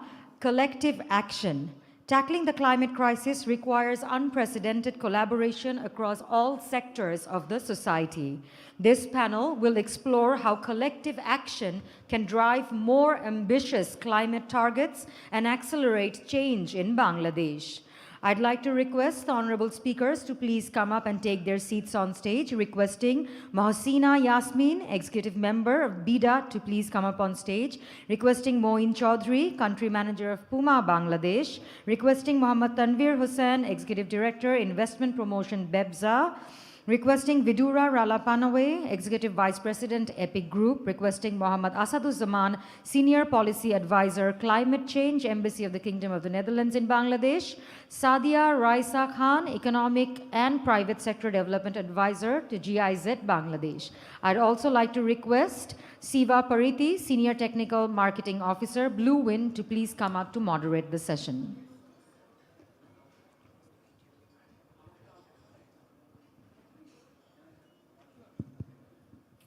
Handing it over to Siva Pariti. Thank you very much, and good afternoon, everyone. After the lunch, not making you drowse, but it is an important topic which we have to address. So not wasting much time, I just wanted everyone to actually stick to the topic of climate and then be sharp, because there's so much to ask and get from you. So I will cut them off if they are going to be too short, too long. So the background is very clear. We have to do collective action, and in order to manage the decarbonization, it's not one person's job or someone else's responsibility, but it's all collective action. So without wasting much time, right now what is happening is that we have a system of you take the risk, we share the fruits. That system, I think, need to change, and for that, we probably need to understand how things need to be changed. Today, if you're looking at, manufacturer takes all the responsibility, all the risk, all investments, and then at the end of the day, everyone will benefit the fruit of it. Now, in order to set this tone for collective action, I would like to first ask Vidura that I will give you.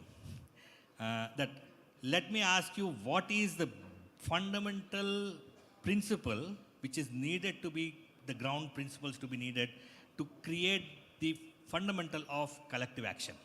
What do you mean by collective action? Thank you, Dr. Siva. So I think you gave half of the answer. To me, collective action has three pieces. It's shared ownership, it's shared responsibility, and it's shared risk. If you look at what is going on now in decarbonization, we all agree that decarbonization is an industry goal. That goal is shared by the brands, that goal is shared by the manufacturers. But how the work is allocated, because bulk of the emissions happen in the manufacturing side, the whole way that we are approaching the problem is to pass the full responsibility of manufacturer decarbonization purely to the manufacturer. Now, what would a different way of looking at it look like? Because if you want to do an investment, everybody spoke about investment, everybody spoke about the solutions, but those solutions must be paid by the manufacturer. They must borrow money to do that, taking both the project risk and the financial risk of the operation. This, I don't think, is neither equitable, nor is it collective, no, it's going to work. So why we are having this problem is that of decarbonization not happening fast enough in the apparel supply chain is because it's not a shared ownership and shared responsibility. So if you ask me what are the key things that has to happen, is that let's take something simple as financing. It cannot be purely laid on the manufacturer, and it cannot be purely on debt because it's manufacturer risk. So we need to look at solutions that allows us to spread that risk across the complete value chain, as opposed to one entity in the value chain holding this. Thank you. I will come back to you all again. Now let me go back to the extreme end, to Moin. You are working towards the decarbonization with your suppliers. Hello. Now, how does your collective action is what you see on the ground, and how is it now on how you are looking at in the future? Right now, we are just in the starting phases of the decarbonization. What principles we set to start with, do you think that that is the right path? Or do you think that there are challenges and we need some adjustments moving forward?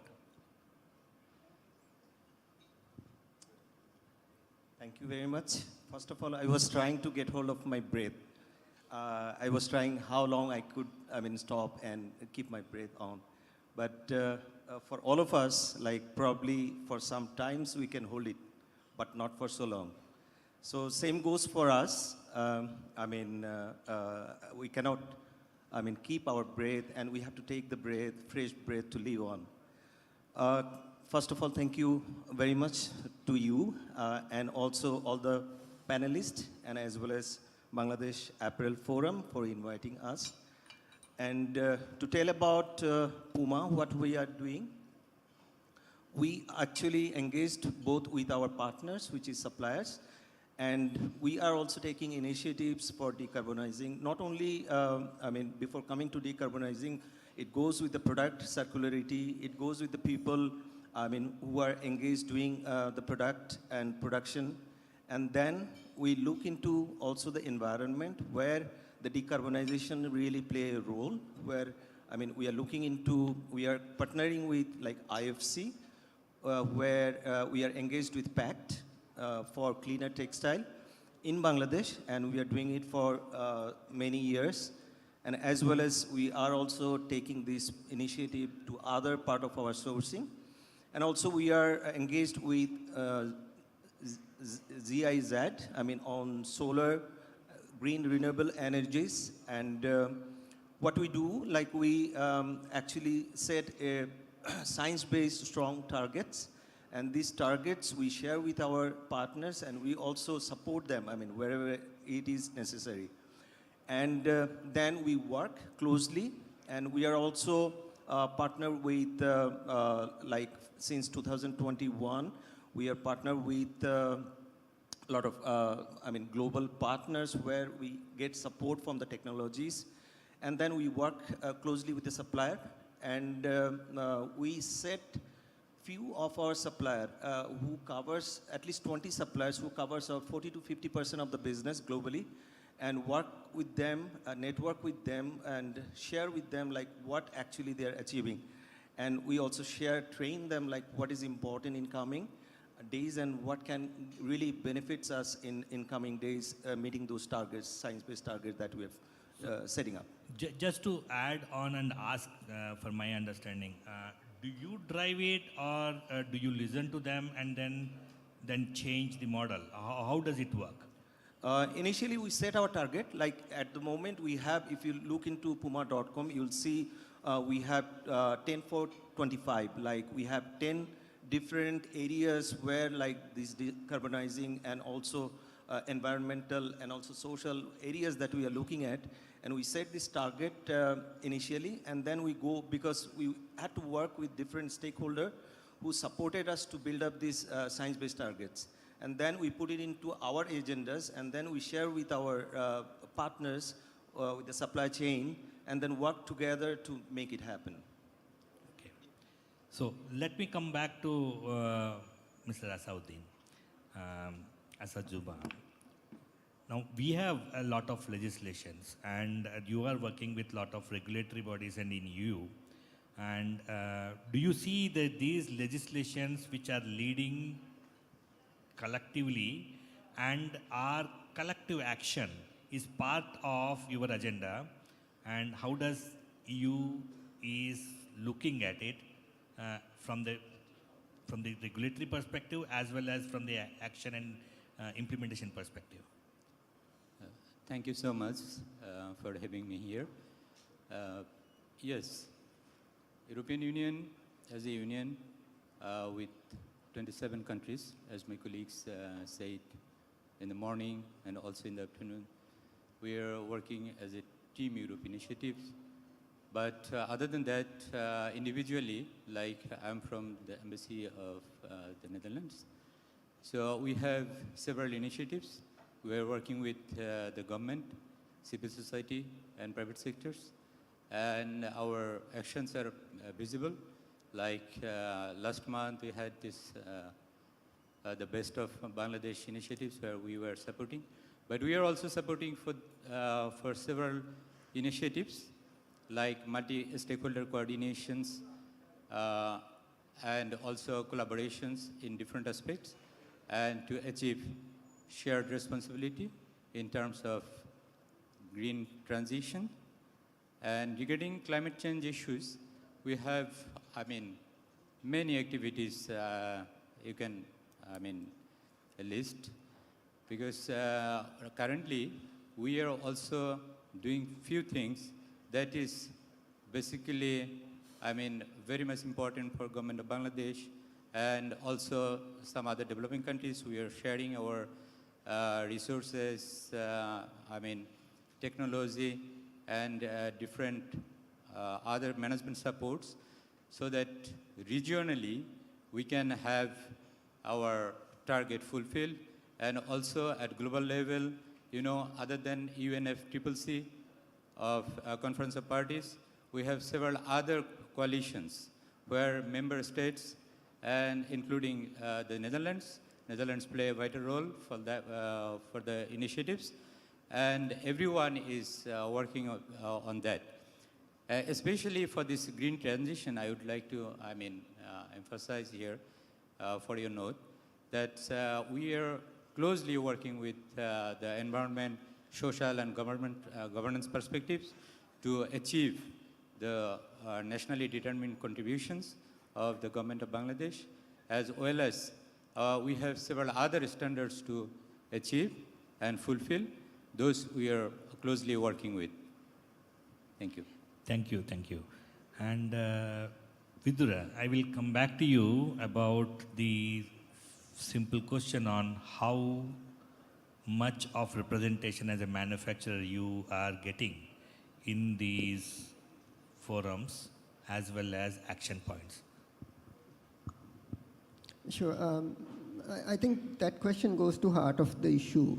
We know, for example, there's quite a lot of legislation that's coming up in EU that's already been put in place. And they are targeted to the brands that are operating in EU. But the way the implementation works is that there's a direct impact on how the supply chain behaves. Now, so we are, in essence, being regulated by EU without being able to have a voice at the table in the way that regulation and the legislation is formed. So this, I think, is creating a bit of a challenge, because we see a lot of the legislation will fail in its own intent because not having that correct perspective in terms of how it should be designed to get the proper outcome when it comes to supply chain. But let me also say something about another angle of what collective action means for me. Quite a lot of the time, I as an apparel manufacturer has no power to set my own targets, because my targets for decarbonization is actually set by my brands. Now the expectation is, as a manufacturer, I don't have agency to set my own targets, but I'm expected to have agency to deliver on the target that is set up by somebody else, taking the full risk. So a lot of the work that we define as collective action from our brand partners starts from setting targets, as well as maybe working with us in terms of setting a roadmap. Now, those are all important things, and those are valuable things. There's no doubt about it. But unless the collective part extends to execution, unless the collective part extends to risk, I don't think a lot of things are going to happen. So I think the question is that how do we shift the collective part on, it's about having voice and political power so that we go and sit in front of the EU Commission when the legislation is being drafted as partners, as well as we sit next to each other as partners and figure out how we are going to do decarbonization, how we are going to take the risk, how we're going to share the risk, how we're going to share both financial and technical resources. So This is a radical departure from a model where the brands come and say, okay, you need to do this, because that model does not work anymore. And I think the invitation here is that as we start embarking ourselves in a new journey about rapid decarbonization, unless we are ready to challenge the fundamental assumptions on how our relationships as brands and manufacturers are built and willing to change, the kind of decarbonization we are expecting is unlikely going to happen. Understand. And now I move to Mr. Tanveer about the role as an industry organization. You represent the industry, and you also need to have your internal people's voices. And what is it that you are looking at? How you think that the organization is being representing and also being taking part of collective action rather than collectively taking action? You understand what I mean is collective action and not collectively taking action. Thank you for having me here, and thank you for this very technical question and explaining to me. I'm representing EPZ Authority, so we have the opportunity to deal with like at least 450 enterprises, and Vidura knows me, and he has given me some tasks because we have not been able to give them the net metering. There is some technicality there, but we are receptive to that. We are receptive to the causes, and before answering your question, I just wanted to take some time to just let you know about what EPZs are doing in terms of like taking action in terms of how this decarbonization plan. So very recently, just for example, just real life example, from an authority's point of view, we have incorporated in our lease agreements when we are giving, signing lease agreement with the new investors, specifically mentioning about having rainwater harvesting, having the solar plant, and even we are, it is in the lease agreement right now, and also giving incentivization for any kind of green efforts. Then again, it's not us, it's collective action, as you said, and number of issues are there. Say for recently, EPIC has requested to import solar panels and duty-free. Now what we're finding, solar panel is a set. Like inverter involved there, the panels are there, so a lot of things. So when, like in some cases in a list, SROs, they have mentioned, say for 2 items, say 85.02. So 2 items getting duty free. Then again, when you bring in, then you are ended up paying almost 25 to 26%. But that's not our, like we are representing our investors. Then we have to take this thing to NBR. Then NBR member, he is ready, when a government authority is talking with them, so definitely they're listening, and then also they're recognizing. Now, there's some miscommunications, we have to explain them out.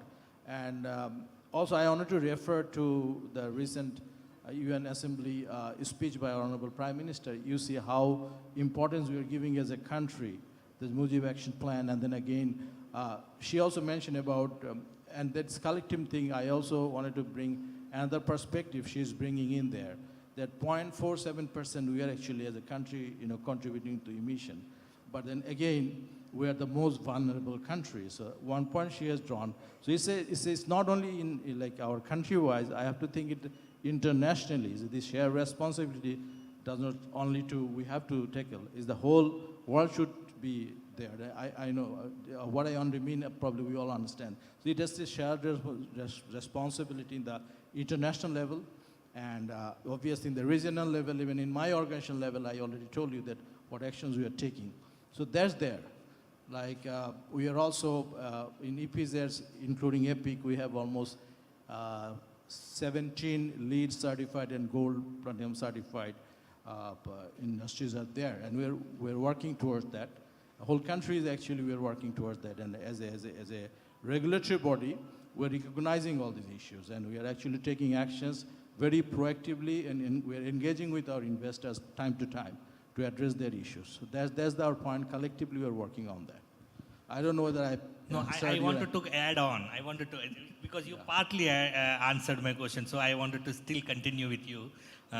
One more extra question on how you are representing the organizations which you represent in the forums on decarbonization, regulatory requirements, funding, access to the funding. How are you representing? Are you going to be only taking the actions from your members and then be a voice, or you are going to be acting like a lawyer, or you are going to be acting like a advocating requirements, and what is your role? Thank you. We are a facilitating body, like BEPS, EPZs. We're investment promotion organizations. So our focus is on facilitating. So obviously we are not the regulator in that perspective, but we are taking this up. So when it's needed to go to NBR, we're going with my investors.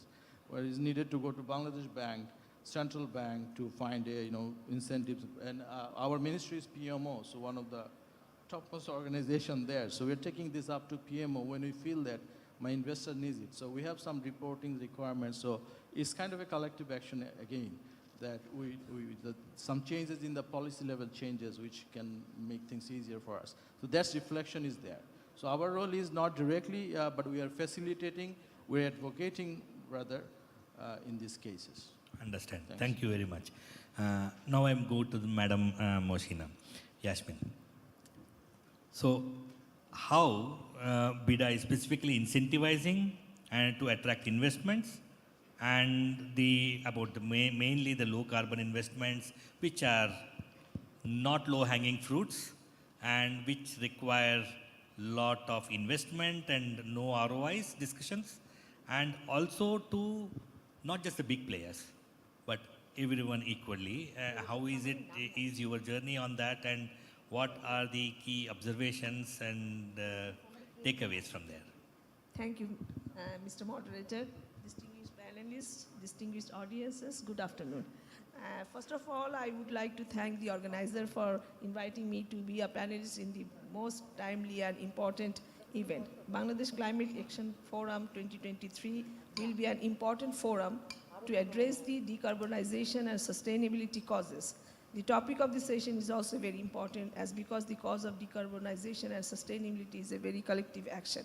And I like my other colleague, Mr. Tanveer, I want to tell you about our organization. My organization is a organization which facilitates, gives some regulatory licenses, advocates for the investment promotion, and these are the activities of my organizations. For the licenses, we are giving licenses to the industrial projects.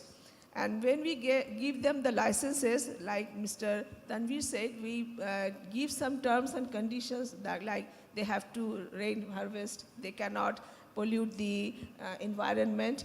But the problem is we only give them the terms and conditions, but we cannot have the ability or enough people to see whether they are compliant or not, because we have almost 30 to 40,000 industries in the country, which is under our jurisdiction, and it is not possible for my office with 406 personnel to monitor the compliances. So what we do, if we have any information that somebody is not complying the terms and conditions of environment, if we have been reported, what we can do, we can cancel the registration. That is a only regulatory power to us. But our registration doesn't mean that they can be, if they don't take the registration, we cannot do anything. Because they can, without our registration, they can carry on their activities. Now, for the carbon, and recently we are going to formulate a investment policy. So from joining this forum, I think when we formulate the policy, we will include these activities in the policy so that we can make some policy recommendation or policy suggestions that the government or organizations collectively can have a device or tool so that we can monitor the compliance issues about the environment issues, and this forum will give me the opportunity to so that I can tell my office or the persons who are devising the policy, so that we can include these activities in our policy, so that when we give any, we can attract green investments in the country. That's one the position, and already my colleague said that we have a Mujib plan for the climate. So there are many policies and issues has been included. So we will adhere to that policies and issues and try to give to promote the investments who are green investment, who are not. Those are not polluting the environments. We are always keeping in our consideration that the industries who may pollute the environment, we will not give them the registration. Thank you very much from my side. Understood, madam. Thank you. You made it very clear. Madam, sorry for being the last, but you are very important. No, and so my point for you is, how do you balance? How do you balance the risk and impact? Because you are here to create impact.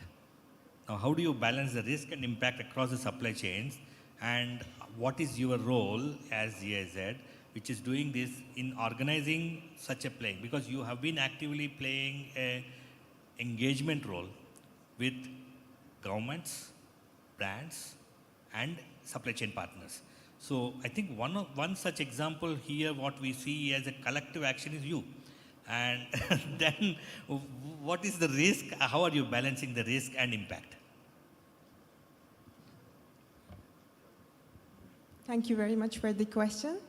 First of all, I would like to take this platform as a great opportunity for me.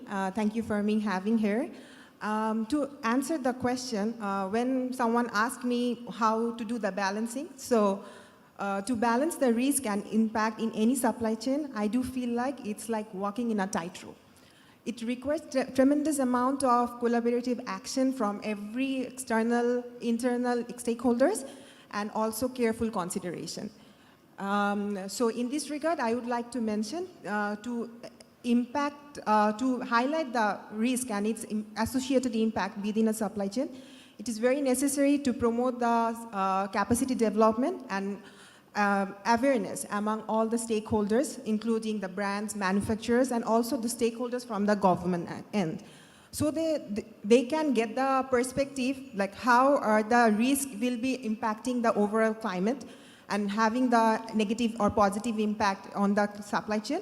And also by implementing it, how are they going to get the targeted impact on their climate change or through their tentative improved supply chain. So this is one thing. And to do this, engaging all the all the stakeholders under one umbrella is very important.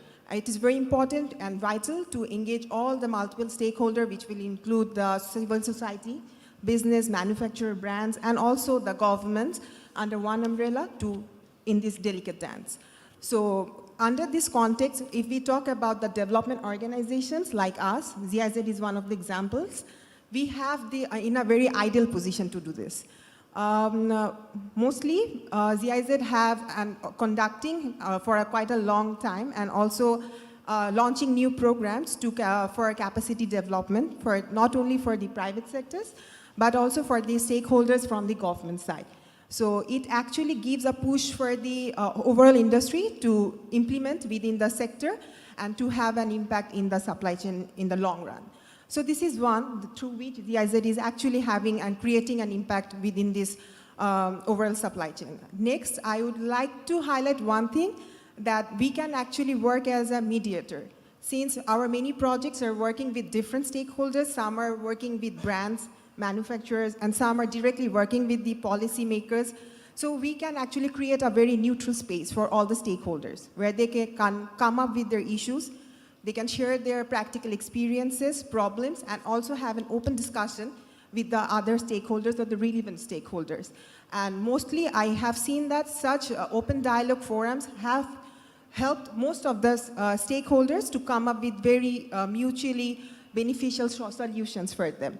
So which is, I feel, a very important role that organizations like us is playing and in future can play in better position. And third, I would like to emphasize, we also have a good position to play a role in impacting the cycle of your social transition towards a new technology. For example, transition to renewable energy.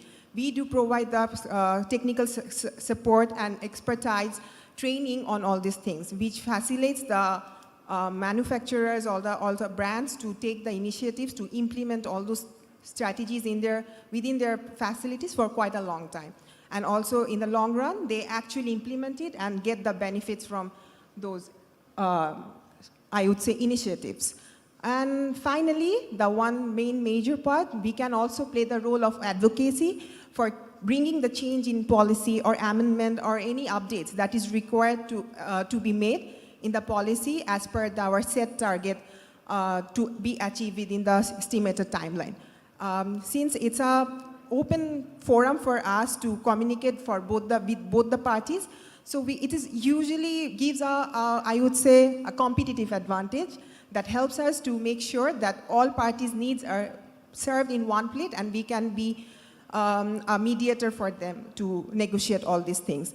And many projects are currently doing all these things, which is a good part, I would say, in Bangladesh, that development organizations are currently proactively involving in associating and also trying to enhancing these initiatives in this supply chain. So I would say this is a very good positive side of our organization, like GIZ. So thank you. I want to continue with you one more question. Sure. Because you said the positive side of the thing. So I wanted to put you into difficult situation. How easy and difficult it is to actually engage and play the moderating role, especially when someone like a brand who is telling that I want to do it by this time, and it is time bound. And when you wanted to engage with the manufacturers and innovators, which are not according to the requirement of a brand's timeline, and you are there to moderate and manage, how easy and difficult it is for you? That's a tough question, I would definitely say, and that's a tough situation that I daily encounter in my professional life. So basically, this is one thing that I would like to highlight. In that scenario, we always onboard the brands in such scenarios. Whenever we don't get the proper responses as per the commitment of the brands that they want from our end, we definitely onboard them so that they can understand what scenarios are going on. And through the intervention of them, I have seen most of the times we come in the same page and we do resolve the issues together. Thank you very much, ma'am. That's what you are. I will go back to Puma. The point and the question which I wanted to ask is that you have the targets, they are set, they are public, they are all known to us. Now the path is not yet clear. The goal is clear. How you will go make the goal is not sure. And you as a brand, as a coach, our players are on the field, who are our manufacturers, you have to manage them to make sure that they all actually make the goal and at the right time, because your time is ticking. How are you doing it and what is a success? Basically, I wanted to just understand the success. Challenges, we all know that. It's a valid question and challenges are there, true. And it's never easy to achieve all the targets. One, like GIZ, they support us on the technology and evaluate the workplaces, how and where the possibility of doing, if we are talking about the green energy, then they give us the technical support like how to do that. But the point is, you are right, we set our target and we share this target to our partners, what we can do together. And we do session like quarterly or some periodical way, what is our achievement. I can share you in 2022, we achieved 10% of our all energy from green energy sources. So, and to achieving that, it was not easy. So we had to go and depend on some IREC to compensate and to fulfill our commitment to the stakeholders. So that was, the way we met, end of the day, our targets.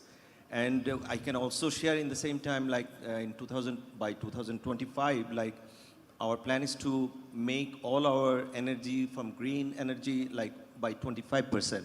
Again, we are working in the same direction. First, we work with the supplier, like where and how they can really invest, and we take technical support from GIZ and other like stakeholder who can do and does that support, and also where they can do. I mean, we also need like the challenges. One is like our supplier cannot buy the power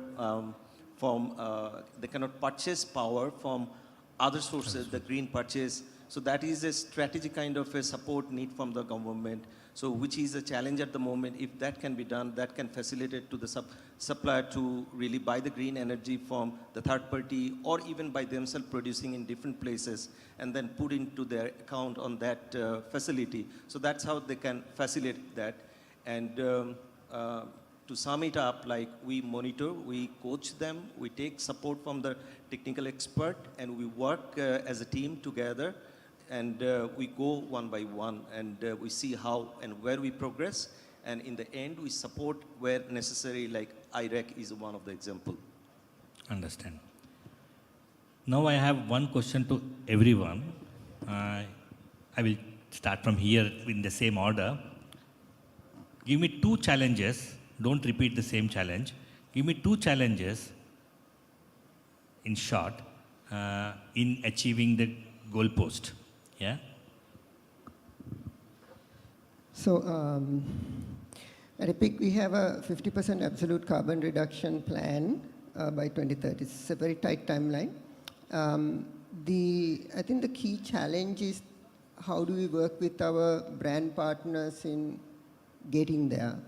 And I can tell you a couple of solutions that we are working with, because first one is how do we share resource, which is financing, because it's not about knowing what we do. We know exactly what we need to do. The question is how do we finance it. So one of the ways that we are looking at is that our brand partner is funding it, and that repayment is actually tied down to a product discount. What does it do? It changes the power dynamic, because if there's no orders, I don't pay back.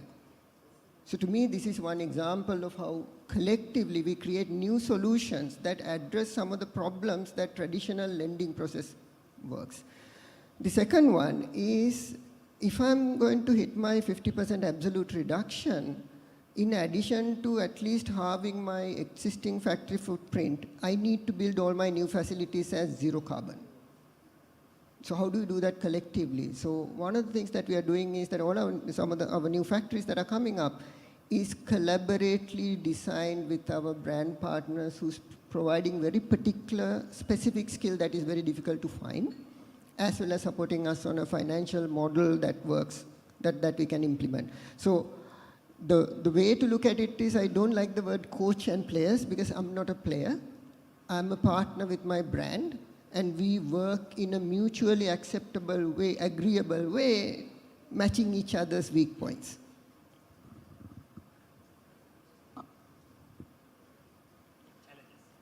Okay, it's my very personal opinion. So whenever I think of this, why we are all talking about it, working for it, but why is it not happening?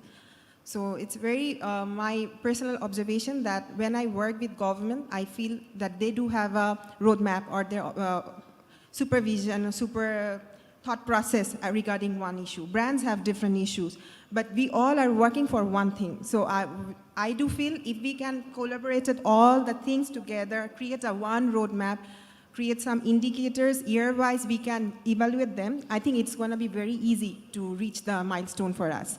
Everyone is working, but we just need to give a proper direction so that everyone can reach together there. Thank you.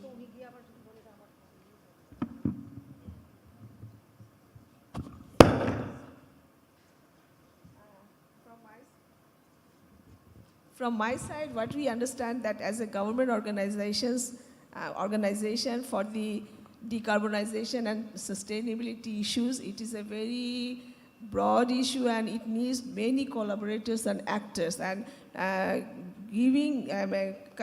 bringing them into the same umbrella is the most challenging one, because from BIDA we can we cannot have any authority to make them do all the compliances. We can only just say them, tell them or request them, but to be compliant or be a green investor, it is very hard to bring them under this umbrella to understand collectively.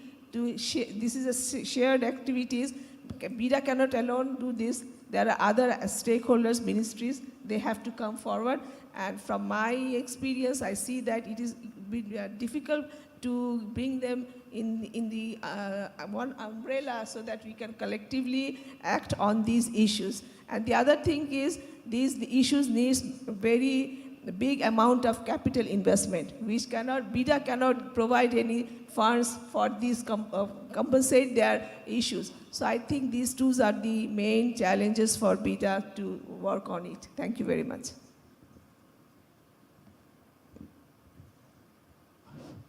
I would echo our sir, but the main point I would like to focus on is that I think we have a policy in place. Like if you talk about our national policy, our Honorable Prime Minister's focus, our action plan, these are there. You also have your brand has their objective, the manufacturers, suppliers have theirs. But thing is that it has to be coordinated. So we have our own goals, but there need to be a platform. That would be the biggest challenge, like, like this forum. This forum is actually bringing all us together. So this kind of initiative is needed to streamline our work plan. So that's very important, I would say. That would be the challenge. Just one thing, that is the policy gaps, which is delaying the transition. Number one. Two is like effective, meaningful collaboration. It's always challenging, and that needs follow-up, and we are there to support.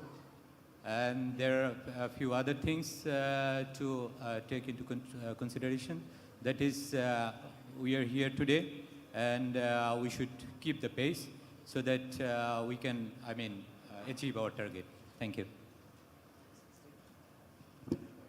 One line. Just to conclude with, the mindset has changed. So I'm not going into the difficulties that we are having or facing challenges. I must say, the changes took places for all the entrepreneurs, who are actually helping to make it happen. The mindset has changed. People accept, and the entrepreneur accepted, like this has to be done for our survival. So no need, on that, but the policy support, and also like how they can do it, the technological support that can really eliminate and go into the next level. Thank you. So time is up, but I wanted to just summarize with the key initiatives to take away: shared responsibility, shared risk, shared ownership, capital and collaboration, creating awareness, capacity building, technology support, policy gaps, and get all of them together to moderate and monitor. So these are the key things which we need to work on. Now that we know, we should work on it. Thank you very much. Thank you all for actually making your title.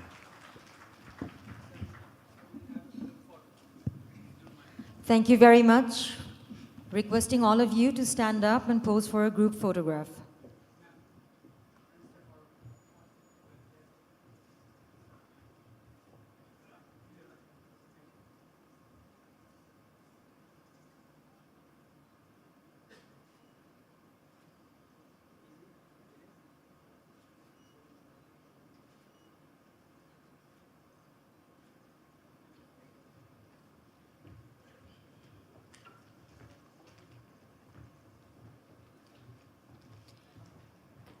Thank you very much.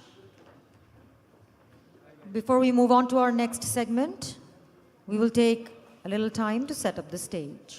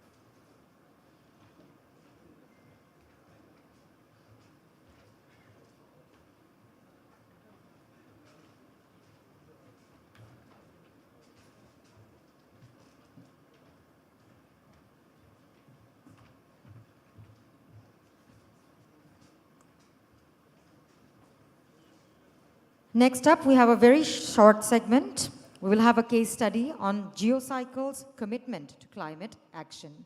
This segment will be conducted by Kaushik Mukherjee, head of Geocycle's Bangladesh Lafarge Holcim. Requesting Mr. Kaushik Mukherjee to please come up on stage.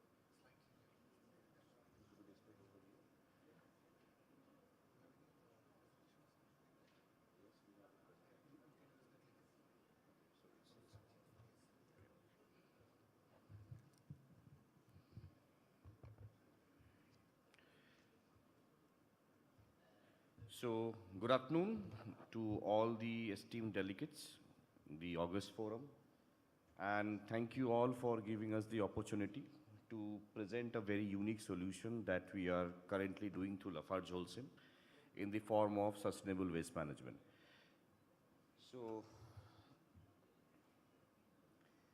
So what is Geocycle? Because I think a lot of you should be aware of Lafarge Holcim, that we are a cement manufacturing company. We are the only clinker manufacturing company, and we have our plant in Chhatak in Churma. Geocycle actually is the waste management wing of Lafarge Holcim, through which we utilize our cement plant for disposing of various types of waste. So we are currently operating in more than 50 countries. We have around 10,000 customers who are taking our services, who are availing of our services. As of last year, we have disposed of around 10 million tons of waste in various segments, in various industries. We have, we have curtailed or we have reduced around 8 million tons of carbon dioxide from various sources. And for the waste management facilities, we have around 80 pre-processing facilities and around 180 plus disposal facilities, which we term as co-processing. And Holcim is also one of the first industries or companies globally to take up the net zero targets by the science-based target initiatives. So we are actually partnering for a green growth. We are working for sustainability. And Geocycle actually is a very unique opportunity to build up the partnership for sustainability. We started our journey in 2017 with an investment of around 3.7 million Swiss francs to attain a capacity of around 1,000 tons of waste disposal through various segments. Geocycle is also the only DOE, that is Department of Environment approved waste management facility in the country, catering to a lot of industries in Bangladesh. In 2022 and 2023, Geocycle has disposed of successfully close to 70,000 metric tons of various types of waste, which are basically from the paper units, from the textile sectors, textile sludges, as well as pharmaceuticals. And with an upcoming investment of $25 million or Swiss francs, we are looking to increase our waste disposal capacity by 400,000 tons, which would be one of the biggest initiatives in the country to cater to the local waste management problem that the industries and the country is currently facing. So we are actually a part of the circular economy, and co-processing in cement clean is one of the best known methods for waste disposal if it cannot be recycled or repurposed. Co-processing is actually utilization or disposal of the waste in the cement clean, in which the waste is disposed of in a high temperature combustion zone and at a temperature of 1450 degrees centigrade with a long residence time. It is also classified in the waste management category as to higher than incineration or landfilling, because anything which cannot be repurposed or which cannot be recycled or reused ultimately should be disposed of, and co-processing in cement clean is one of the best options globally recognized. So it completely disposes of the waste materials. It reduces the greenhouse gas emissions vis-a-vis comparison to landfill and the open incineration. There is no waste which needs to be landfilled. There is no residue because the entire waste matrix becomes incorporated in the cement clinker. And it also offers a waste management, local waste management solution. So it actually closes the resource cycle and gives a valuable contribution to circular economy. So what we do currently, GeoCycle in Bangladesh, we do the assessment and the consultation. Means if any industry is having any type of waste which needs to be disposed of, we do the assessment with the consultation to understand what type of waste they are having, how that needs to be disposed of. We have our own state-of-the-art laboratory testing to understand the hazardous or the non-hazardous properties of the waste. We offer collection and transportation system for delivery of the waste from the waste manufacturer, from the generator to the platform to our premises. The fourth picture, if you see, that is the picture of our own plant in Chatak. We have a storage facility of more than 5,000 tons of material. This number 5 picture shows the pre-processing facility in which we have, homogenization, blending, size reduction. That is also a picture of our plant. Then we have the waste feeding system. In the picture number 7, you can see the high temperature combustion zone in which the wastes are getting burned off. It is getting disposed of in a very high temperature. And also we offer a lot of special services, especially for those industries who are generating hazardous waste. If they require any remediation, if they require any site clearing, if they require any special services in order to understand how to handle, store or dispose of their waste, GeoCycle also plays a very important part because we have the global expertise of around 50 countries in managing various types of waste. So we also play a very important part in that. So if you see the current national waste generation in Bangladesh, the picture is actually not very rosy. It is actually a grim picture. So by 2025, the waste generation is expected to be 21.07 million tons per year, with an average waste generation of 132,000 tons per year. And in this country, which is basically a small country with limited land resources, that can have a very big impact on the economy. That can have a very, very big impact on the, the ultimate well-being of the population, because most of the waste in this country is not properly collected. If it is collected, it is not properly segregated, and whatever is not collected ultimately ends up either in a landfill, into a riverine system, or in, in your neighboring areas. So ultimately it creates a mess.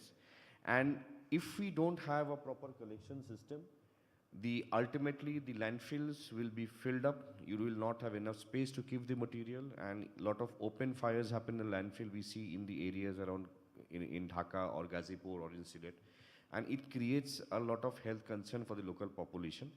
And also there is a need for more stringent regulation regarding waste management as to waste, how waste should be handled, how they should be segregated, and how they need to be handled. So that is one thing that is also maybe looked upon in the coming years.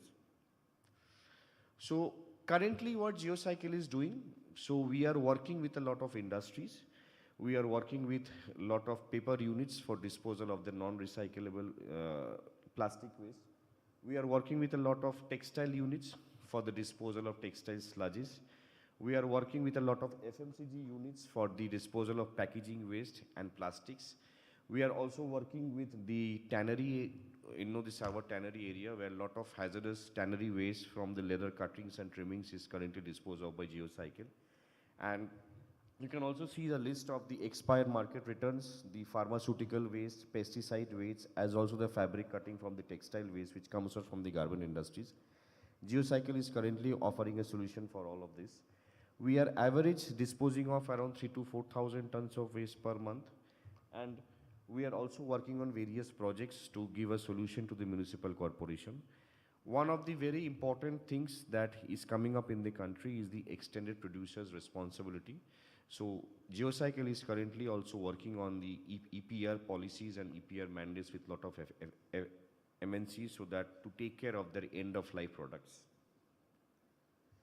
So we are also working on the garment sectors, on the textile cuttings that is generated.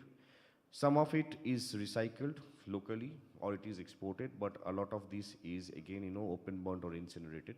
So there is a huge option for circular economy in which, the textile cuttings from the garment industry can become a source of circular economy for GeoCycle and to work in close collaboration.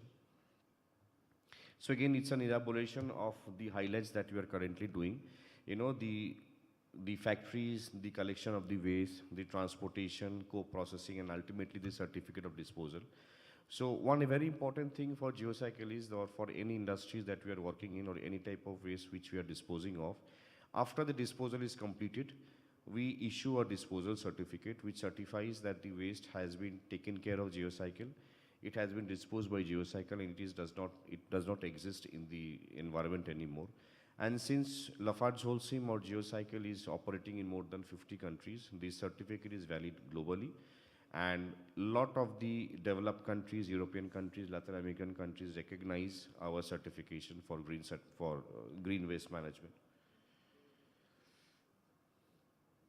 So we also had a good initiative between BGMEA, the premier organization in Bangladesh, and GeoCycle, wherein there was a visit on the 30th of September between the BGMEA and GeoCycle team to see the facilities, wherein the president of BGMEA, the vice president of BGMEA was there, and we took them around, look into our facility to understand how we are doing and how GeoCycle can be a part in these sustainable initiatives.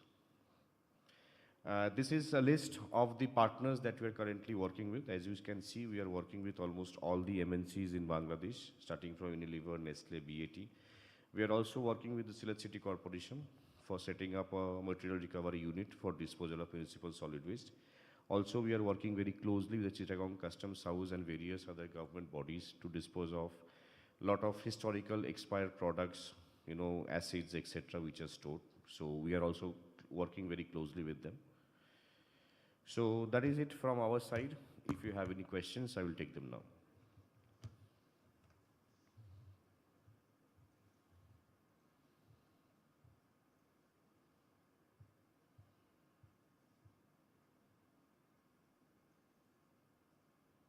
So thank you so much for your attention and your time. Thank you so much.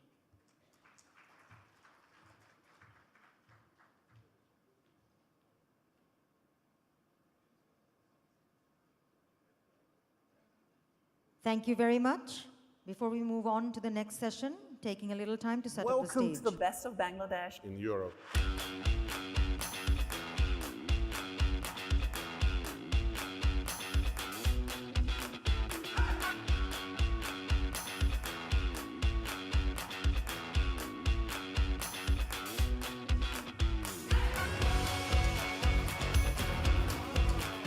I have many more things to offer to this industry and my country, Bangladesh. The Netherlands is honored to have been a long-standing partner of Bangladesh. Best of Bangladesh is not an event, it's a process. Please see Bangladesh, come to Bangladesh, invest in Bangladesh. Bangladesh has emerged as the fastest growing economy in the world.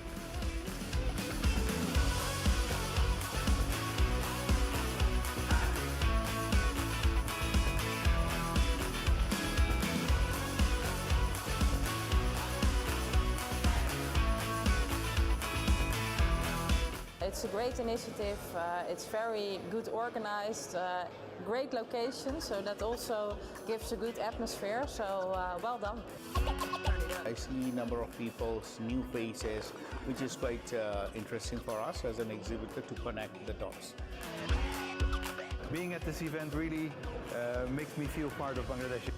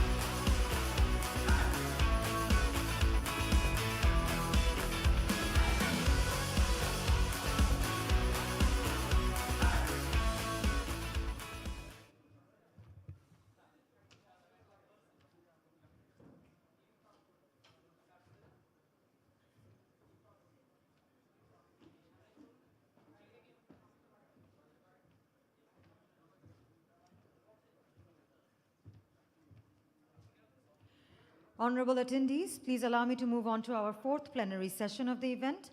This session is titled Finance and Just Transition. Now, I would like to request the speakers to please come up on stage and take their seats, requesting Ziaur Rahman, Regional Country Manager, Production, Bangladesh, Pakistan, and Ethiopia, H&M.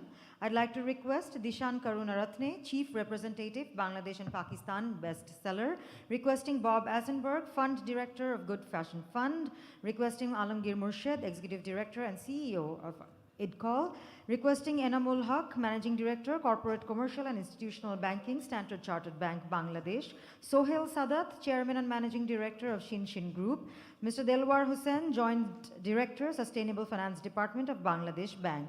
I would also like to request Siva Pariti, Senior Technical Marketing Officer of Blue Wind, to please come up to conduct the session. You have about 40 minutes for this session. Handing over to Siva Pariti. Welcome again. Thank you very much again for giving me the opportunity. Let me start. Most important panel and distinguished guests, I have the privilege to ask many questions from you. And let me set the scene. Basically, to get the target of decarbonization is not a simple thing because it requires a lot of investment. And these investments require money. And accessing the fund is again a difficult thing for the manufacturers. I'm coming from the manufacturer's point of view. Fund is not a problem for many people in some cases. But accessing the fund is the most difficult thing in some cases. So it's not that simple thing to actually get the funding according to the requirement, what is set, rules, etc. So let me actually take through the distinguished panel to understand how things are happening and how the manufacturers can actually take a cue from the funding agencies to look at their journey of decarbonization. Let me start with Shinshin, with Sohail. So, decarbonization requires significant funding. We all know that. And I wanted to understand how difficult or easy is it for you to get the funds, to organize the funding at the first part. Thank you very much.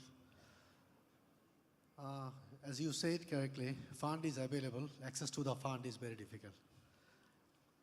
And I want to add one more point, is like cost of fund is also related to this. If commercial rate is 9% and a special fund rate is 5 to 7%, then as an entrepreneur, it doesn't mean anything to me. And I think those kind of situation we go through, sometime we have the fund, we apply, and it takes us so long time and ask for so many. For me, one example, we have made one green building. We have spent all our money, business discussion with our partner bank, and they said that, okay, you finish, certain level we will apply.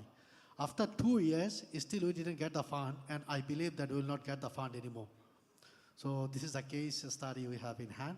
I think we have to collectively work between all the stakeholders. What are the difficulties we are facing? Address to those if we want to really make it effective. Otherwise, we can talk a lot, but effectiveness will not be up to that level. Thank you very much. To just continue, to just get a feel of the scale, how long it took for you to apply for the funding, the documentation process for the fund? Like for the solar panel, we have the solar panel we have installed. That was very fast. And solar panel, like we have applied around, it took us, I think, almost 6 months to apply, prepare the documents to finish everything.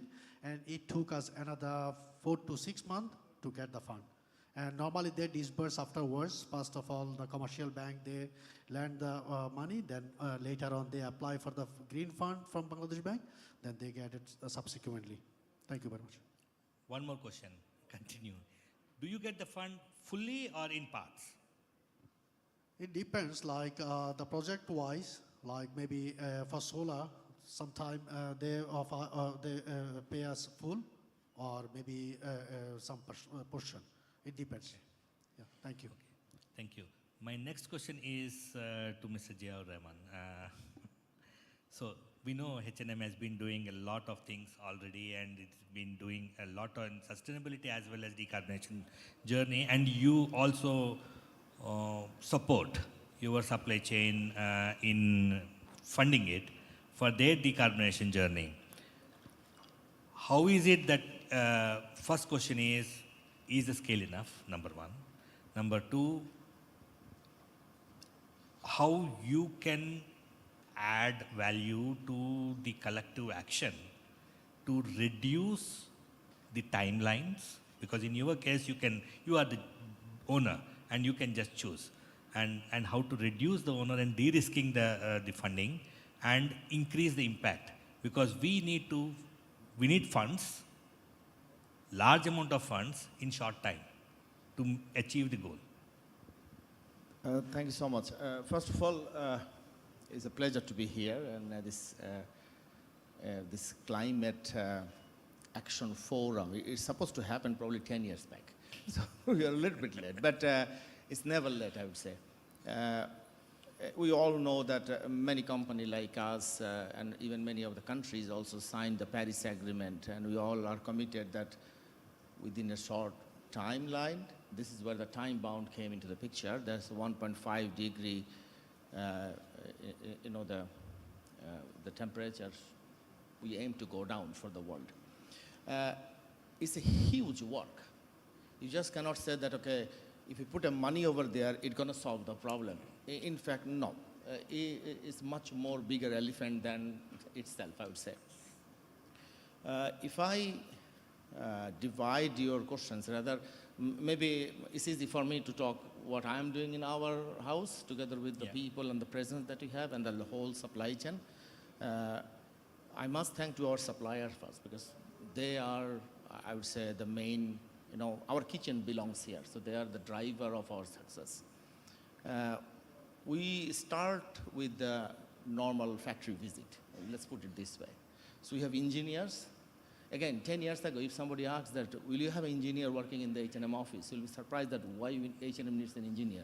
But we have engineer, and it's not an industry engineer. I'm talking about engineers who work with the energy, engineer who works with the electrical and those kind of things as well. So we go there, we try to find a lot of low-hanging opportunities, because if you go to our supply chain, there was I think in our first or second session, there is one guy from H&M joined, and he came Bangladesh for a month, Mr. Peter Ford. Yes.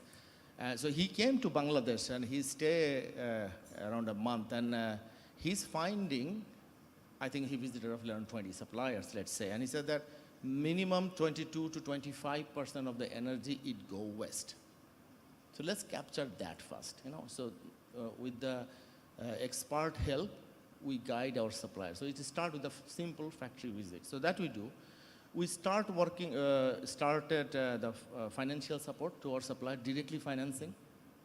And again, I understand what our Shinshin is saying. It's our suppliers as well, and they're doing good, by the way, just they're very forefront supplier for us also. So we start giving money directly to our suppliers, and much lower rate than the regular banking rates. So it's not the business that we try to put over there.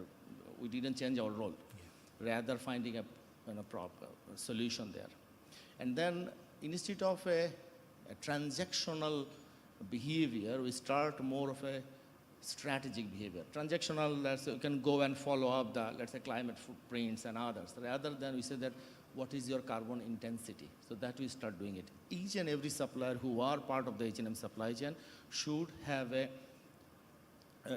climate roadmap. And it's a map with a very specific timeline, what exactly they're going to do, when they're going to change their machines, what kind of investment they put it, who's going to plug in, who's going to plug out. We do that as well. And then we do a lot with stakeholder engagement with the government, with the development organization, because it's not only fund. If you even have the money, how to roll it around, even in Bangladesh. Let's say,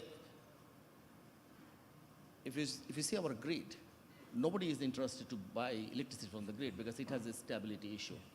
And then it has the grid electricity, a large part comes from the coal as well, and that's not helping. So if you put a solar, industry somewhere north side, how do you connect it? Within this framework, is it a corporate PPS possible? It's just a policy you're talking about. So if you even have a money, it's not going to work. So we start working with that. So that's what we do in our house with our suppliers. So now you have done all the hard work, and you know the challenges, you also know the pain points, and how things can be forwarded also you know. How are you going to scale up with this know-how and engage with all others? Because alone you cannot achieve the whole goal. Well, if you ask me, I'm just a part of the whole ecosystem here. And our mandate is only within our supply chain. So that you have to, that's a reality for us. I cannot just go somewhere else and do something. It doesn't allow, the legislation doesn't allow, our business doesn't allow. So I think for our cases, I will go back to the basic again, the roadmap, the climate roadmap. Each and every supplier have a climate roadmap, and we see that how much supplier can invest, what we can invest, and then we go back to the bank even.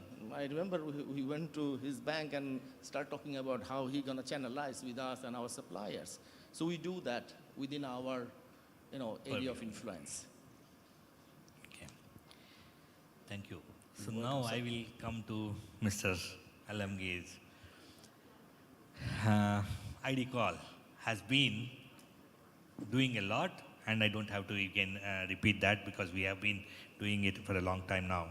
Now, when you are making the funds easy or making funds available, how are you de-risking it to SMEs where the balance sheets are not great, the ROIs are not going to be good enough, and how are you looking to de-risk that and engaging them and making them also a part of the journey of decarbonization, especially with SMEs? Thank you. So the whole, the inception of ITCOL as a specialized vehicle is exactly to address that. It's to support the private sector in areas where the conventional banks or financial institutions may not be able to invest because of their financial models. So the whole idea of ITCOL is to create a commercially viable market so that eventually when certain technology becomes, commercially viable to invest, that is when we expect the financial industry to participate. And there has been a number of such projects that we have done over the years. And because these are, in the conventional terms, thought to be high-risk investment, where the credit appetite for conventional banks may not be there at the initial stage, that is where ITCOL plays the role. So that's exactly what we do.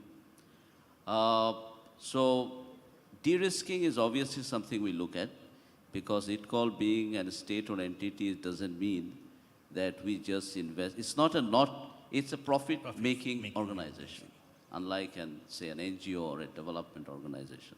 So we have a very clear, profit-making agenda. So we pay dividend to the government, we pay tax to the government, and we run as a very professional private organization. So in terms of de-risking, what we tend to do, we just follow very similar project finance or corporate finance models, fully knowing that some of these projects are very long-term, with a payback period of not less than, say, 6 to 7 years. And therefore, what we do, we take some sort of guarantees. That is where we're working on, how can we engage some of the development partners to give us some guarantees on back of our investment. Because the problem challenges that we face today in the overall financial sector of the country is the two things. One is you need long-term financing, and because of the interest rate and the exchange rate, scenario, you also need local currency funding in many cases. So you need long-term local currency financing, and that is a challenge. So I must thank the development partners and our government, where we have been channeling most of the funds through the development partners. Okay. But that's not viable. You see, when you talk about the overall ambition of Bangladesh as a vulnerable country to climate, we are talking about some $200 billion in next 10 to 15 years. That's a huge amount of money. That's around 14 billion of investment that you need every year. So we very well understand that only the development partners or the government or our own domestic resource may not be enough. So the participation of the private sector banks or financial institutions or institutional investors is very critical. And that brings us to the question of how you develop the bond market, the capital market. And there's a lot of work that's going on there. We have yet to see the capital market to evolve to that stage. But really to mobilize that kind of fund, the role of capital market will be very important. And we need to engage the institutional investors in the process. So that is how it has to be done. ITCOL does a small part of it, but very happy to say that, this whole journey, as we are here in a forum of RMG and textile, I must salute this sector in Bangladesh who has been leading this entire, change of the renewable energy, for instance, or sustainability. So the solar rooftop has been one of these small cornerstone of change in that direction. ITCOL played a very important role in creating that capacity, creating the awareness, and today we see there's a huge demand from the end users to implement this kind of technology. And it makes a lot of business sense because when you talk about cost management, I think energy is one big component. And with the change in tariff structure and with the drop or the decrease in the price of solar rooftop or renewable energy technology, we see a lot of demand now, and which is a great news. Because initially, organizations like ITCOL had to struggle to push, really. And I know Ziaba is here, H&M and ITCOL had a lot of these awareness building sessions that we ran over the last few years. Today we see this paying off. So I think, as I heard from GIZ also, it's not only the finance, it's also about the awareness building of the technology, of the concept, and there are many ways, we all can participate. It's not only one solution. For example, we have seen now, even the buyers, the brands, they are investing in products like improved cooking stove. Very indirectly, they're supporting this whole agenda of sustainability, not directly but indirectly by funding some of these programs that we run and taking benefit of, say, the carbon credit and reinvesting that into the sustainable program. So there are different ways of doing it. Thank you. Thank you. Now I go back to Mr. Dishan. Okay, we have funds, we have identified the projects, we have identified the manufacturer, we envisioned that roadmap, we invested, fantastic, things running well, but the garment industry and the cycles are all cyclic. There are ups and downs. There are some lean periods and good periods. How does this scenario look at to decouple the risk of a bad year or a bad 2 or 3 or 4 continuous seasons, and then the entire roadmap becomes completely non-functional, almost. We have seen that in the past. So how does, as a brand, you are also doing exactly like what H&M is doing in your own supply chain, in your own thing. But I am just asking in a generalized question to you. As brands, we know that these are cyclic, and this is evident, this is not going to go off, and the scenarios are going to be there for the manufacturers. How do we work on to decouple that risk? And then engage, still continue to engage and continue to motivate these manufacturers. Yeah, thank you. Okay, as Sia also said, this is a bit of an uphill task we all are dealing with. But as far as the bestseller is concerned, and we wanted to know, where we stand. Before we start moving with the roadmap. And what happened was, about 2.5 years ago, we engaged with a big project across 40 of our factories, and in order to establish the baseline, and with another partner in Bangladesh to understand this, and then it was a 2-year project and funded by Bestseller to do that, and of course, like in a part of the funding is also coming from our suppliers, and we did this together and to identify where we stand and what are the opportunities. I mean, without knowing this, I mean, it's very difficult to move forward. So if you want to create a roadmap, obviously you need to create a baseline.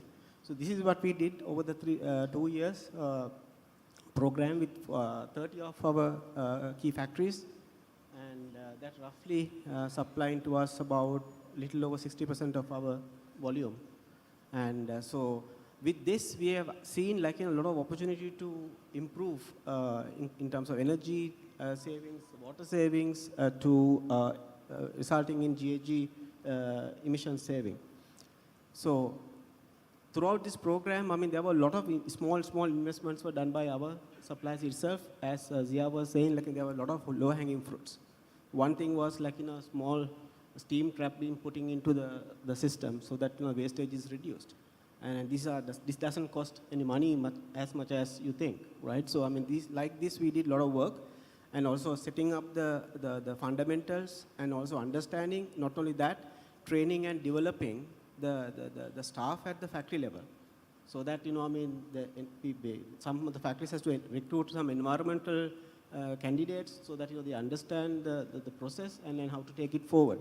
So we did all that, and with the Bestseller funding, and then as a result of this, we have seen the opportunities.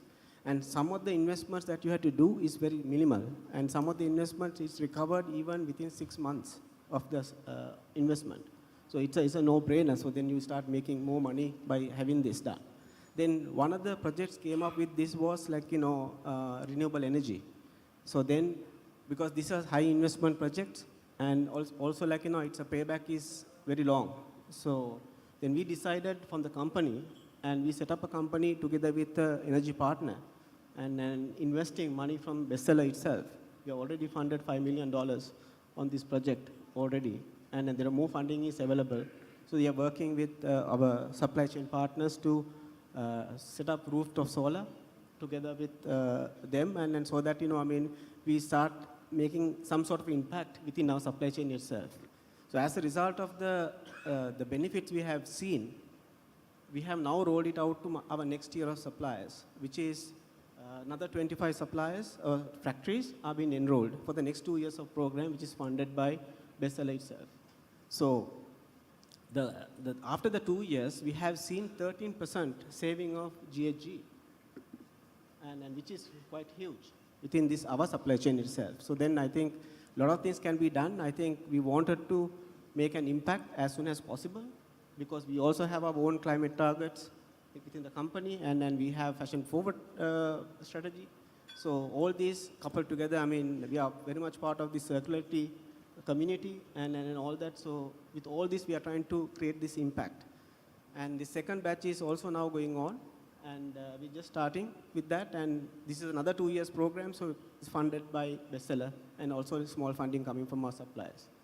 And then as a result of this, we also have invested in a software program where we can track and authenticate all the data coming through to the savings and everything. Because this is another problem, I mean, how do you justify what you do? So we have invested in this as well, so we are completely funded by Bestseller itself. So I think these are the little bit of things that we are doing as a customer who operates in Bangladesh.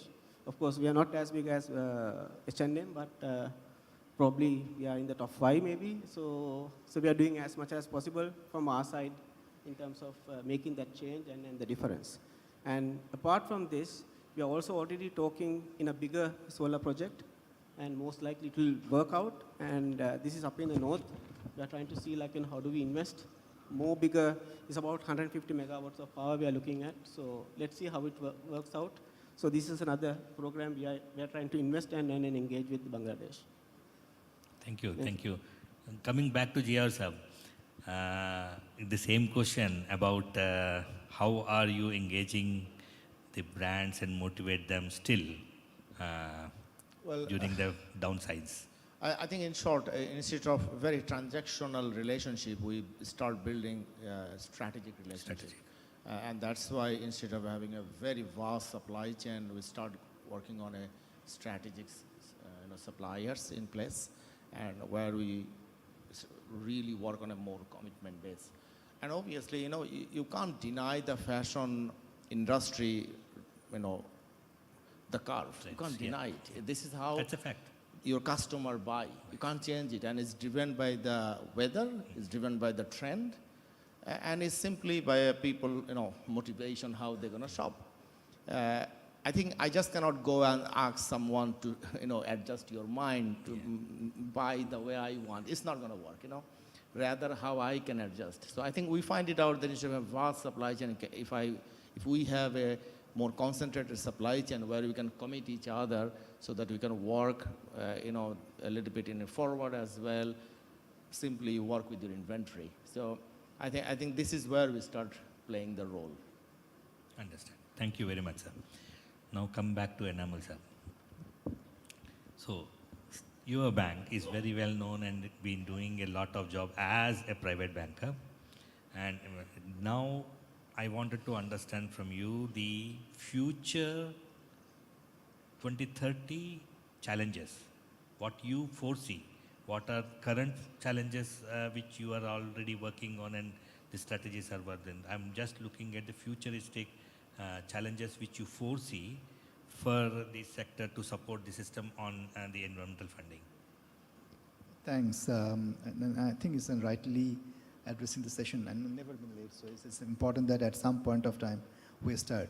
We are a private bank, we are a foreign bank, and then among the banking sector, we are the trendsetters as well. So on that note, I'd like to highlight a couple of perspectives, as you mentioned about 2030. So like we seen 2012, 2013, Tazreen Rana Plaza incidents, and where we see the private entrepreneurs has come across very firmly. Between 2012 to 2023, probably industry has invested, private sector has invested about $5 to $6 billion. It's not written in the wall, but to that quantum, the change has happened in the industry.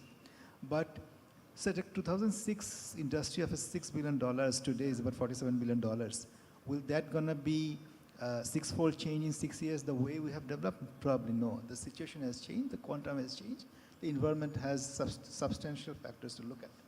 So what I see from the two perspectives, one from the multinational clients' perspective, at the same time local entrepreneurs' perspective. Multinationals, when they come up in terms of sustainability and green and innovation on that area, they're more self-driven, group guidance, self-driven ones. When I see the local entrepreneurs, especially on textile and garments industries, is not self-driven, but for the reality check, where the buyer's pressures are there, the buyer's commitments are there. Either you fulfill those commitments or you're going to be left out. And then our internal survey shows that by 2026, either you have a commitment or plan of action or you're going to be phased out. On that note, the particular perspective of owners and top management has a mindset which needs to be cascaded down the stream, that how you're going to document it. The documentation process of sustainability, funding and fulfillment of the requirements is very important, which at times seems a bit of a missing leg on Bangladesh context. Number two, when I see the perspective of standardization is an important factor. That are you going to follow the local procedures? Are you going to follow the international procedures or IFC procedures? That has to be well cascaded. At the same time, it has to have validations. So, one of our key panelists has mentioned about time frame.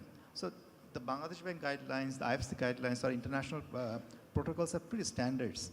Unless and until you have a pre-documentation stage, it's not going to be like a post-documentation stage, it's a pre-documentation stage. It has to be followed. So that's the key, the way I look at it. Third, today we are talking about, say, water resource management. We are talking about 30% efficiency, where the standard probably at 97%. So these are small components, and small components wise, when Bestseller is talking about, when H&M is talking about, from their perspective, but at the same time, some form of alliance needs to be formed that the industry's investment has to be scaled up. So for $2 million, $3 million may not be a bankable proposition.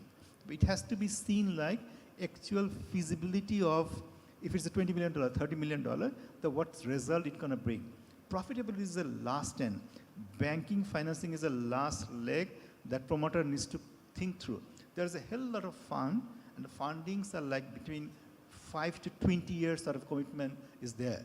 But it's a matter of scale up, right documentation, and international standard to be followed, which is the key in that particular case to follow. Thank you very much, sir. You have got almost all my points covered in that one answer. Now, let me come back to Bob. So, good fashion fund is really good fashion fund. So, you are leading and you created, we all understand why you have created and what you are doing. And when we are going to the next phase of sustainability investment, where it is in innovations and sustainability investment, how do you think the future fund should evolve to ensure that we support the impact and rather than the other normal stuff? Because you need to pitch in some place where things otherwise not possible. Thanks. Yeah, the Good Fashion Fund, maybe very briefly, but because everyone might not know what we exactly do. It's a fund which is initiated by the Lourdes Foundation, really supporting manufacturers in India and in Bangladesh on the uptake of equipment, and that it's disruptive or new equipment with a huge impact in terms of reduction on water, materials, but also energy. So as a fund, we actually invest or we lend to manufacturers for that uptake, and we very closely monitor also the social elements. So that's an important element of what we do. And so far we've made a number of investments. I think what we've done as one of the successes is basically that we have a network of partners around us that on the environmental side, social side, technical side, to ensure that there's scalability of what we've learned so far. So I think, coming back to your question, I think it's important to take the lessons learned and apply it to a new fund. So that's certainly something that we're going to do. Of course, there have been challenges as well with our fund, but I think what we're looking for is in the next fund, if we look at the garment industry, is certainly to continue doing what we're doing, which is supporting manufacturers, because I think those are the ones that are really in need of funding. But take it a bit broader as well. So realistically speaking, and also if I look around here at this forum, there are manufacturers that actually have access to finance, but a huge majority of the over 4,000 manufacturers in Bangladesh don't have any access to finance. So what we really would like to do is take that further and also provide access to finance, which is not necessarily always debt, but access to finance to those manufacturers. I think that's a key element also in terms of what we're trying to do here in terms of climate action. I think the knowledge, the awareness of what needs to be done or what can be done is with a certain certain segment of the industry in terms of manufacturers. That should be much broader than it is right now. So if we go for a fund, it's not just the funding, it's also technical systems, basically support, not for the investees themselves, but also the whole ecosystem around it, because I think that's what you need in order to take a next step. So coming back to that ecosystem, I was just, the next point I wanted to ask you is, that how are you developing that ecosystem, not just accessing the fund, but you need to again educate, communicate, and create the documentation to access that fund. So how are you working on that ecosystem development? Yes, looking at the ecosystems, I think firstly the Good Fashion Fund is a demonstration fund. So we really would like to demonstrate. We made a number of investments. Hopefully shortly we can announce a new one here in Bangladesh. But it's also to demonstrate an investment in equipment, but an investment which is in also climate action, makes sense from an environmental, in our case also social point of view, but also financially. So it's demonstrating through social media, but it's also demonstrating what we're going to do is that we bring our investees, the manufacturers, together with those other ones. Actually, what are the learnings? What have you done? Just to make it practical, just to make sure that you have something on hand, which is not just a piece of paper you have to fill in, but it's really about something tangible, and also to share the learnings. And I think that's important to keep on doing that in terms of the ecosystem. In a broader ecosystem, I think because besides the Good Fashion Fund, we manage 3 other impact investment funds. we really look also at risk mitigation. And I think it has been mentioned before, but I think we're a foreign lender with a lot of issues. I think being a foreign lender, actually getting approvals in, etc., within Bangladesh, so it's not easy. At the same time, there's sufficient liquidity available within the Bangladesh financial sector. So we just need to utilize it. So I think it's important to have risk mitigation, and that can be by donors, but it can also be, for instance, by brands, because I think they need to play a role in that, either by finance or by risk mitigation or guarantees, to make sure that the financial sector in Bangladesh is capable and willing to lend to also other SMEs. So the other fund that we have, we provide risk mitigation in terms of first loss, but it could also be risk sharing or tenor extension, making sure that actually there is money available for long-term investments. And I think that's the broader ecosystem. It goes really to SMEs, it goes to awareness, but it's also engaging with parties like the financial sector, but also donors around it, and typically make sure that the relationship with the brands is not just a transactional one, but it's a partnership with the manufacturers. And I think that's an important one. Coming back to that again, did you see the increase in the uptake, people, applications, and who are asking for that?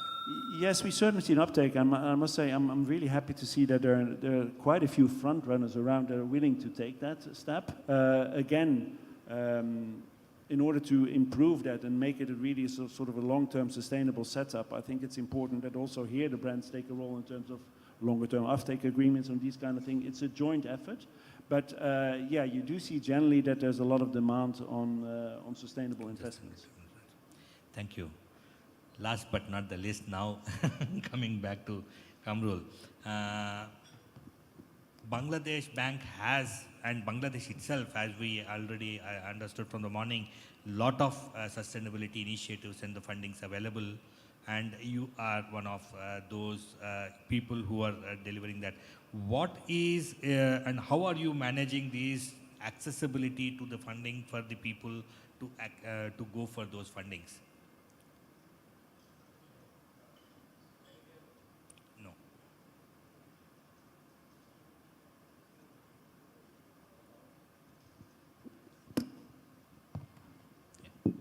Thank you. It's a very buzzword for now that green initiatives for sustainable finance. So our main purpose is to promote the sustainable finance products, especially the green products, projects and initiatives. And that's why we have created lots of funds, and money is not a factor for Bangladesh Bank, you know. And the Bangladesh Bank is always very much eager to disburse the fund as early as possible for among the entrepreneurs who are going to take initiatives, especially for the green projects. And we have lots of projects. First one is a refinance scheme for environment-friendly projects, products, and initiatives, and which currently has 4 billion BDT.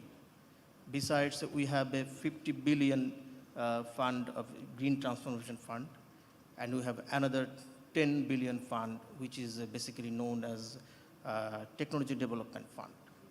And the BDT part, which is 4 billion, earlier I said that refinance scheme for environment-friendly projects and initiatives, we are going to increase this fund to 50 billion very soon.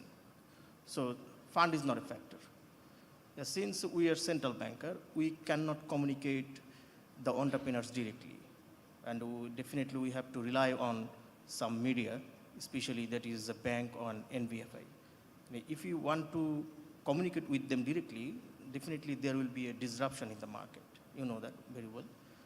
So accessibility of the fund sometimes depend on that media, because we have already set targets for green finance and sustainable finance, but we cannot force them to use these refinance schemes because they have their own business plan, and definitely they have own profit target. And I will say that it's from my perspective, from my point of view, that accessibility of fund is access of fund is very easy for them, I will say. Our target customer, definitely we target the customer who has the clean CIB, and who has a good repayment history. And we also prefer the NBFI who has the NPL less than 10%. So if there anyone, is there anyone from IDLC or United Finance? Okay, then I will be very much loud and clear to say that these IDLC and United Finance are very much reliable on us to attract the large borrowers because their cost of fund is very high, so they cannot communicate with other, cannot compete with other banks in the industry. So they are very much, they are getting very much fund, huge fund from us, from these sort of refinance schemes.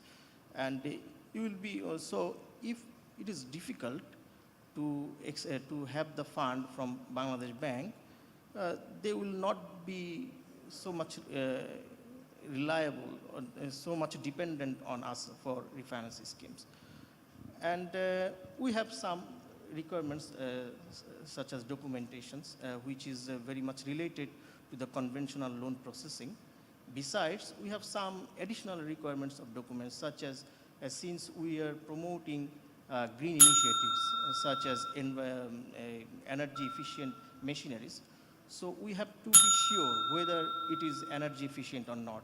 That's why sometimes we have to rely on the third party opinion, and that's why we need an additional requirements. Sometimes we need LEED certificates or STRADA, certificates from STRADA for green building and initiatives. So sometimes it takes a little bit more time for us. Thank you. Thank you. Just to sum up from what I understood from this talk, thank you very much for all your insights. Strategic and not transactional, time-bound, documentation, standardization, validation, and scale up. These are my key takeaways from this. Thank you very much. Thank you very much. Requesting speaker and the moderator to stand on stage for a group photograph.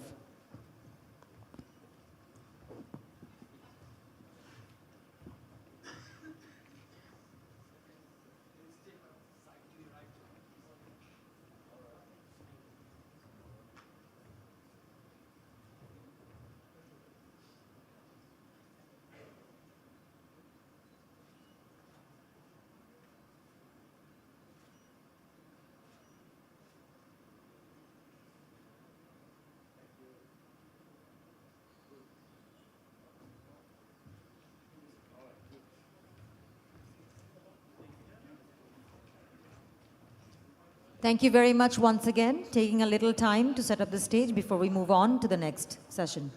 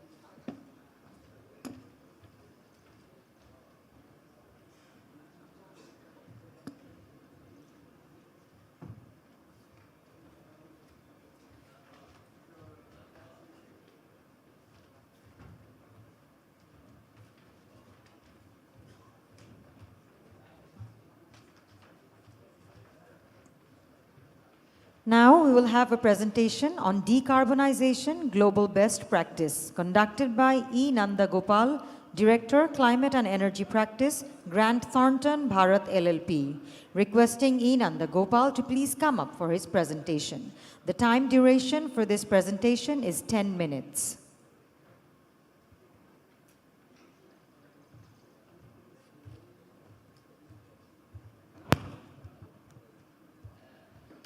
A very good afternoon to all.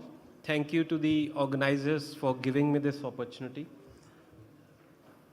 If you can put up the presentation. Thank you. Thank you. So I'll keep it short. What I would like to take this first 5 minutes is setting things in context. You have been hearing a lot about energy efficiency. You have been hearing about renewables. So these are different ideas, but where do they stand in the carbon management hierarchy? What you should target first? Is renewable the first thing to do? Do you take up energy efficiency in an ad hoc basis? So we'll understand that. Some numbers from Bangladesh factories to set the context in terms of where the factories stand, and then we'll look at some of the global best practices. A quick word about Grant Thornton. I represent Grant Thornton, which is a global consulting firm.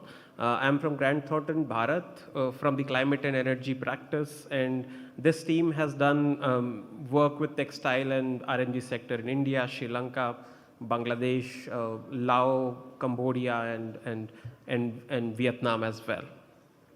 Okay, let's come back to the topic.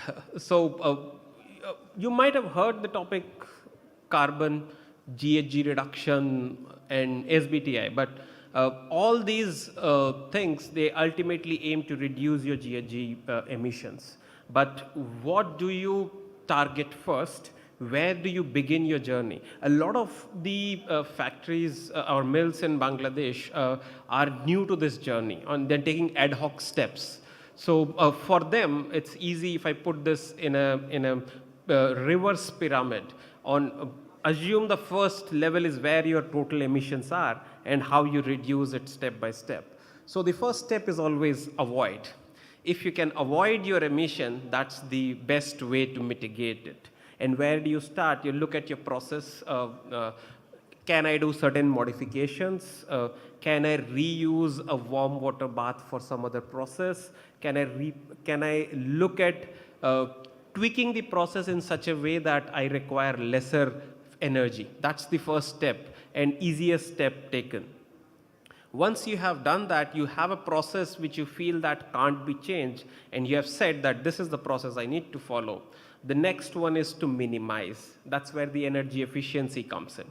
And that's what you hear a lot from a lot of consultants and organizations, that this is the area where demand side efficiencies are to be improved. Once you have reduced and reached optimum energy consumption level, then you need to think, how can I make this clean? How can I move from, say, a natural gas to a lesser carbon intensive fuel or a renewable source?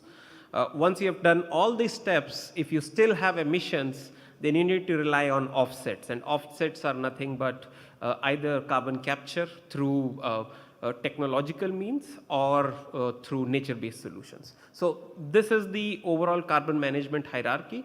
With this background, let me take you through some key numbers in Bangladesh, and then we'll look at solutions.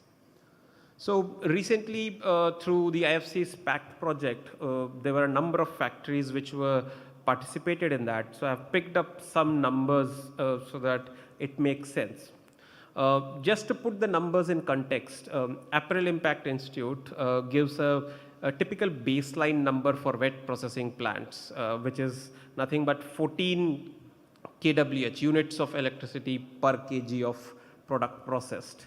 So where do factories in Bangladesh fall compared to that number? If you see study of 15 wet processing mills, roughly 40% of these are consuming way higher than 14, which means there is a substantial improvement potential. And what we did was we conducted a study to identify low-hanging fruits which are like can be implemented in next 2 to 3 years max. We didn't look at state-of-the-art technology options, just low-hanging solutions which can be implemented. And if you see, the numbers are staggering. You can save up to 15 to 20% depending upon where your baseline stands. And the correlation is very clear. The units which are consuming, which are having higher baseline have higher saving potential. And the same holds good for the RMG sector as well. So these are last year's numbers. Again, looked at Apparel Impact Institute's typical baseline for a RMG garment factory, which is 3.15. Compare the 8 factories which we visited last year, roughly 50% of them are higher. And if you see, almost 2 of them are double the number where it should be, which is a substantially high number. And if I had time, I would have gone around and asked, why do you think the reason is for the first factory to have such a high number? But simply put, they have oversized everything. They expect huge jump in numbers, but for past 2 years, they have been running at about 25-30% of the capacity, which means oversized utilities, oversized boilers. Hence, as a result, you have very high consumption, and here, as a result, the saving potential is substantially good. Again, these are low-hanging fruits. Now, the solutions can be categorized broadly into these 5 brackets. From easy going to difficult. So best operating practice is nothing but where you tweak your operations to obtain some savings. Retrofits are making minor changes. Replacement is getting equipment which is readily available within Bangladesh or from neighboring markets. These 3 are the ones which were considered in the previous slides where I said saving potential is around 20%. Now, next is new age technologies and renewables. I'll take you through some of the examples. In auxiliary systems, I won't spend much time because I have been given only 10 minutes, but what I would like to say is that most of the factories have grown from a smaller size over the course of time to a bigger size. And what we have seen is that the growth has been sort of inorganic in the auxiliary systems, where you're seeing 1 compressor being increased to 5 compressors without any modification done in the distribution network. Same holds good for boilers. As a result, you're losing a lot on your distribution system, and the sizing is not proper. For example, typically for a 300 CFM compressor, you would need 1 meter cube receiver. We have seen people with 10,000 CFM also having just 2 meter cube. So that's why they tend to increase pressures and have higher challenges in terms of energy losses. And there are other solutions which I would leave back with you for look at. What I would speak of is process side solutions. Here again, modifications in your equipments, such as spindles or spinning pots. If you reduce the weight, the material like conventionally spinning pots are steel materials. If you go for, let's say, a reinforced plastic or a carbon material, that would be 20-25% lighter, as a result, lower consumption. One very important observation we have had in almost all factories is that whenever a machine is not operating, the steam system, the hot water system, and the compressed air systems are not cut off, which means there are certain leakages which are happening. These are things which you could do right away. And there are other new solutions like ultrasonic enabled processing, vacuum impregnations, heavy squeezing. So these, if you adopt, these are technologies which can give you as high as 50% energy consumption reduction. A bit about renewables. As you move higher in the hierarchy and you implement all the best practices, what you can see is that renewables is the option to get higher level of GHG reductions. Now, if you see, Bangladesh is the 5th largest rice producer, and we expect them to grow higher in this list, which means there is a lot of biomass available. And typically, a rice plant would consume about 20-30% of the husk. Remaining husk is available as biomass, which is sold at a throwaway price. If I use this biomass and say set up a central gasification plant, run an engine to generate power, that's carbon neutral power for the factories. It can power up to 100 factories, wet processing mills in Bangladesh, if I assume 50% of rice husk is available for use. And there is another model which is sort of a decentralized model. Let's say you have a group of factories in a particular location. You procure this biomass, rice husk, and then use this rice husk to burn directly, combust directly in a boiler, and also have a boiler at a higher pressure so that you can have a condensing turbine which can generate power as well. So this works well as a carbon reduction strategy. And the final thing I wanted to speak of, which is touched upon by a lot of speakers earlier, is electrification. Be it any industry, any country globally, ultimately beyond 2040, everybody is looking at electrification as the final solution. And if you see, there are each process in textile sector has electrification options, and these options are in silos proven in many countries already, including boilers and heat pumps and for heat setting or mercerizing. There are multiple options. All of these are implemented, but none of them have been done in a single factory, which presents a huge solution option for the future. A country like Bangladesh can easily look at renewable resources. I would just take 10 seconds to say that a lot of talk is that there's not enough land for put sufficient solar power, but we are not talking of offshore wind. There is a decent potential up to 150 gigawatts, which is not being tapped, not been utilized yet. Hypothetically, if I utilize that in next 10 years, that provides sufficient power to power most of the factories which are running now. I would rest with this. There are a lot of good practical examples, not just from Bangladesh, India, but beyond available. Would be happy to connect with anyone offline. Thank you.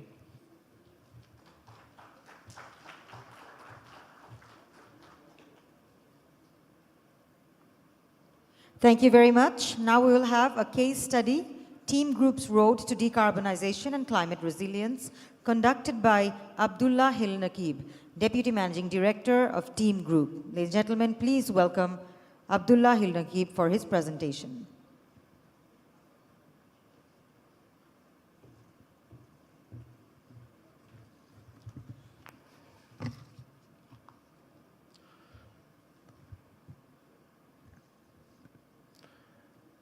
Ladies and gentlemen, very good evening. I'm really excited to see so many people thinking in same line and talking the same language. I will not allow the bell to ring because I'm planning to finish before the bell rings. So let me start with a small story. A king wanted to have the best possible painting within his kingdom. So he got all the painters all together and finally set a board. Board finally selected 2 for the king to pick 1. One was fantastic, very well designed, village, plenty of green, then waterfront and everything, which deserves to be the first. Another one, mountain, rugged mountain, affected by highly storm, thunder, and all these things, which means unavoidable in danger. All the dangers, that is what is coming. Do you know which one picked up? The king picked up which one? The king picked up the second one. You know why? Because he saw in that painting one mother bird was trying her best and was trying to build a nest for her kid under this storm and inclement weather. The thing that he picked, that is, she didn't give up. That bird didn't give up. She tried, and finally made it through. So king picked that.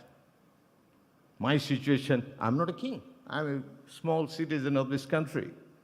When I see this gathering, I see the light. And that's why I'm here today to share my story. Ladies and gentlemen, I'm Deputy Managing Director of Team Group, having 22,000 members in our team.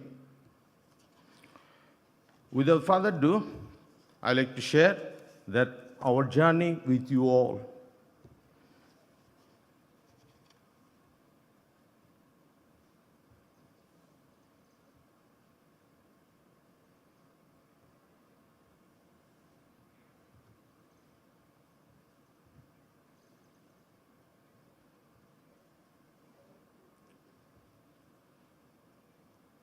So, Team Group, the vision that we set before we started the journey.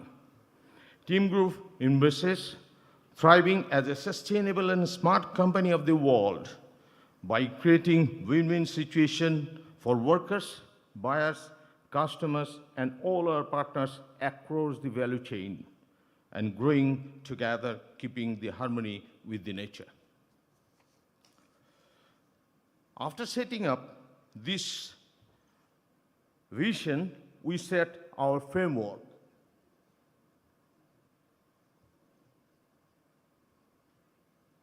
The framework, before we setting up the framework, we committed ourselves that we have to have sound governance, and that is the baseline that we created.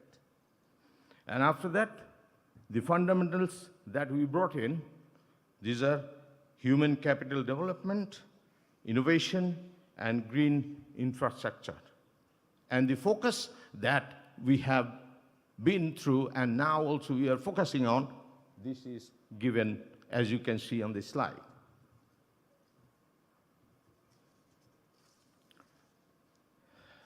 For your information, we are committed to the climate action. As you can see, one of our sister concerns, that is 4AE Undying, is the first outerwear manufacturing factory of the world that signed the Fashion Industry Charter for Climate Action under UNFCCC. And that's how we are committed. 50% absolute aggregate GHG emission reduction by 2030. And we intend to reach net zero by 2050. After that, the goal that we set for ourselves for 2030 is like this. That is diversifying resources, maximum 50% within this timeline, energy consumption reduction by 60%, sourcing of carbon neutral raw materials by 50%, and so on.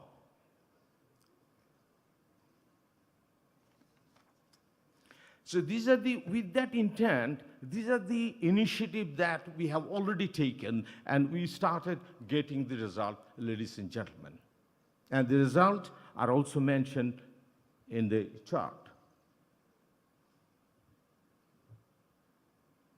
See, the low-hanging fruits or whatever changes was possible, we tried to brought in. Just one I like to mention here, we recently installed the boiler, EGB boiler, from where we are just ensuring the reduction of the carbon emission. Just to highlight one plan, that is the solar master plan. As of now, the solar plan that we are having, we can have 10% of our requirement that can meet. But slowly and gradually, inshallah, we will make it happen. By 2026, we will have 4 megawatt P, and by 2030, we'll have 7 megawatt P, which is almost 70% of our consumption. Now, about the material sustainability, you all know, and this is our goal and desire that we set. I'm not taking too long time. I'm not going into the details because you all are aware of this situation. That's why I'm just moving out. Just to, before I finish, I really want to make a comment, if you kindly allow. It may be really tough. Thing is that I'm really excited to be here, that I'm not alone. So long I had been thinking that I'm moving alone. Now I see many. But question is, do we really believe it? If we really believe it and if we really want to do it, only thing is that we need to convince ourselves, we need to have the commitment to ourselves.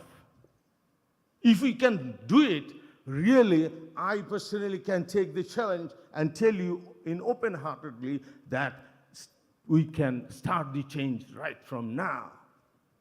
And that will not take long to have a sustainable world which is going to ensure the better world and better life for our next generation.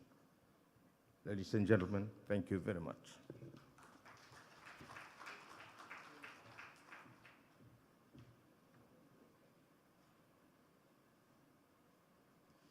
Very well said indeed. Thank you very much. Ladies and gentlemen, we will now take a coffee break for 5 minutes. And after that, we will be back with our 5th plenary session.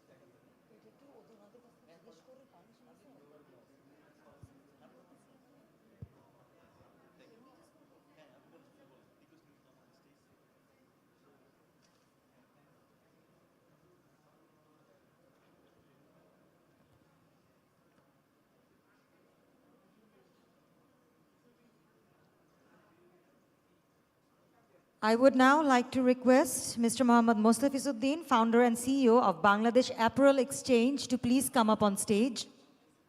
Requesting Mr. Mohammad Mostafizuddin.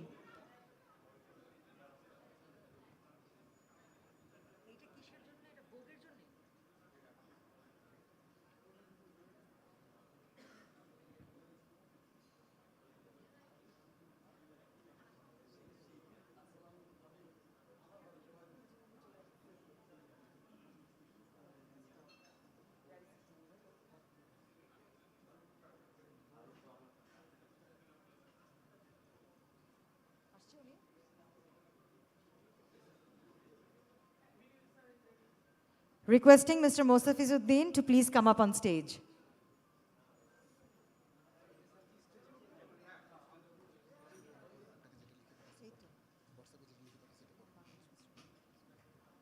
Ladies and gentlemen, from Bangladesh, Mr. Mostafizuddin has been awarded as one of the 100 innovators of the world, sustainable thought leader in global fashion industry. Can we please have a round of applause for Mr. Mostafizuddin for taking Bangladesh forward?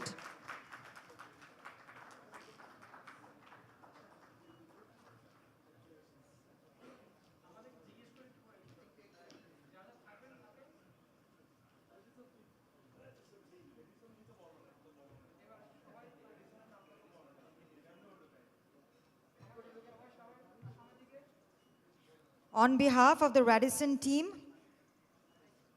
they are presenting a cake for Mr. Mostafizuddin.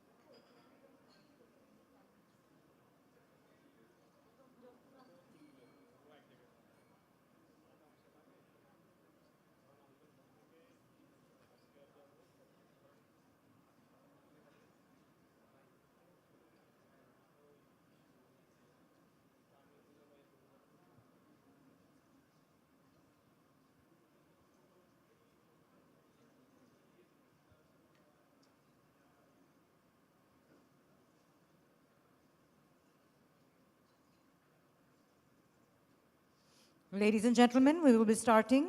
Requesting all of you to kindly take your seats, please.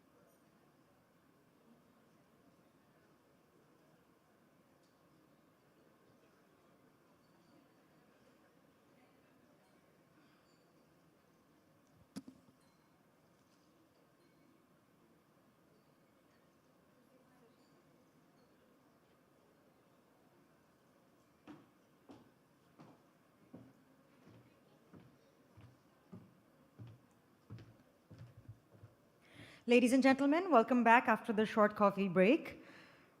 I'd like to mention gratitude to our sponsors, without whom this day wouldn't have been possible, powered by PDS Limited, in association with Lotus Foundation and in collaboration with Apparel Impact Institute, APEC Group, and Oxfam Bangladesh.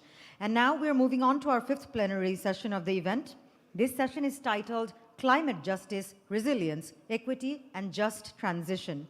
I would like to request the speakers to please come up and take their seats on stage, requesting Mr. Fazle Shamim Ehsan, Vice President of BKMEA, Mr. Edwin Koek, First Counselor, Team Leader, Green Inclusive Development and Social Protection Delegation of the European Union to Bangladesh, Mahmouda Sultana, Acting Country Director, Oxfam in Bangladesh, Seema Joshi, Fashion and IT Campaigns Director, Stand.Earth, Mohammad Imran Hassan, Head of Climate Justice and Natural Resources Rights, Oxfam in Bangladesh, AJM Zubaidur Rahman, Head of Media, Communication and Stakeholder Engagement, RMG Sustainability Council.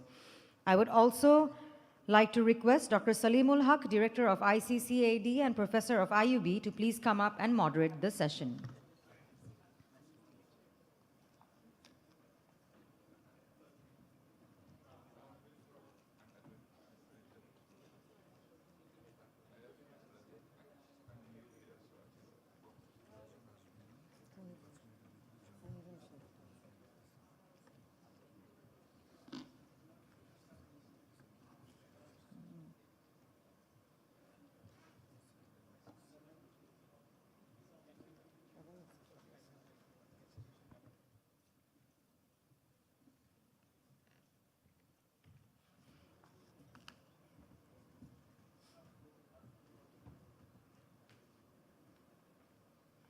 And now handing over to Dr. Salimul Haq.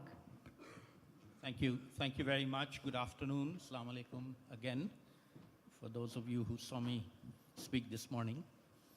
So before I invite our keynote speaker and then panelists to come in, let me just frame what we hope to achieve in this session. And it's really something very different from everything you've heard over the rest of today.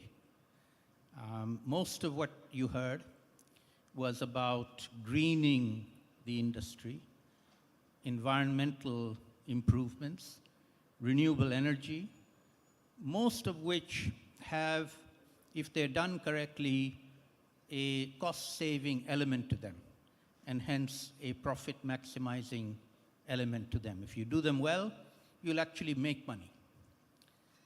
On the other hand, what we're going to talk about today are your workers, the workers, the millions of workers, particularly the women, who spend their entire days in your factories stitching and putting together the garments that you then sell in the global market.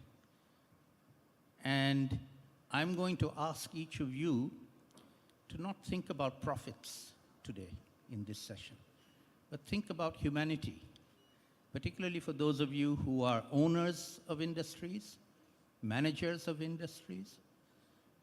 Think about your responsibility to the workers who are earning a pittance, and with the cost of living going up, with the cost of eggs, they can't afford to buy eggs now. Think about them, and think about any sense of responsibility that you might have towards them. So I'm going to appeal to you as human beings, as moral human beings, to your sense of morality, to do something for the workers, because they are the ones who actually, to a very large extent, are responsible for the profits that you make, and the nice food that you eat, and the nice cars that you drive in, and the nice houses that you live in, and for some of you, the houses you have abroad as well. So let's see if we can put on our moral hat, responsibility hat, and think about doing something for the workers themselves. So we have a keynote speech followed by a number of excellent panelists. I'll introduce them when I give them the floor. But let me now invite Mr. Imran Hassan, Head of Climate Justice at Oxfam, to give us the keynote. Imran?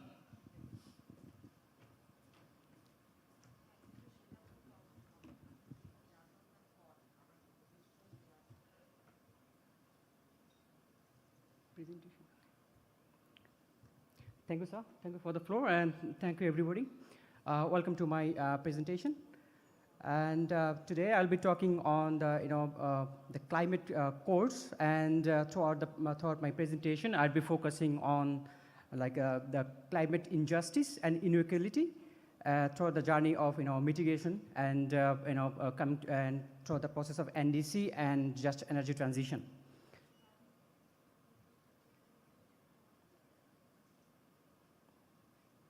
So as you can see, since the dawn of the industrialization, we have put 50% more carbon. That means we have 150% carbon dioxide in the atmosphere, and which is really endangering the course of the in terms of climate change. And as you can see from the recent research by the NASA, we have in the atmosphere 420 parts per million of carbon dioxide particles, and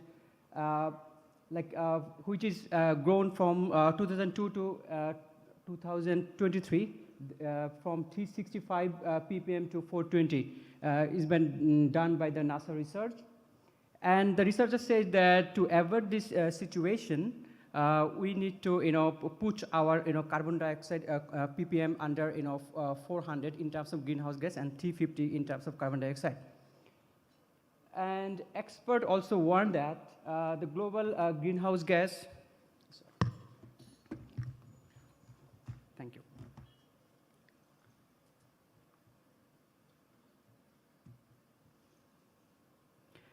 Experts also warn that the global greenhouse gas emission should be halved by 2030, and we need to reach to net zero by 2050 to keep global warming below 1.5 degrees centigrade.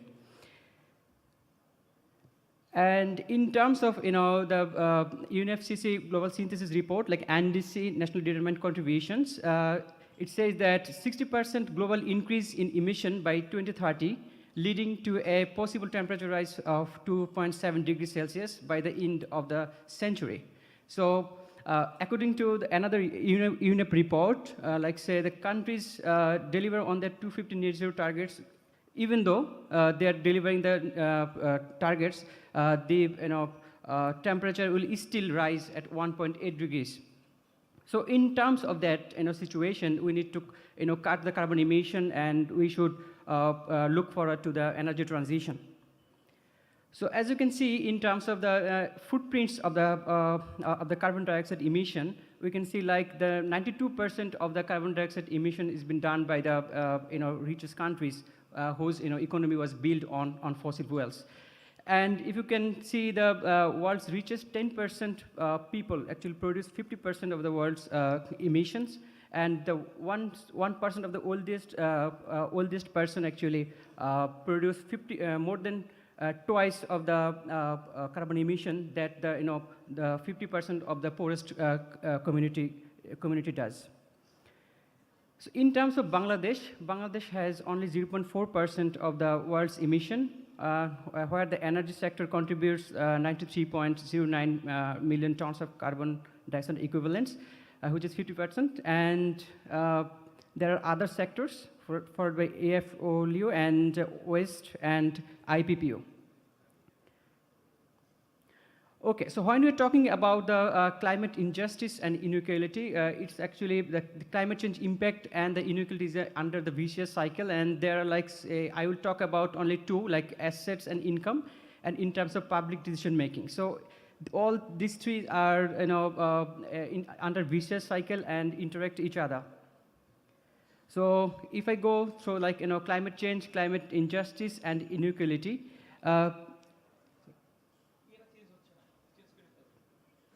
Sorry, আমি আসলে change করছি এটা। Okay. হ্যাঁ, okay, হ্যাঁ, ঠিক আছে। Thank you for that. So if you see, like there has been some research going on, and as you can see, there is a very direct relationship in terms of climate change and migration. I'm talking about climate change and migration because, like in terms of RMG sectors, the many of the workers comes due to the climate change induced migration. And as you can see, like from the BBS data, 3.59% households reported in 2016, and 2.625% household reported migration in 2020, according to the BBS report. And as per another report by IDMC, it is projected like by 2050, there would be 35 million people under risk of climate change-induced migration. And in terms of the injustice and inequality, I will just focus on the lower side picture that says like for a product life cycle in terms of garments product, during the production, most of the inequality happens. And as per one research from Oxfam, it says that if the buyers invest 1%, invest to the living wages, then it would take only 1% of their supply chain. So you can see that. So this is some data in terms of BBS according to the showing the migration status. And now let me go through the NDC, like National Determined Contribution, which actually set course for the mitigation. And there we also see like some sort of exclusion. So in the vicious cycle I showed like the participation of the people into the decision-making process. Even if it is gets hindered, then there comes inequality. So in terms of NDC, I showed two kind of figures. One is NDC and another one is people's NDC. That means like in terms of determining the course of the mitigation, the people's participation or stakeholder participation should be there. Okay.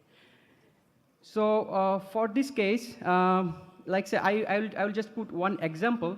Like while setting the course for the mitigation, like say just energy transition, governments put different ambitions, but there's some sort of contradiction. Like the duty of the solar panel and the solar inverter actually together puts 38% of the import duty. That is not doesn't go aligned with the NDC ambitions. Like at one point, government is saying they're going to cut the emission, and another point they're raising the import duty. So that's why the consultation should be there with different stakeholders, and that's why we are coining the term like people's NDC.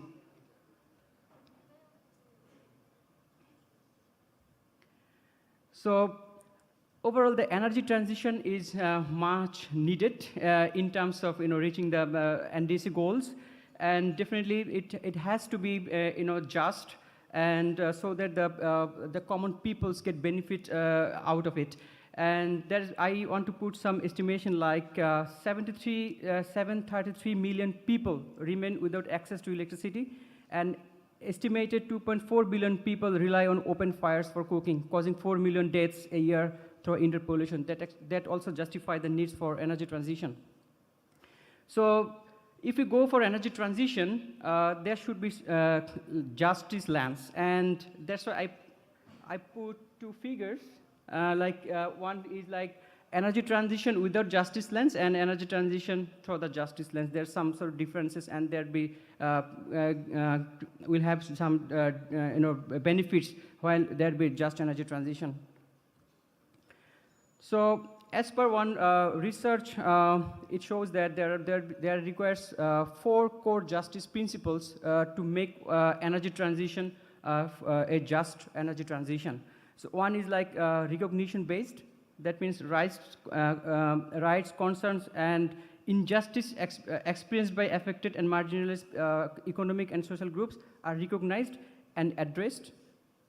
Sorry. And another one is procedural justice, which is like affected people have a meaningful stay in the design and implementation of the transition policies and projects. And the third one is distributional justice, which is like fair distribution of the responsibilities, costs, and benefits that the climate and energy transition will bring.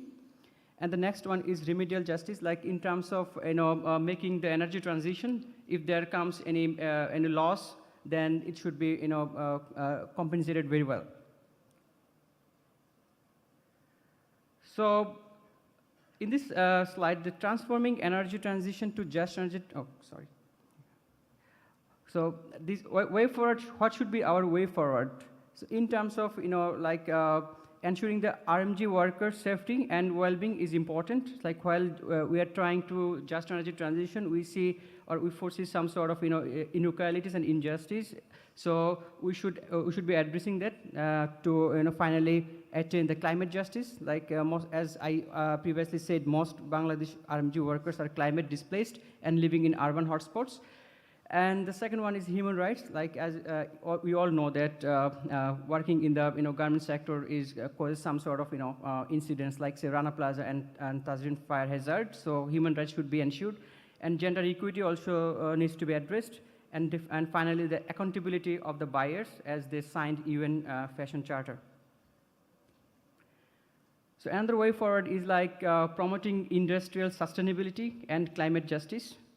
Just to say, like we need to promote just energy transition and support to the most socially and economically vulnerable worker. And I already said, like the people's NDC needs to be introduced to attain a climatic and economic vulnerability. To eradicate climate and economic vulnerability. So we need to focus on like how we can promote industrial sustainability and climate injustice. So thank you everyone. Thank you very much. Thank you very much, Imran, for that excellent run through the issues that we are going to discuss. So we have 4 very distinguished panelists whom I'm going to give the floor for 5 minutes each to tell us about their own perspectives on these issues.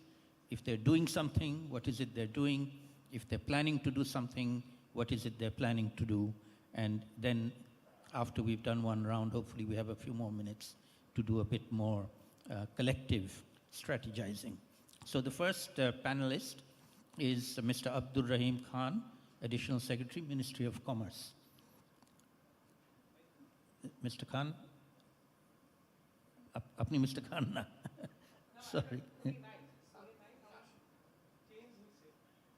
Change ke hoye samake kyo boleni. To please, can the organizers tell me who is? Acha tale uni thak. Let me move to Seema Joshi, who is with Fashion and IT. Seema?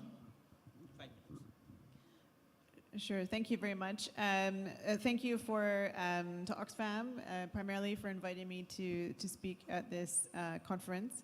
My name is Seema. I am the fashion campaigns director at an organization called Stand.Earth. Stand.Earth is a social environmental campaigning organization, primarily based in North America. And our role is really to push for and to support, advocate for a fair and just decarbonization process in the fashion industry. So, and this will lead to your question. So as a not-for-profit organization, one of the main challenges that we see in the fashion industry, of course, is actually there is a lack of transparency in the industry itself. And transparency, I've often been in conversations where people say, well, why? Why does it matter? Why do brands need to disclose their supply chains and who their suppliers are? Why do brands need to disclose the human rights impacts and risks in their supply chain? Well, why do they need to disclose the environmental risks and impacts? And the key point here is that actually there are a few reasons why companies need to do this globally. And one of them is that actually there are international standards that say that businesses have a responsibility to respect human rights. And that's well codified, within the United Nations. It was globally approved in 2011. And then since then, we have a similar type of international standard that's been approved by other, multilateral organizations such as the OECD, which I know Bangladesh is not a member of, but many of the home countries of brands are. And even now, what you have, which I'm sure will be spoken about, you have emerging regulations and legislations that are calling for companies to implement due diligence, to put in place steps that shows how human rights are being protected, respected, and mitigated once harms occur. So this is really important because this will, I believe, as we move forward, we're at a moment where there will be transformation, across businesses and in the fashion industry specifically, brands, because they will be held to account now for actions in their supply chain. So instead of seeing the transparency leads to accountability, but we need to see this as an opportunity. And really the opportunity here is that for the fashion industry, as we in our organization, on our team, are pushing for brands to start to disclose and publish a pathway towards an equitable decarbonization, what that will lead to is a shift in, we're hoping it will lead to a shift in power and a use of brand influence to basically, in producing these pathways, to create a sense of involvement of all relevant stakeholders and in a sense of, let's say, shared responsibilities. It was mentioned earlier today. And when we have a pathway that is disclosed and produced, where targets are jointly set, where challenges are identified and how challenges will be addressed are captured within that, it provides a good opportunity to bring the rights and the needs of workers up front. So it's not the rights, opportunities, livelihoods of women who are working in factories and in the supply chain are no longer an afterthought, but are actually being proactively identified, and a course of action is being identified right from the beginning. So in our work, just to wrap up, climate and human rights are hand in hand. We are seeing in the recent study that was published that workers will face more extreme heat, more flooding in places like Bangladesh, but this is not just an issue in Bangladesh, it's a global issue. And yeah, I think that we have the sort of framework that is actually making the point that collective action is needed urgently, and transparency will support that. Thank you very much, Seema. I'd like to invite Edwin Kokok from the European Union delegation. You have a microphone there? This one works. So thank you so much for having me here, and I'm really impressed by today's event, and I think it's very special that there is an event organized by the ready-made garment industry focusing on climate change, both on how to reduce emissions, but also on how to become more resilient and what we are discussing now, how to make it more just and to look after your people. And this is actually in our European policy. So I'm from the European Union. We have the European Green Deal, which sees the green transition as also an economic business model. We need to do it to avoid the impacts of climate change. But we also consider that this is the future and the way forward. And the more we are front runners, the more we will be competitive. So we see this as a business model, but we also realize that there will be winners in this European Green Deal, but also that not everybody will win. There are some people who are depending on the fossil fuel industry, who are living in regions where there is less sun or less wind. And therefore, in our European Green Deal, which is at the core of our domestic policies now, but also our external policies, so also our cooperation with Bangladesh, we realized that we need to take care of those people that otherwise risk to be left behind. And that's what we call the just transition. So in all our policies, we also think about how to ensure that nobody is left behind and that no place is left behind. And I'm here now for a month in Bangladesh, and I've attended several workshops, one on several events, one on a closing event, also together with the Honorable Professor, where such a group that we discussed were the climate migrants that need to leave locations in Bangladesh that are under high impacts from climate change. They often leave they migrate to cities where they end up in slums with often miserable conditions, and there again they risk to need to migrate again. And the Honorable Professor indicated that cities should become more migrant-friendly, and this is actually also something I think what the industry can think about. If you are near cities and there are people migrated from other parts of Bangladesh, they actually can be seen as a potential workforce that can be trained and skilled. One last thing, and that's also linking to what you said. In Europe, there is an enormous pressure on companies to become more responsible, socially responsible, and also environmentally responsible. And this has resulted in the European Commission coming with a proposal for a directive for corporate responsibility, trying to harmonize, because now each buyer has its own requirements and conditions, trying to harmonize and put more clarity in what we consider responsible behavior. And I think this is also an important element of what you are discussing today, how to have a more common understanding on what is responsible business in the area of gender issues, climate migration, healthcare,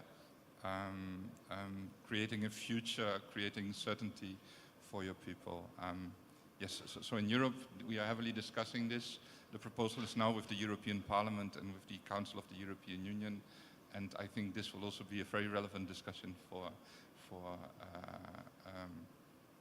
the garment industry all over the world, including in Bangladesh. Back to you. No. Thank you very much. Thank you very much, Edwin. Now let me invite Mr. Fazli Shamim Hassan, who's the Managing Director of Fatullah Apparels Limited. Fazli? Thank you.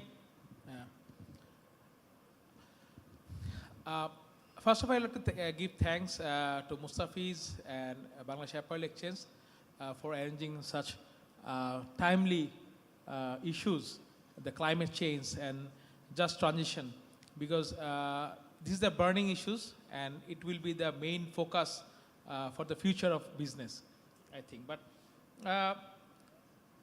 as Mr. Imran presented a paper, there I've seen that in just transition, one of the main pillar of just transition is the inclusiveness.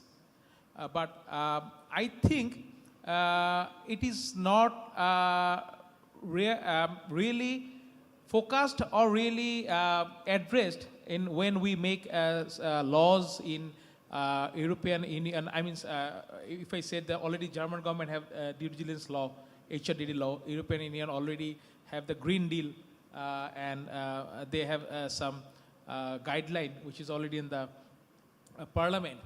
Because most vulnerable people are actually the workers of Bangladesh. Is not because though they are not the responsible for this climate change, they are not the responsible for this carbon emission, but they are in the most vulnerable scenario because you know that Bangladesh is a area where we are in really in threat for the climate change issues. We are working on it from the manufacturer side, from the brand side, from the government side, but not everything is aligned. Like our government is working for the SDG goal, they are working for the environmental issue, but as he mentioned rightly, that we have around 30%, even in some parts we have 56% tax for the solar item. In DC cable it's 56%. So it's not aligned. Some people are telling, okay, we should go for the more greener energy, but there is again tax. As we are supposed to give some subsidy for the green energy, there is no subsidy, but even there is more tax on this issue. So the policy and the goal is not aligned. Even same goes for the brands. They talk more and more about sustainable product, but they are not ready to pay for it. But everything is cost. So actually, we are talking a lot about these issues, but we are not working in I think we are not working 100% for the right direction. But we are the sufferer. I mean, we means, of course, our people, our workers, they are in most vulnerable situation because they are from the rural area. And as everybody knows that most of the area is beside the rivers, so for these issues, they will be fastly affected people, and that's why the migration is too high from the rural area to urban area. So my belief is that it's now time to act properly, and the main work should be done at the top of the pyramid, like end consumer. One thing I want to just mention, I want to take 2 minutes time, that we always start from the brands, but brands is not in the top of pyramid. The end consumer actually in the top of the pyramid. So until the end consumer mindset has changed, brand have not must to do. Because if some brands goes for the sustainable product, sustainable fashion, then other brand might not. So people will, change their buying practice and go to the another brands or buyer to, buy more. So they will lose their business. So until the end consumer mindset is changed, they care really for the environment, inclusiveness, fair buying practice, which is the pillars of just transition. So until they don't care, I think it's very difficult from the bottom of us, bottom of the people where we are, it's difficult to address these issues. So we start to talk about all these things, but I think now it's time to make more awareness to the end consumer, those who actually lives in the Western world or the developed countries to them. Thank you, sir. Thank you very much. Excellent suggestions. Now let me invite Mr. Zubaidur Rahman, who is the head of media communications, stakeholder engagement at RMG Sustainability Council. Mr. Zubaidur Rahman. Thank you, sir. Thanks, Bangladesh Climate Action Forum and Oxfam for inviting us. My name is Zubaidur Rahman and I work for RMG Sustainability Council, in short RSC. So I will start with a very short story. One of our factory colleagues, her name is Salma. She used to live in Kurigram, and one fine morning, her family lost her house due to the flash flood in the Brahmaputra, and they had nothing, and they migrated to Dhaka. one of her cousins was working in one of the garments in Savar, and she offered her a job in that factory. So when she came in Dhaka, she started working in one of the factories, and one day there was a big accident, you know, the Rana Plaza and Tazreen. And her cousin died in that accident, and Salma thought what to do. Should I stay here in Dhaka? I see my sister died, but she could not go back because she didn't have any house. And here comes the moral obligation of the RMG factory owners and the whole supply chain, the brands and all. And from there, Accord was born, and later RMG Sustainability Council was born. And we look after this safety aspect of the RMG factory. RSC has been working with more than 1,880 factories in Bangladesh. Almost all of them produce clothing for the European market. So our first mandate is to make the RMG factories safe so that we don't see any cousins of Salma or any Salma's cousin dying in the workplace. So that's what we are doing. We are ensuring that the factories that produce clothing for the European market and other markets, they remain safe in their workplace. So initially, our first phase is to make the RMG factories safe in Bangladesh. We have the second phase, which is called keep phase. So once we are done with the initial inspection and remediation, we will start helping the factories so that they can maintain the basic safety and life standard in the factories. And then comes the environmental sustainability. RSC as a safety monitoring agency hasn't started working on the environmental aspect, but it's in our mind because we are seeing that many of our cupboard factories, once they have done 100% remediation, they started thinking about this. And this is from their own side. I mean, they themselves started thinking about it. And many, I mean, we have a number of green factories in Bangladesh, and that did not happen in one day. So environmental sustainability is something that we'll be working on, and we have started working with Oxfam, we have started working with GIZ and other actors who can help us to understand so that we bring the environmental aspect in our SOPs so that environmental sustainability and security becomes part of our USP. So I stop here now. Thank you. Very good. Thank you very much. So thank you to all the panelists for excellent suggestions. Before we close and I hand over to Mahmouda Sultana to give the vote of thanks, let me pick up on two things that were said today and see whether we can formulate some thinking about taking it forward. The first one is about getting all the actors together in Bangladesh, the government, the factory owners, the workers, the buyers, and donor partners, and see whether there is something that we can collectively agree on as a forward pathway to build resilience of the factory workers. Okay, this is workers. This is really aimed at helping them, recognizing that they are going to be very badly hit from climate change, like Salma was already hit in Kurigram. I think that's a very positive step that we can take. I want to ask the organizers to think about convening a small roundtable with the right authorities and people to take that forward. The second one is to pick up on the suggestion that was made about the ultimate consumers and to think about how we can create the ultimate consumer. All right? And let me just share an idea. I'm not sure if how many people here are aware. There was a Swedish teenager called Greta Thunberg. How many people have heard the name Greta Thunberg? Can I see a show of hands? Okay, quite a few people.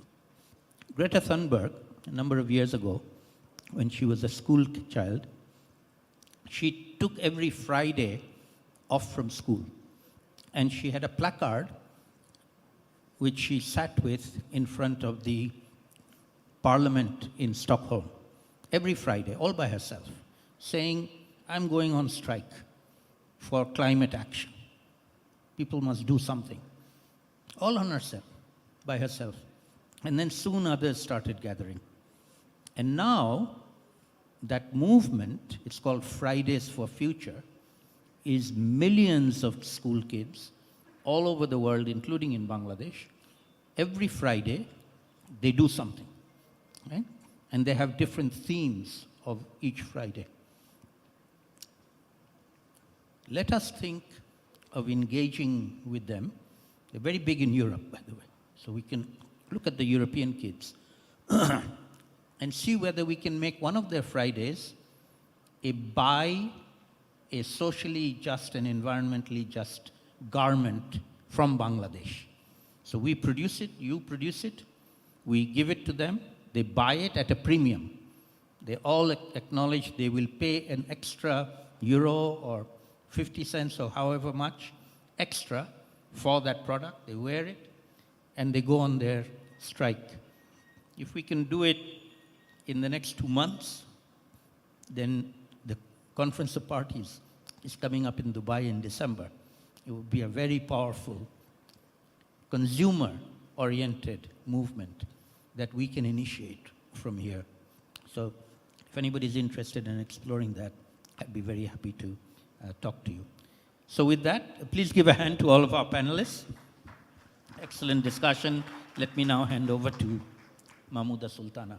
Thank for you, the sir. vote of thanks. So I would like to thank all our distinguished panelists for your evidence-based points we have brought up here to discuss about this just transition and then resilience and equity. So I would just like to add 1 or 2 points that actually whatever you have said, I would like to build on that. So workers' voice is very important throughout the discussions. Like when we are talking about the energy transition, still we are talking about factory level, policy levels, buyer levels, and the consumer levels, not really looking at that what workers are thinking about it. So, and then relating to Seema, what you were talking about this, the transparency and accountability, and actually we should have some transparency and accountability even to the workers also. So yes, I think this should be a good platform like where we can bring workers, buyers, consumers, policymakers, RMJ owners, and also the other actors like Oxfam, ActionAid, or maybe some other organizations are working on that. So let's break the silo and start talking to each other, and then I think that collective movement can give us a good result. So that's one key action point we would like to propose and we take forward. The second one is actually through this collective platform, maybe we can think through that how we can hold accountable this climate financing mechanism globally and the national level. And then how the people's NDC movement we can strengthen. And last but not the least, this climate justice, gender justice, worker rights, living wage campaign, all these are actually interrelated. So let's not keep silo and breaking the silo and bring all the issues together and go forward. So I should stop here and thank you for all for having us here and then for your kind listening and hopeful that together we will achieve one day. Thank you. Thank you very much.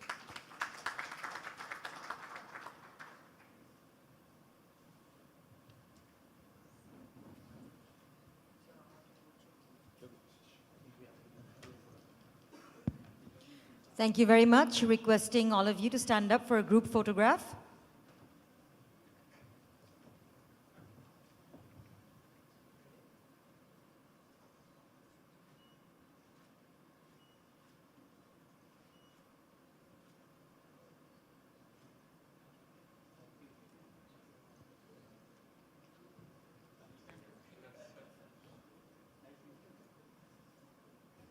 Thank you very much once again. Ladies and gentlemen, it is now time to wrap up the whole day's event with the expert comments from industry leaders. At this stage, I would like to request Mr. Vidura Ralapanawe, Executive Vice President of EPIC Group, to please come up and give the closing summary of Bangladesh Climate Action Forum 2023. With a round of applause, please welcome Mr. Vidura Ralapanawe.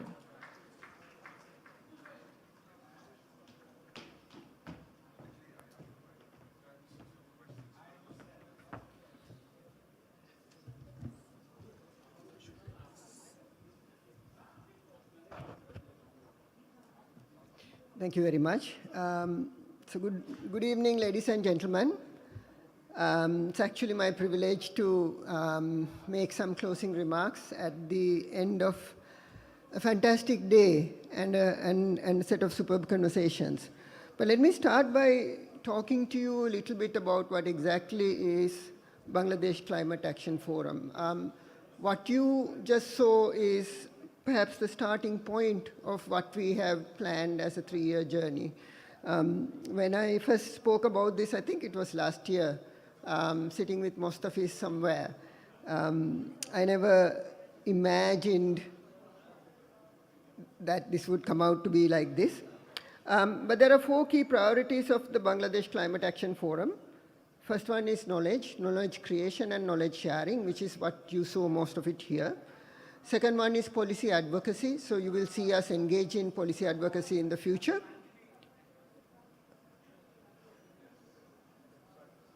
The third one is, this is also a platform for collective action. And we did have a session about collective action, but I think it's a very interesting phrase that is only now emerging, and we need to give it flesh and make it what it is. And the fourth one is co-creation of solutions, because we don't come here just to talk.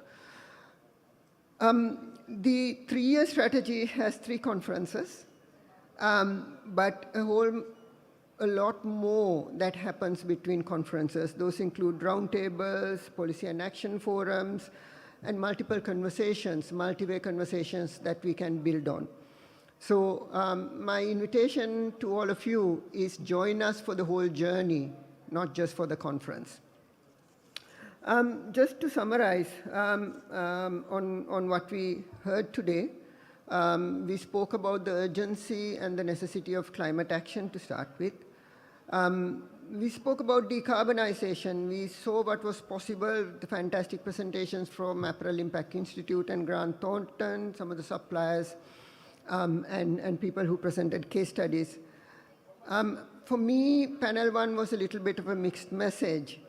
I think that just points to the scale of the work that is needed, because if you don't have a common roadmap, a common narrative, and a common pathway to go, the work becomes more difficult. Just points to gap in knowledge and skill that must be elevated. The policy conversation, although we had a panel, was cutting across more or less all of the sessions, even going up to the session 5. I think there were tactical ones, such as about duty and about net metering. There were incentivization, such as tax and other schemes. There were conversations about renewable energy and the larger grid-level transformation. All of that are critical, and that must play a place. In panel 3, which is where we tried to articulate what collective action was, I think interesting conversations to take on for the future. We spoke about shared responsibility, shared risk, and shared ownership as principles. Spoke about capacity building, and we really spoke about needing to create new models of how brands, manufacturers, and other stakeholders can come and work together, because the business as usual and status quo simply is not going to cut it. In panel 4, we spoke about action on how to bring funds. To me, I think there is a lot of space to do more work here, because it sounded very much like business as usual, which will create problems of accessibility and affordability for a lot of people in the RMG sector. But it was good to see how some of the brands were stepping up beyond telling us what to do to actually co-financing programs. I think that trend has to go evolve and scale. And we heard about some of the brands talking about moving from transactional behavior to strategic behavior. I think that's critical transformation that's needed. Panel 5, I think for a lot of people in this room was something new. Because we are so used to having climate action defined purely from a decarbonization point of view. Very important to bring the resiliency of not just factories, but resiliency of factory workers, but also start talking about equity and climate justice, and especially worker voice in the transformation. One thing I have to say is that decarbonization is a very big business. There is a lot of money being made by setting standards, reporting, measurement, platforms, auditing. But a lot of the money is spent on that rather than actual work of decarbonization. And the last thing we want is having more standards to work on. What we need more is action. So this is where we are at the end of a fruitful and a long day. And I want to conclude first by thanking Mustafiz and the Bangladesh Apparel Exchange for an excellent conference organized. As usual, and as Mustafiz said, Khalid and Farooq has been the ones who are leading this work with me. So thank you very much, gentlemen, and the whole Bangladesh Apparel Exchange team. I want to also thank the distinguished panelists, speakers, keynote presenters, and special guests who created interesting conversations throughout the day, and all the participants for coming and listening and engaging. And we want you to continue this engagement so that we can actually deliver realistic, meaningful, and urgent action on climate. Thank you very much.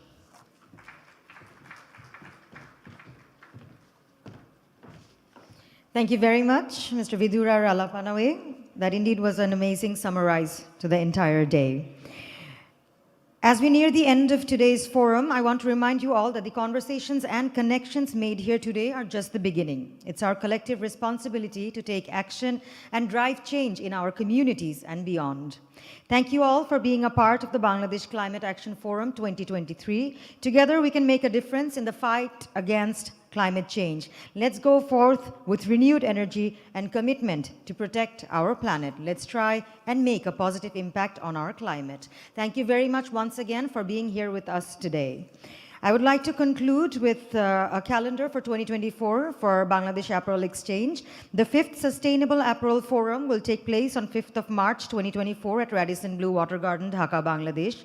The 6th Bangladesh Denim Expo will take place on 6th and 7th of May 2024 at ICCB, Dhaka, Bangladesh. The 2nd Bangladesh Circular Economy Summit will take place on the 12th of June 2024 at Radisson Blu Water Garden, Dhaka. The 2nd Best of Bangladesh will take place on July 2024 at New York, USA. 3rd Best of Bangladesh will take place on 11th and 12th of September 2024 at Amsterdam, Netherlands. 2nd Bangladesh Climate Action Forum will take place on 10th October of 2024 at Radisson Blu Water Garden, Dhaka, Bangladesh. The 17th Bangladesh Denim Expo will take place on the 4th and 5th of November 2024 at ICCB, Dhaka, Bangladesh. And the 3rd Bangladesh Fashionology Summit will take place on December 2024 at Radisson Blu Water Garden, Dhaka, Bangladesh. Thank you very much once again for being here with us today.